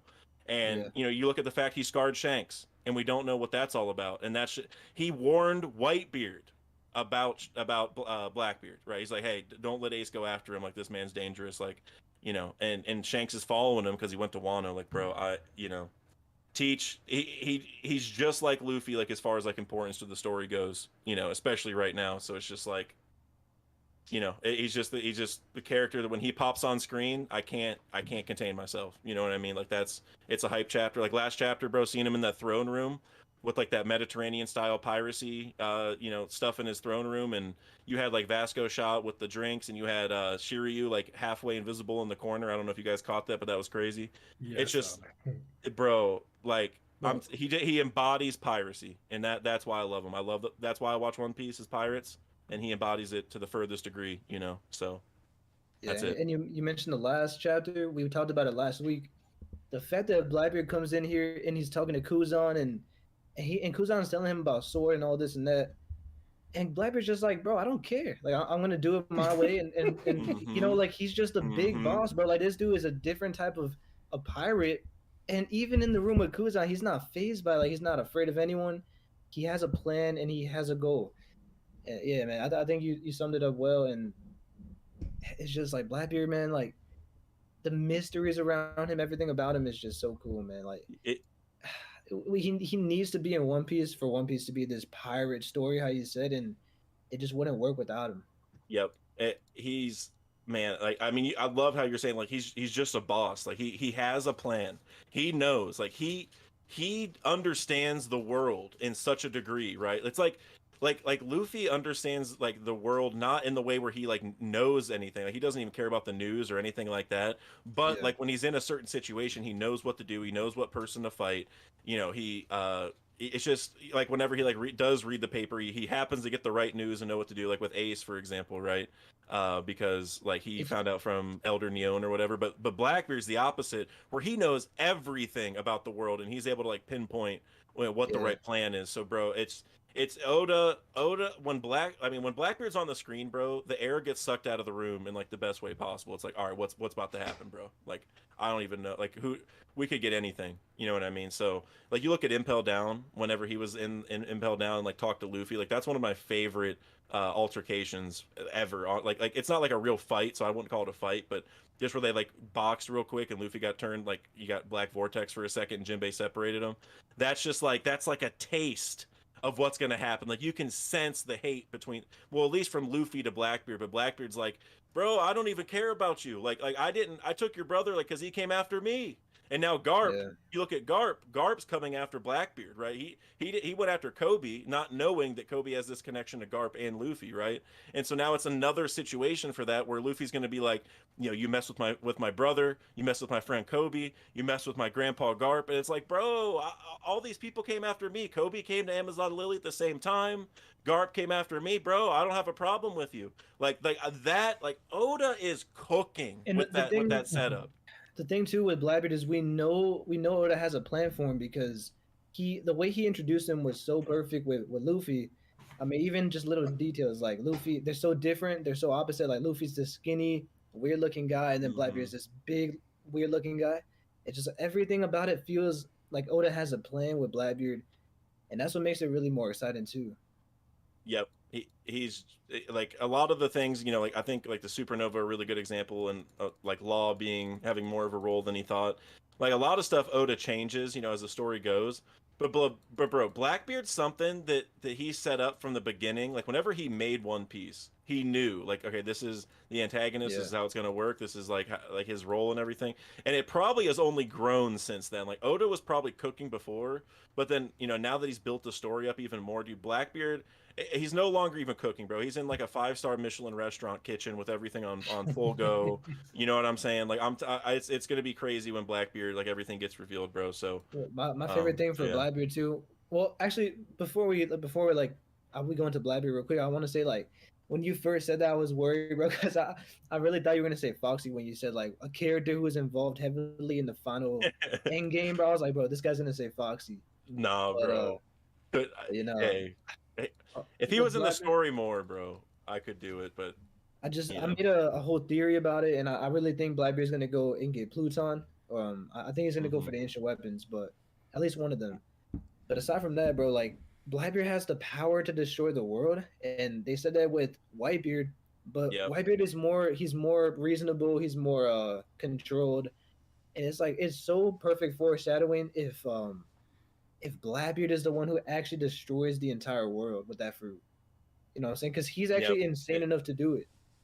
Exactly. And okay, you know what? Now that we're talking about Blackbeard, I gotta just mention this theory real quick. If anyone here who was in my stream yesterday probably heard Recon and Kev. I saw Kev. Was Kev in here? Yeah, I saw Kev. What's up, Kev? And Zaki. I had a stream with them yesterday, and this stems from my theory with Randy Troy, and it's about Blackbeard's final plan. And I'm going to share the quickest version of it because it's just very important with especially with like you mentioned getting Pluton. So basically the idea is that Blackbeard, you know, he's trying to get Boa's fruit for some reason, and we're wondering what that is. And he tried to go get it in Amazon Lily, which was a couple weeks ago, but he failed to get it. And now we know they're going to Egghead where there's S Snake, right? So now it's like maybe they're trying to use S Snake, you know, so they have access to that fruit power. But also, we just saw in this chapter that Moria seems to be locked up because I would presume he didn't want to work with Blackbeard, right? So Blackbeard could also get S Gecko, so then he would have access to Boa's powers and Moria's, and he's probably packing up Law, so he could have access to Law's powers potentially. And so Randy and I were basically theorizing like, hey, why is Oda setting up all these people with Blackbeard? Like, what could be the reason? And our idea is basically, what if Blackbeard's trying to basically recombine the poneglyphs to be like a statue again? Like, what if you recombine them and then it's a statue, and you bring that back to life with the you know Boa's fruit, basically that's a person, and that person would be Joy Boy, and then Onigashima would be the skull. And so you just mentioned getting Pluton at Wano. Remember how Shanks said like I thought Blackbeard would be in Wano for sure.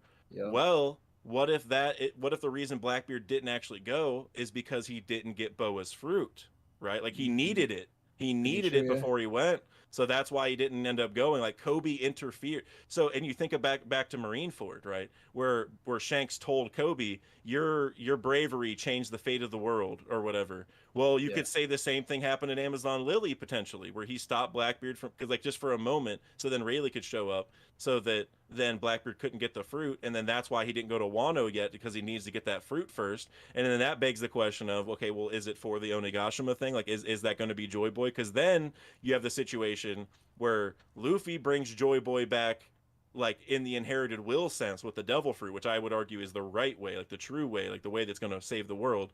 But then you could say Blackbeard might be doing it in the literal way, where just like how Moria brought ores back, you could say like, and I preach, you've said this a million times before on your channel, right? With ores being Joy Boy, the real ores, like not that one, but like the father, I guess, or the one before that, however they're born. Yep, and that's Blackbeard's plan, is to resurrect him with that fruit, because he's Onigashima and everything else. And then you could also say Oda's cooking by having Joy Boy be brought back on Joy Boy's skull, because that's when Kaido, and Luffy were fighting on top of the skull, right? So, so Blackbeard, man.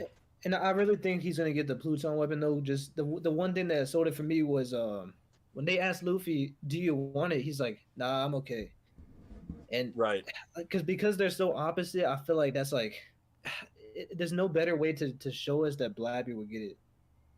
And one idea that I think makes sense there is okay, so Luffy already has Poseidon, right? You could argue that, right? Like Shiroshi likes Luffy, right?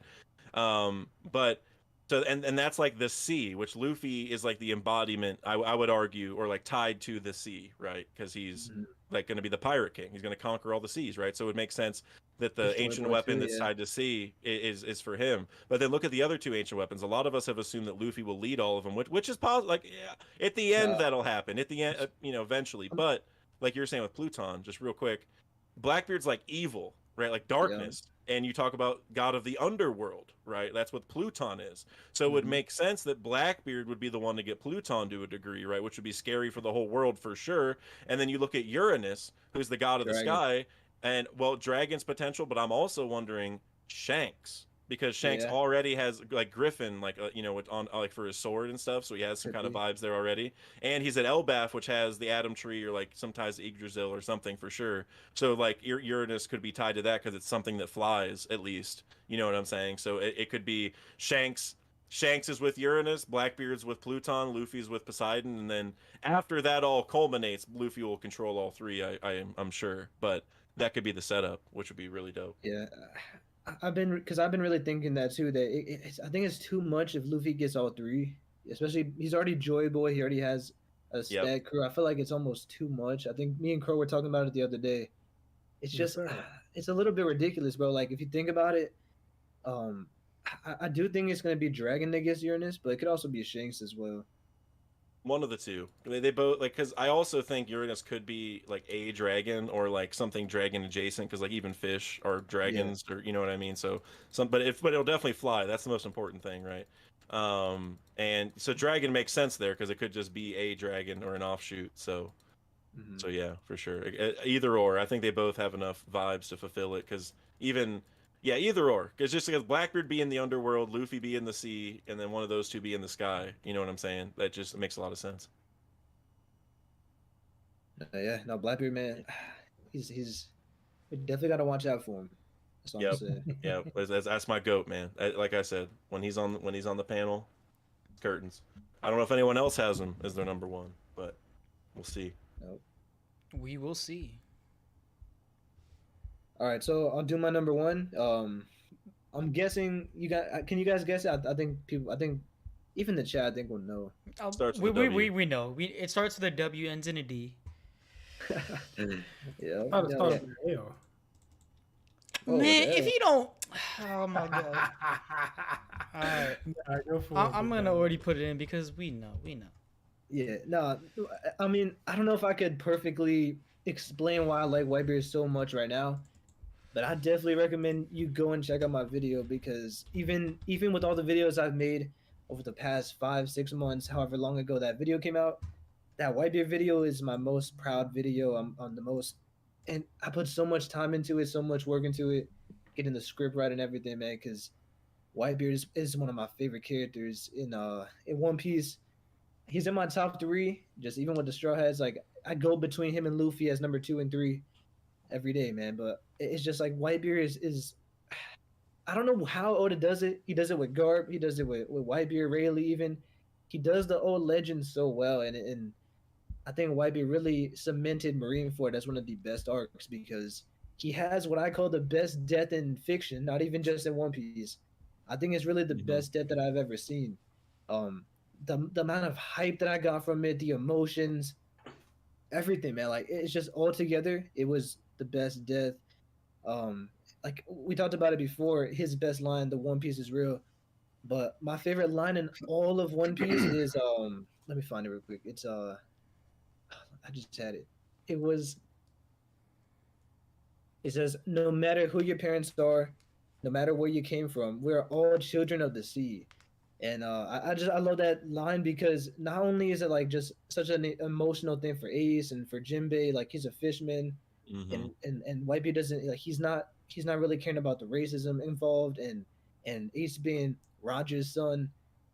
But it's also important because when he says like we're all child of the sea, bro, like that's the most piratey thing I ever heard. And coming from a legend like Whitebeard, it just hits different, man. And yeah, like his whole story, even just little things like him being him adopting all these children and him wanting a family, like he's just such a unique character. So yeah, everything about Whitebeard, yeah, he's definitely my top 3 characters of all time. Embodies all the best things about One Piece, bro. You know what I mean? That's if you don't like Whitebeard, you know, there's something wrong with you. I don't know.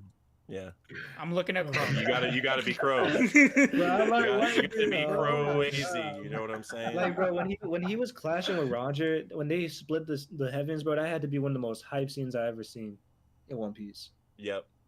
Oh, dude, put so much respect on his name. And honestly, whenever he clashed, like Whitebeard clashed with Oden on Wano, like you know, Oden just ran right at him and swung on him, and Whitebeard just punches through and does a quake punch to the face, bro. It was just like damn, like Oden was cooking up until this. You know what I mean? Like we saw him slice the mountain god or whatever in half and all that stuff, and then Whitebeard gave him a reality check.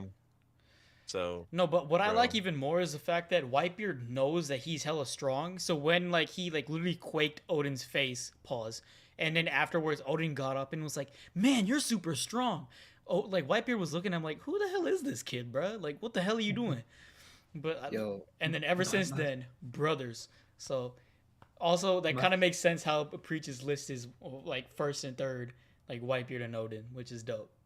Yeah, I mean, I think Oda, even though other series do it good, I think One Piece has the best, like, like, bro, out of all the Chads and like the big guys, bro, like they're always just so good, man. Like Garp, Oden, they're just, I don't know what it is, but One Piece knows how to do it right. Yeah. And it's not just that they're these big monstrous beasts, but they're also like good written characters. They also have important scenes, and it's just the perfect combination too. But going back to his Devil Fruit, my favorite, I guess not my favorite, but the most underrated attack that he has that I don't see most people talking about is the fact that he could put a bubble around your head, and it's just like earthquakes jumbling up in there. And then could you imagine the amount of force that's going on in that little bubble? Because we saw him do it against the Giants. And bro, when I saw that, I was like, this dude is just different, bro. Like, cause that would be the most insane attack that you couldn't even come back from that. That's instantly gonna one shot you if you're anyone besides like a hockey master.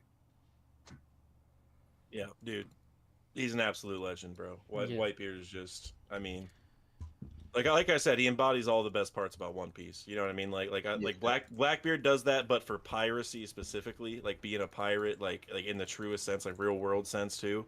But Whitebeard is like all the elements of One Piece. You know what I mean? Like he's just family, friendship, all that stuff, bro. Like you said, Sons of the Sea. Yeah, bro. He's just the man. The man. Yep. He's him. He is him. Yeah. All right. It's crazy. He's what makes that my favorite arc. For real. Yeah, right. Man. No, that's what I'm saying. Like he really made Marineford one of the best arcs ever. That is very true. Okay, I'll move to JJ and Zane since they're not here, the number ones. But JJ's is Buggy, which is crazy. So it did start with a B. And then what you call it? JJ put for his reasoning the next Pirate King. I mean, on the low though. Very well could be. Yeah, I'm scared because there's a chance. I'm literally terrified. No. I am terrified as well that like he could actually be the next Pirate King. I would rather be Blackbeard than Buggy at this point. But I also don't want the title to get flopped around that much and like desecrate it. You know what I'm saying? Yeah, that's true. So I wonder. I could see a scenario where like Luffy actually gets it, but maybe the world has some reason to think it was Buggy. Yeah. But then they come to find out it's Luffy. Yeah, I genuinely think that that's probably what's gonna happen with big news, like hyping it up. Like I could easily see Buggy and Luffy getting to the island, not at the same time, but like Luffy first and then Buggy second by accident, like somehow just like a stowaway or something like that. And then Luffy finds One Piece, like is like holding it or does something with it, and he's like, "Wow, that's crazy, right?" And then kind of just like dumps it off to Buggy, and then it's like Buggy's like just holding it, right? But then Morgan's or someone like some news dude takes a picture of Buggy holding it, and they're like, "Buggy's the pirate king. He found it," whereas Luffy found it first. Like I could easily see that. I love Buggy, but he's very annoying. But like it's just him, the falling upwards man himself, Hercule 2.0. All right, I already put it, but Zane's number one. If everybody or anybody knows about OPU, Zane's number one is easily Mihawk. And then I'll get to mine. If you know me, my number one is obviously the main man himself, Flame Emperor Sabo. So, yep, absolute GOAT, man, is the complete opposite of Ace. At the same time, he's similar to Ace because he gets his shit done. And, you know, declared war, check. Saved Kuma, check. Got everybody started for the war, check. Figured out the one piece of information that no one else in the entire world knows other than the Gorosei, check. Most dangerous man alive with information currently, check. Greater influence than Dragon and is considered a god amongst revolutionaries, check. Whoa. He how much you hey, Crow, you coughing up right now, but I'm following the manga's words specifically. So say what you want to say. Sabo is him. Let's be real. If Sabo, like I always say this, man, if Sabo gets out of that situation alive, if somehow if that attack actually hit him, bro, Sabo has one of the coldest feats in One Piece because the fact that thing took out an island with ease, and he's just gonna pop out of here on phase is gonna be crazy. He just is him. He's that guy. And I already have a whole ass theory video on what he's gonna do. So if you guys want to check that out, go ahead. I already linked it, like, because I saw some people talking about Sabo possibly having blue flames, which I don't know about blue flames. He could have blue, black. It could be honestly any color, but I just put blue in the thumbnail. Sanji, I feel like, is a hint to it, right? Yeah. But I mean, it's gonna be inferior, but for sure.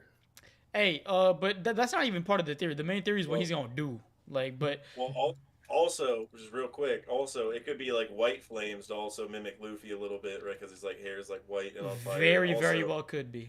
And also, like, I feel like this is never mentioned, but it should be, like with One Piece theories, is like the sun is actually white. It just because of, I forget what the effect is called, but atmospheric like radiation or something like that. It looks yellow or orangish most of the time, but it's actually white, like our sun. Yes. So, so that's also important. So like white flames could be like the sun even more. So it could be like, you know, the sun god. It's just, it has white flaming hair and whatever. And then his brother, the Flame Emperor, can be like all white flames and stuff. So yeah, I'd be fine could easily see it. All right. right. Solidify Sanji as the hottest flames in the series, so I'd be perfectly fine with it. Anyways, talking too, bro. Wait, what? Other than Akane? All right. So, anyways, we'll move. Oh yeah. We'll move past the annoying ass Sabo slander because we know he's a goat, and we'll move to Crow. Crow's number one, and it is, well, I know what it is. Not Prince. I'm Prince fool. Preach probably knows what it is. Crow, who is your number one? All right, let's go. No, like I said, I really did not want my list to be Admiral City. You feel me? But my number one has to be my favorite character of all time. Like probably in all manga, it's Kizaru. I love Kizaru so much. Oh, what a pick, bro! Bro, I fucking love Kizaru. From the moment he is introduced into the story, flying on a fucking cannonball, absolutely low dips every supernova on the island, even though he doesn't bring him in because he's the biggest troll in One Piece that we know so far. And it's just his attitude where it's like all right, you got Akinu, he's so hard boiled, and you got Aokiji doing his thing, trying to change from within. Bro, I'm just here to do my job. I'm gonna play around a little bit. I may be under the influence. It's a possibility, but look, I'm here. You tell me what to do, I'm gonna go do it. And you feel me? And I just love his devil fruit. That's why, like I said, I was talking earlier. I love all the admirals' names. Yellow monkey with the light devil fruit, and he just reminds me of Dragon Ball Z so much. Obviously, the flying on the cannonball thing is based off what is his name? Oh my god, the guy that flew on the pillar in Dragon Ball OG. Oh, Emperor Tao. Yeah, Tao. Yeah. General Tao. Yeah, General Tao. Oh, fuck. I said Emperor Tao. And obviously it was based off that. And then, just Ki in general being something, from Dragon Ball Z. And I just love him, bro. He's my favorite guy. He's my favorite admiral, my favorite non-straw hat. He's top 5 for me in general. And I just love him. Bro, well, I love this pick, bro. Like I mentioned Fujitora earlier, like another person I wanted to put on my list, but I was like, someone's gonna talk about him was Kizaru. And this whole time I was like, damn, bro, like nobody had him anywhere, and I'm honestly so pumped you brought him up, bro. Yes, he's I mean, I love Fujitora, but man, Kizaru might have to be my favorite admiral. It's close between the two, but bro, like the cannonball entrance in and of itself is amazing, but like you said, like I'm just here to do my job. Like, bro, he clocks in, is like, all right, man, like, boss, what am I doing today? And then he does it, and then he goes and chills, and you know what I mean by chill. You know what I'm saying? Yeah. He's cooking up some, that's for sure. And I just want to say, while we're on the topic, so this is so funny. I was literally talking about this before the stream where, okay, so I'm trying to get a thumbnail done for like chill streams because I want to start doing just some more, like I just get on for an hour or two, just like with like a tier list or just something chill more often, like because we obviously have a lot of break weeks now and stuff. So I was like, man, I need to get a thumbnail just for these chill streams. Like, okay, so chill. I'm like, Kizaru is on my list. And I was like, man, I should get a picture of like a bunch of a couple Marines, Green Bull, Kizaru, and Smoker, and get them chilling in a room because it's chill streams. You know what I'm saying? So, so Kizaru, like, he's just one of my favorite characters, and that vibe is just, I don't know, I love it. I so vibe with his he's just so chill. And he also is, and it's also the juxtaposition of, like, he has the light fruit, so he's speed of light, but he's like slow. You know what I'm saying? So like that, bro. Oda. I mean, I love Kizaru, bro. Everything about him. Yeah, and I think he's definitely gonna be my guy's matchup. Y'all know I'm a big Sanji guy. And that fight right there, I will be there no matter what. I promise you. I can't wait. Wizard of Wars, he one time told me the coldest theory for Kizaru. It was something like about Kizaru because he's made out of light and everything he does is so fast, right? So he said, what if Kizaru, the reason why he talks like that is because he's trying to talk slow so he doesn't sound like some crazy psycho that's just talking hella fast. That would be so funny. Oh, stop. That would be so funny. And that's why he's like slurring his words and everything because his mind is just moving so quickly. That would be so funny. I mean, he does have lazy justice, though, right? That's like his. Yeah. So I love, my bad. I didn't mean to cut you off. I was just saying, I hope it's not that, just because I love that I just want him just to be, like a stoner, basically. You know what I mean? Like, yeah, honestly, that would be dope as well. Like that's what, or building off of what you said, Preach. It could, like, I mean, Oda's not going to do this, but what if he actually had to take some kind of like medication to slow himself down, and it's just like a One Piece version of that? Because it's like, bro, like everything's going too fast. We need you to like force yourself to slow down. Yeah, that'd be dope. I know that another like underrated part of the intro, because it was so funny to me. He's sitting there, he's trying to call Sentomaru on the fucking wrong transponder, you feel me? So he's like, Kizaru here, come in, and he's talking on the one that they used to tap the pirates. And obviously no one is picking him up, but that was just so funny to me. And then the guy tries to shoot him in the head, and it goes through him. And he appears in front of them while they running away, bro. Oh my fucking god!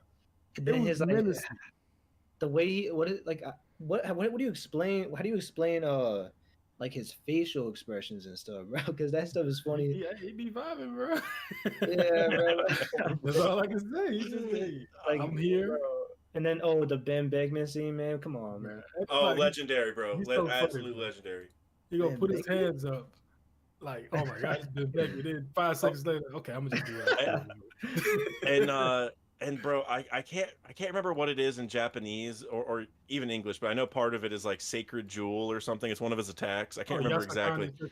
Yeah. Oh, bro, the way he says it, like the voice actor, bro, that's like my favorite attack name, I think, in all of One Piece. Like it's also like a cool attack, but he's done it in movies too. Like I think Oda loves it too because he's Kizaru always shows up in the movies. I feel like, hasn't he? He was in Film Z and also Stampede, right? I can't remember. Yeah, he was in Film Z, Stampede, and Film Red.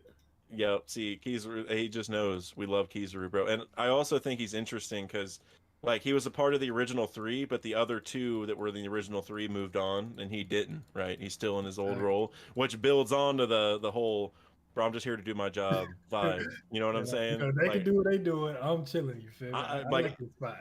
Yeah, retirement's in 3 years. Like I'm, Bro, even in his kid form of Oda drawing all like the main Marines like as kids, he was chilling even then, man.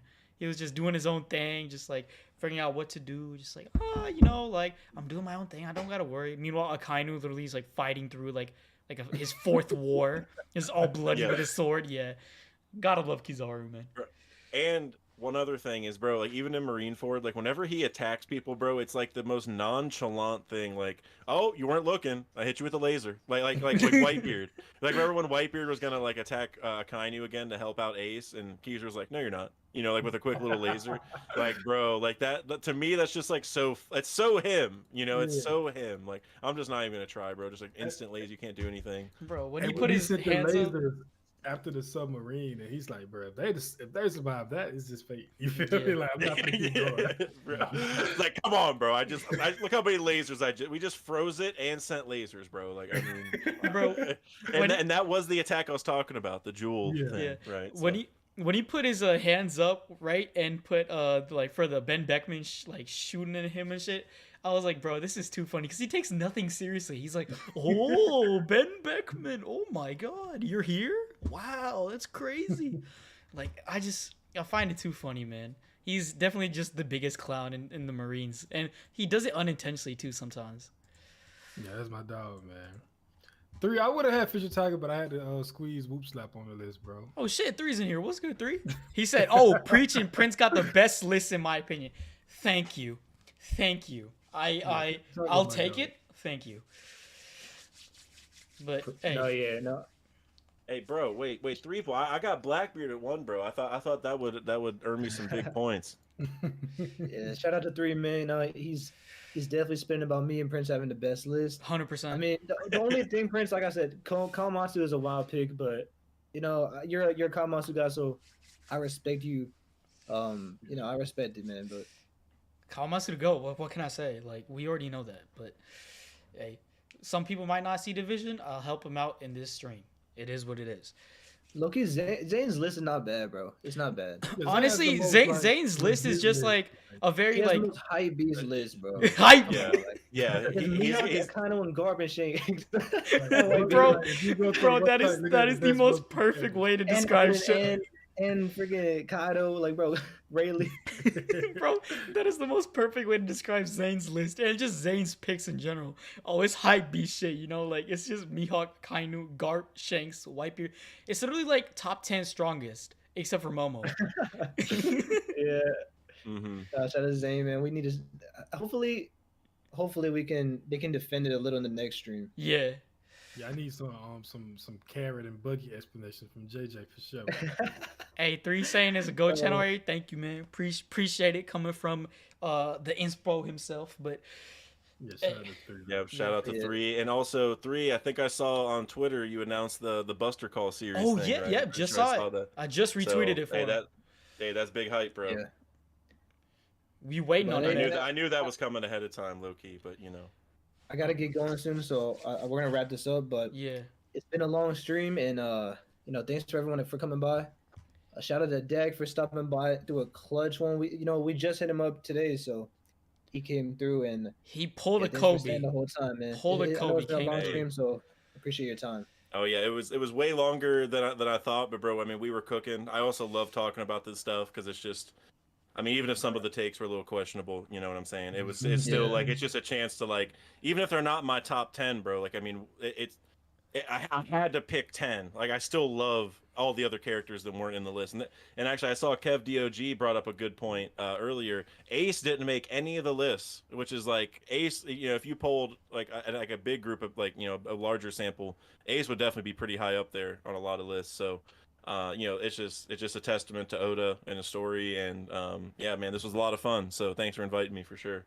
Oh yeah, of course. Man, you know. Gotta it have might be hard to get in contact with you, you know, the couple weeks when the Cavaliers get. Oh, I'm glad we got you now.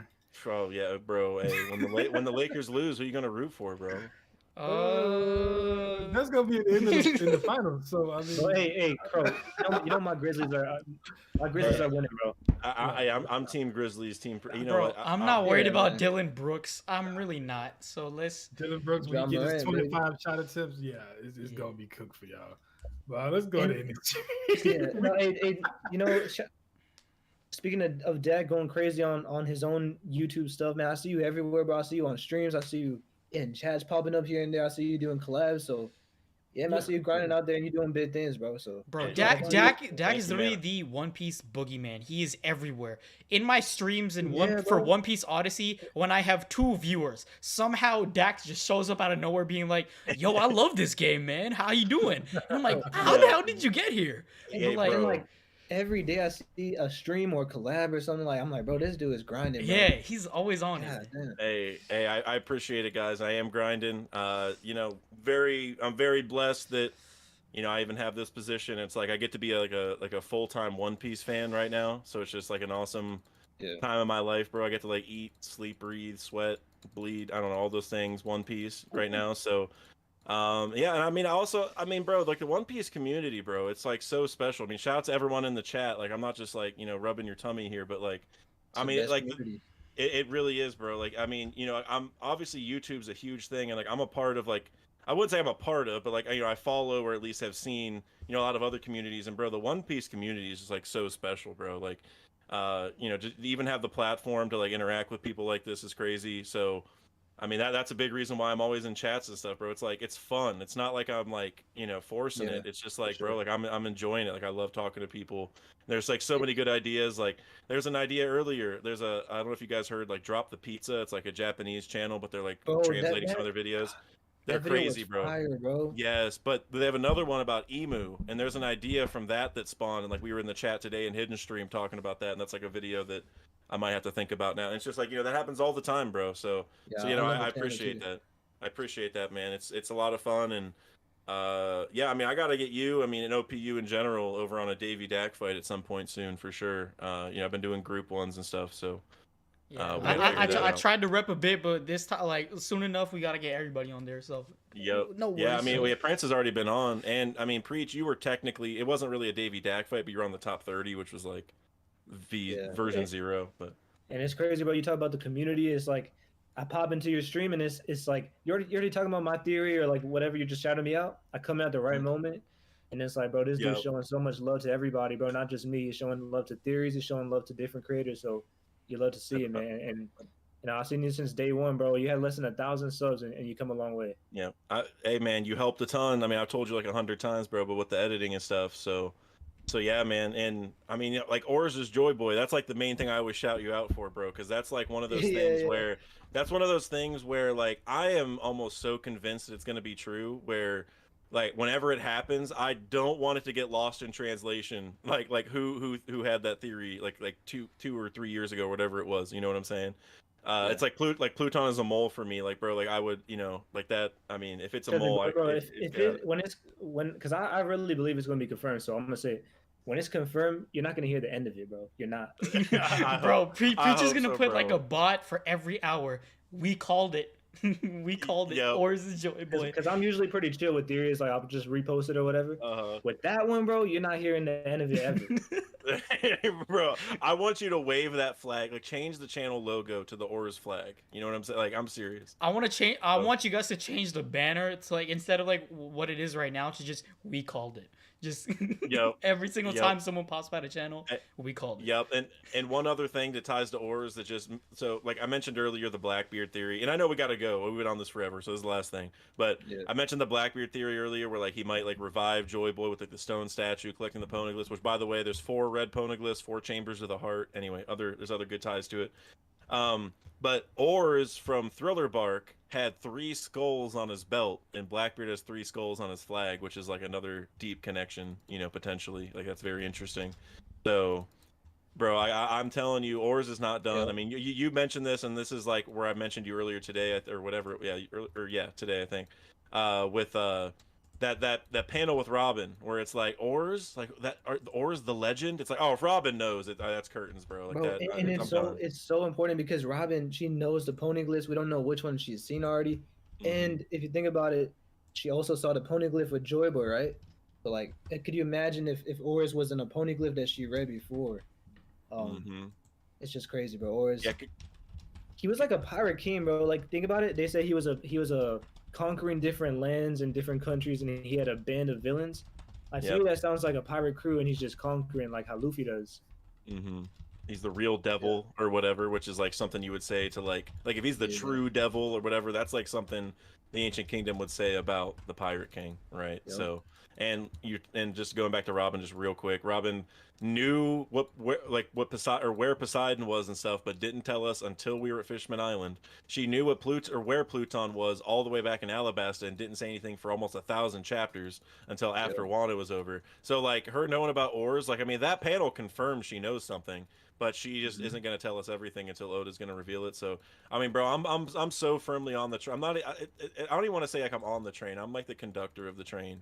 I'm doing the marketing for the train company that is the Joy Boy or Oars' Joy Boy train. You know what I'm saying? So yeah, bro. You won't hear the end of it from me either. if it happens, be like, bro, I can't believe it. Because I've been backing it. So even though you got it, I'll be proud. You know, I'll be telling people like, bro, Preach did this. And as soon as I heard it, I agreed. So you know what I mean? Like he gets the credit. And it's not even me, bro. Wizard of Oz, like his name is that because I gave him that name because I was like, bro, yeah, the Codus theory, and there were some like Wizard of Oz connections, and so yeah, I gave him that name, and like so just from that, people would know he made the theory, the original one. It's a dope theory, bro. It's pretty much confirmed. But yeah, we got to get out of here. So just tell them where they could find you. Yeah, well, you guys can find me at 𝙲𝚘𝚙𝚒. I think I saw my channel linked a couple times, or you can just click the link or whatever in the description. But I mean, you guys know me by now. I make theories, do collabs. We were just talking about it, so definitely come check us out, or check me out, or the collab.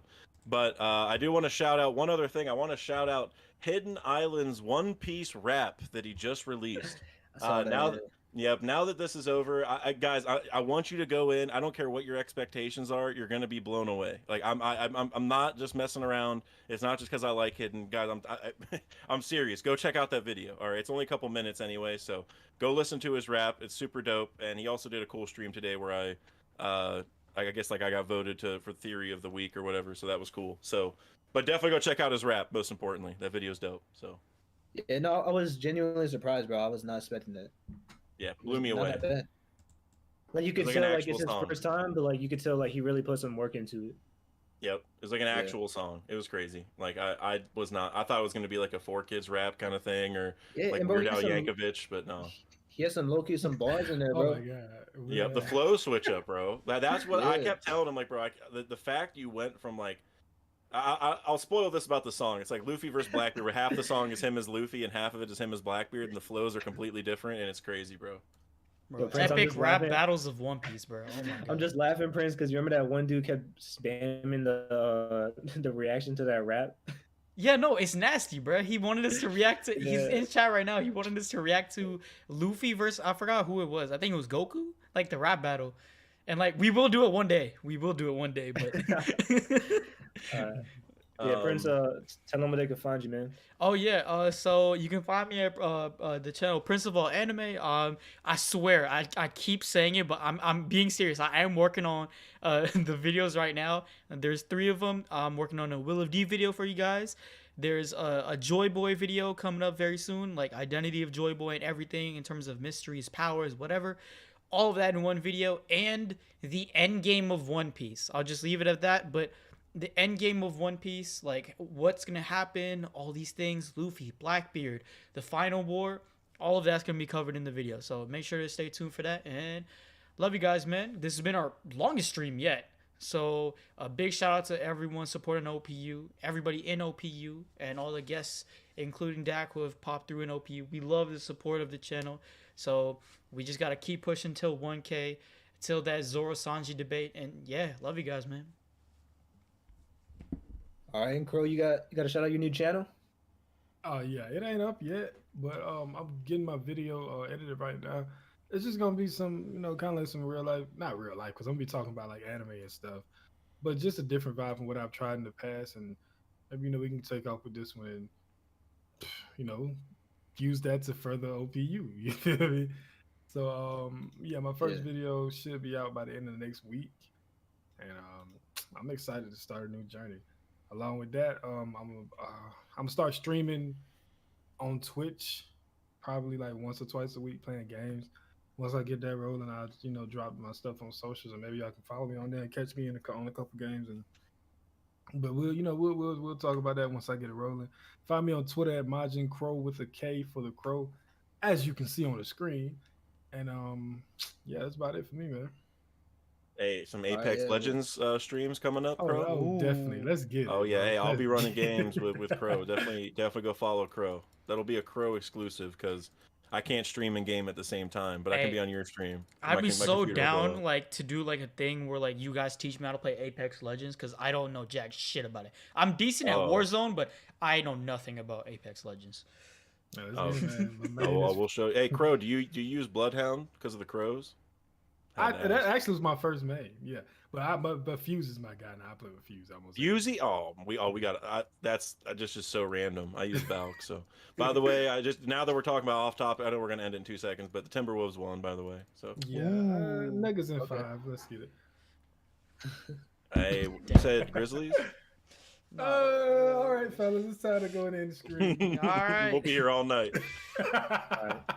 Okay. Yeah, we'll be looking forward to Crow's channel. Looking forward to Prince's new videos. Check out Deck, and you can find me at Marshall D Preach on YouTube and Twitter for theories, power scaling. We'll get into a lot of new stuff over there. Subscribe to this channel. Get us to 1,000, and subscribe to my channel as well. 50K. Yeah, give me the 50K, man, because Wizard of Voice gonna do a face reveal. And like I said, I'll do a face reveal, but maybe at like 1 million or something. Same here. But yeah, man, it's been a fun stream, and we'll see you guys next time. Yes, sir. Have a good night, y'all.